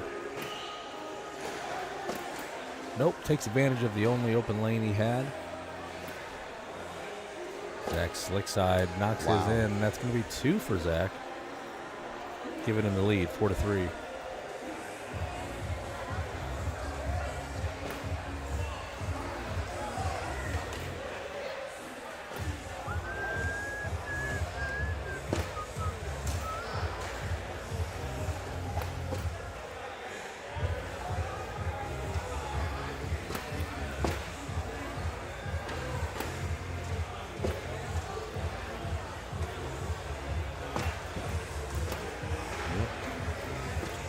There they go.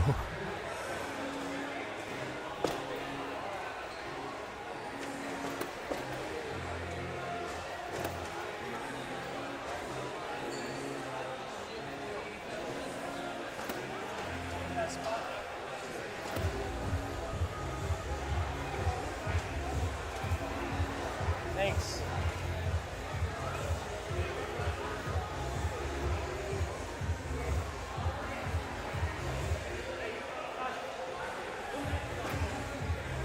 Sorry, folks. We're here. We promise. Yeah, we sorry for the dead air there. We're kind of big. We're in demand. We got a lot of people message us and contact us and talk to us. Pretty big deal. All right, we're a pretty big and I'm freaking deal. responding to a guy that asked me. Said I misspoke on the payouts. I said I called out the payouts for doubles, which makes sense. I always thought that the payouts were about 1,000 for first, but 2,000 for first seemed like a bunch. It's probably 2,000 for for doubles. That makes sense.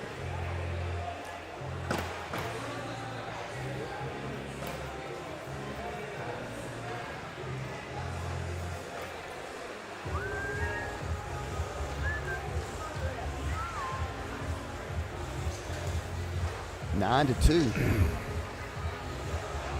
Big lead here. Zeb Smith.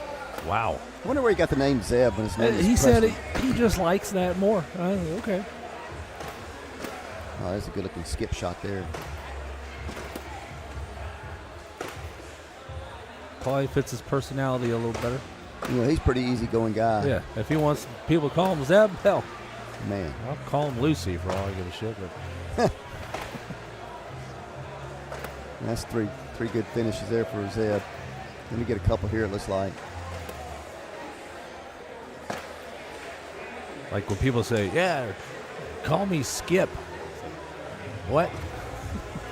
Nobody calls you Skip.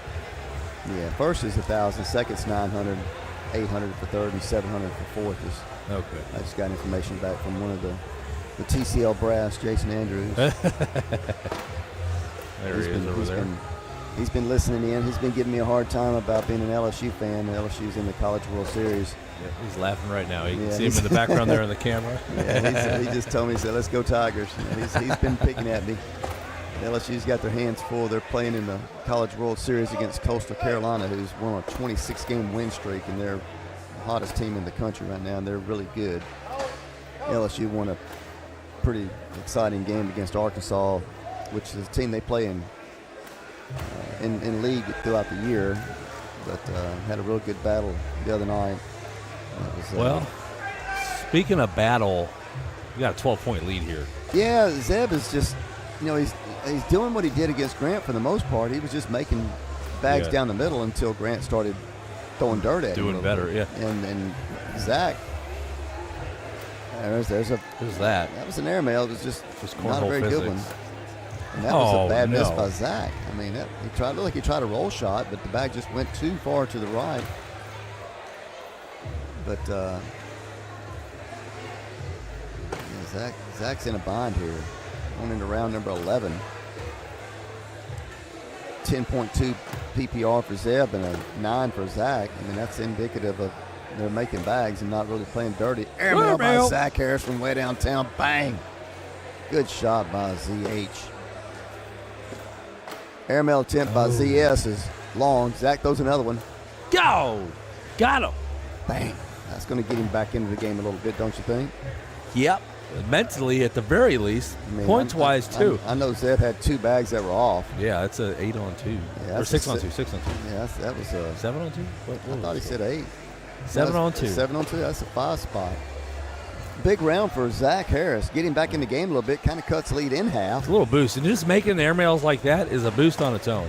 Oh, he tried to block and her. then that it looked like he tried to block her there, and that bag just went to the left. And he's down. He knows it.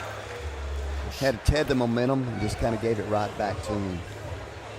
I think he can keep his spirits up, though. No, Let's get through this round there, Zach. Especially boom, look at that. Zeb let him off the hook, didn't he? But then he just kind of flips his hand like, I'm done with that. That one's not impossible. No, he's stepping out. He's like he's going to go chase it. Yep, telegraphing his next move. Oh, my goodness. Slick-sided effort by Zeb. Good collect there by Zach. That might be. That's a game changer. This is a. You got a chance to make get 3 more, 5 more now. There it is. Oh. That's 10-on-2 right now. 10-2. Zeb's gonna go. He's gonna go stick side. He's got to do something here. He's make this bag, and he did. 10-5. That's 5 more. 14-12. We got a game again. Wow. 10 points, 10 straight points by Zach Harris. In 2 rounds. Changed the dynamics of this game completely. Wow.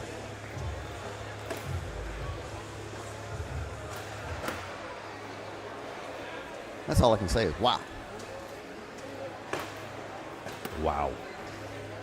I don't know whose bag it is that's off to the left over there. Maybe Zach's. That's Zach Harris's. Again, they look very similar. Yeah, I'm starting to be able to tell them apart a little bit. Zeb's has more red. The whole bottom is red. Ew. All right, that's a 10 on. 10 on. 12. 12. 12. 12. 11 and 7. 12. 7. 7. My niece was counting Easter eggs. She got the 7th. She goes, 17. That's funny stuff. I'll show you the video. It's hilarious. Well, 16-12.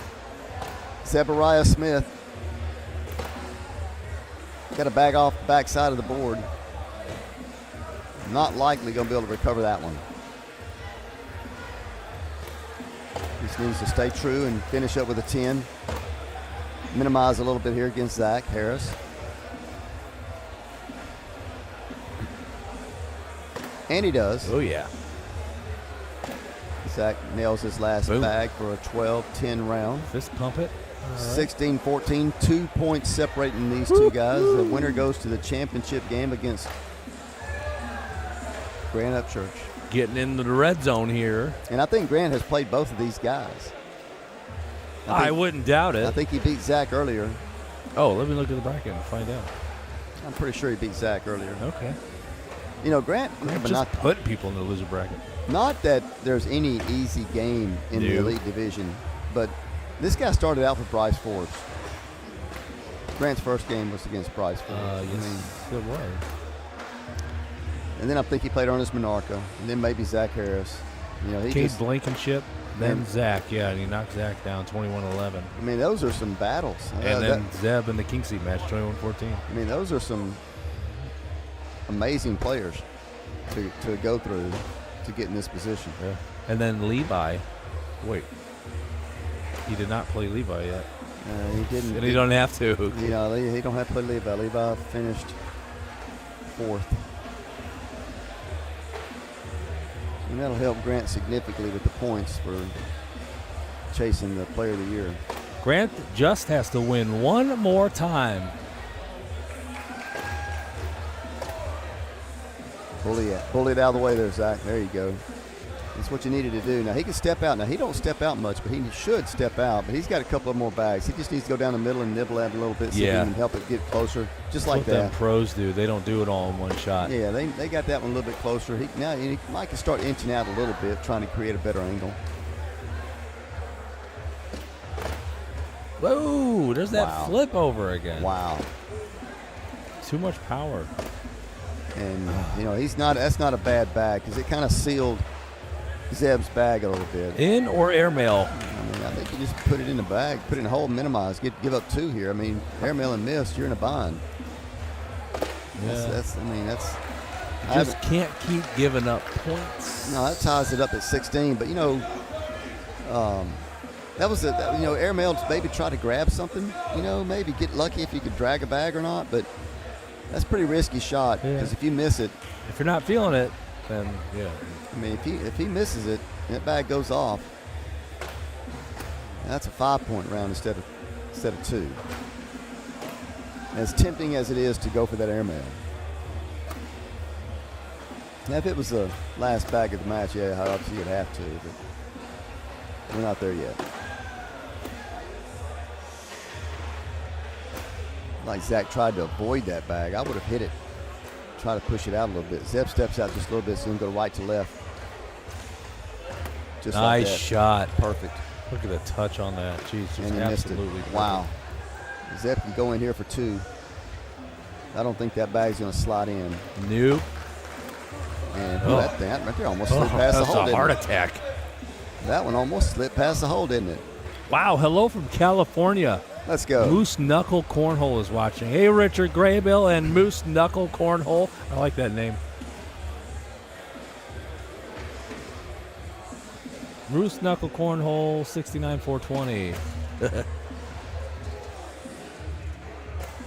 We got us an 18-16 game here. The winner goes to the king seat. What's the problem here? Not sure what's going on here. I think we got a tablet issue. Oh, I can't see. Oh, the tablet died, yeah. That's going to throw them off. Yeah, they're professionals. Still, it's like the rhythm. Maybe it'd actually be good for one of their rhythms. I mean, I was at a party one time and saw these guys dance. Have you seen their rhythm? Got none. 2 left feet. No, I'm just kidding. I'm just kidding. Dance. I'm just kidding. I hadn't seen either one of them dance. That was just a joke, folks. Here's where the rhythm part comes in. Now Harris has one more down and back than Zeb. You know, I'm not sure how that's going to happen because His legs are they tired. just changed from a white tablet to a black tablet. You know, I don't know if the color differentiates things back there or not. If they see things differently because there's a black trim instead of a white trim. But they don't see the backside. They only see the front. You got a point. You got a balance. That's just going to affect the people from watching from our angle, right? Yeah, and it does change how the light is reflected off the camera into their eyes. Be less of it. Yeah, that's what I see. The little details, little things like that, right? And there it is, the first miss, all because the tablet changed. Good back block. Easier to make the bags from Zach's angle than it is Zeb's. Zeb's going to probably do a little cut shot, cut, roll, skip type shot. But the problem is if he goes too firm and it goes off the back. Perfect. He landed that one. Got the touch. Perfect spot. But Zach obviously has an easier road to the hole than Zeb does. Not so much now, but he's going to step out of it, try to create a better angle. There's not a whole lot of that bag showing, so he's going to go for the cut. What a shot. That's a heck of a shot there. Zeb doesn't need to get stupid here because if he airmails and misses, Zach's got the game. Because he needs to put the bag on the board, take his medicine. Now Zach makes this shot here. It'll be a 8, maybe 8 to 7. He dropped his hat. Not very cool. I don't know what happened. No, it went on top. Is that a 7-6 round? I think Zeb might have got a point. He's fist pumping here. I think it's. I don't know what the hell is happening, to be honest. What do they come up with? Yes. All right. Yeah, it was a 10-7 round. 8-5. 8-5. Yeah. That's what it was. Well, it's hard to tell with the bag's the same color, isn't it? Yeah. And their hand covers the camera. I'm watching on the camera. Now you're watching the monitor over here? Yeah, it's just easier for me to see. 19-18. Don't need a miss here.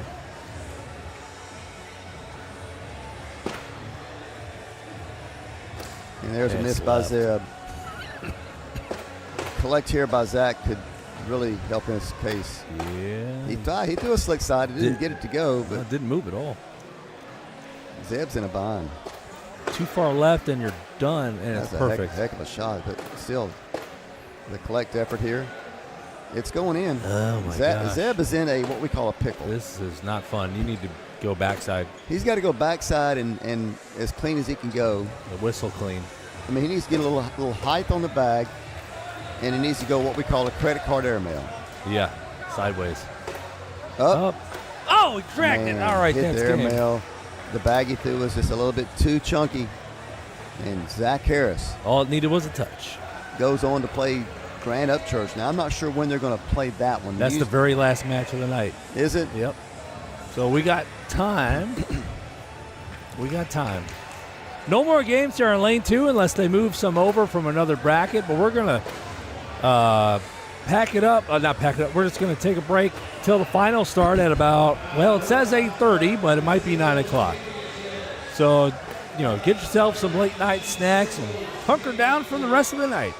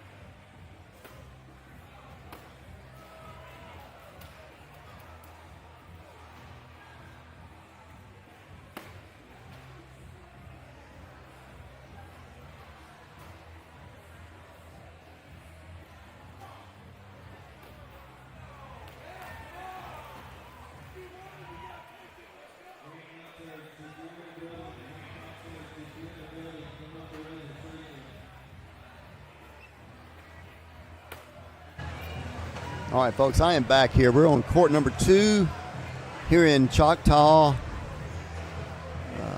Casino and Resort in Durant, Oklahoma. Texas Cornhole League's Conference Championships. And what you're looking at here is the E Division Tier 2 Singles Championship. We're looking at Micah Boyd and Sheldon Hawkins.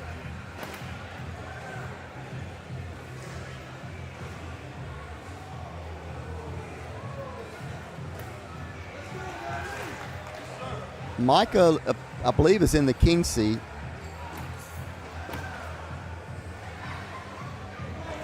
Sheldon has lost the second game and battled all the way through the losers bracket to make their way into the championship of the E division. This is typically where the beginners start out.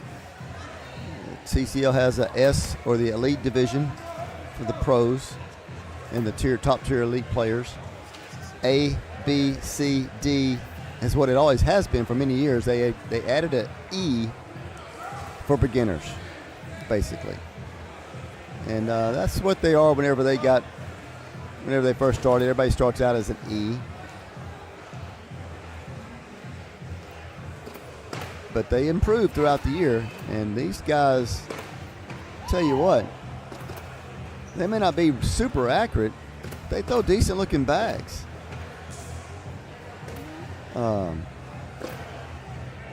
Mika has thrown a 6.56 for the event. Sheldon's thrown a 5.74 for the event. And I'm telling you right now, that's decent. I mean, that's pretty good. But Mika sporting a purple and white Brazos River jersey with Robertson on the back of it, number 20. Sheldon's sporting a Throwing Stones Miami themed jersey. They're spinning it up. It's like Mika toes the line first.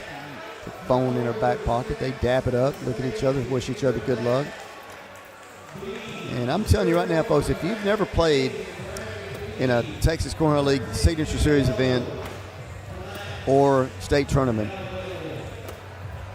and you've been playing all night, all day long on the courts out in the venue, and then whenever you got to walk out in front of hundreds of people watching you play,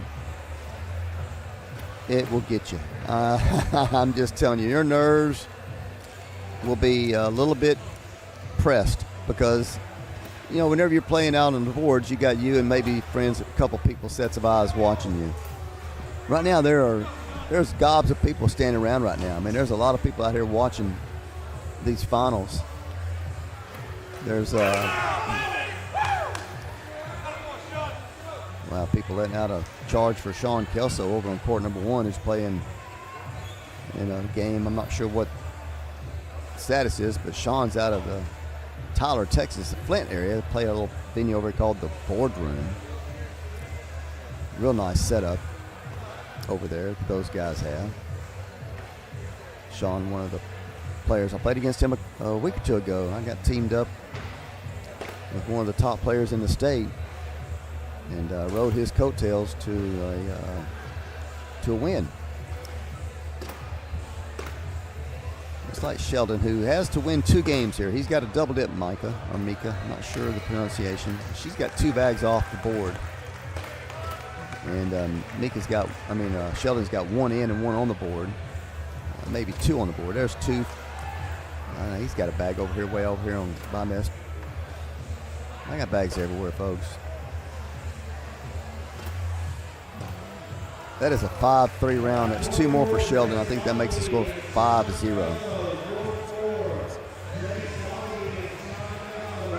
See if I can double check that. Yeah, Sheldon's got a 5-0 lead over Micah.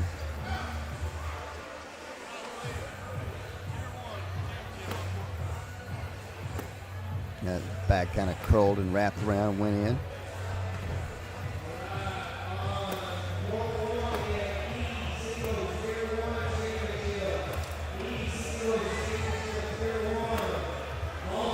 bag. Kind of got to both. Each of them have a bag off the board right now.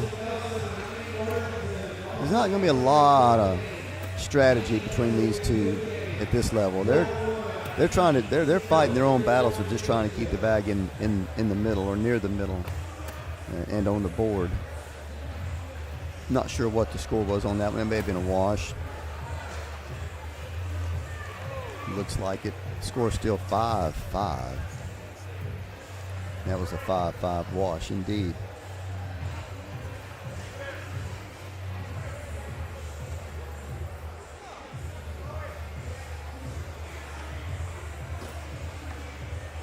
Sheldon's first bag, right down the middle. Good shot.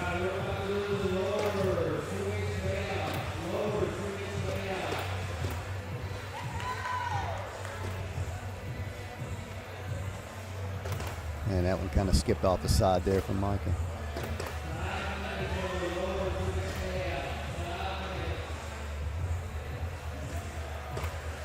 I will be right back, folks.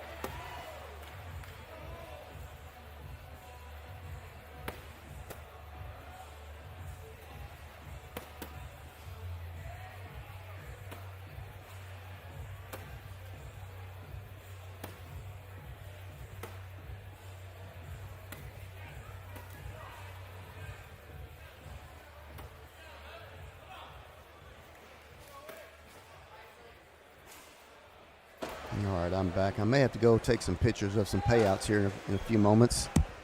Right now we've got Sheldon with a 10-point lead. He's got to win 2. And right now he lost his second game. And he has been rolling.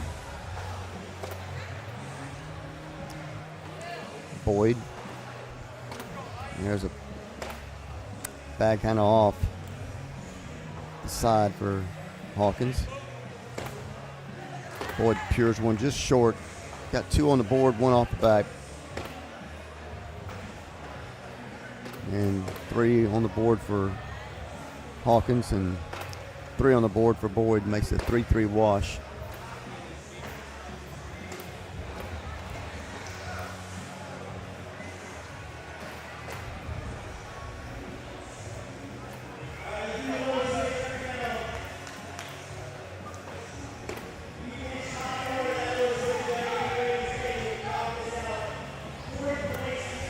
I'll be back in moments. I gotta go take some pictures, folks.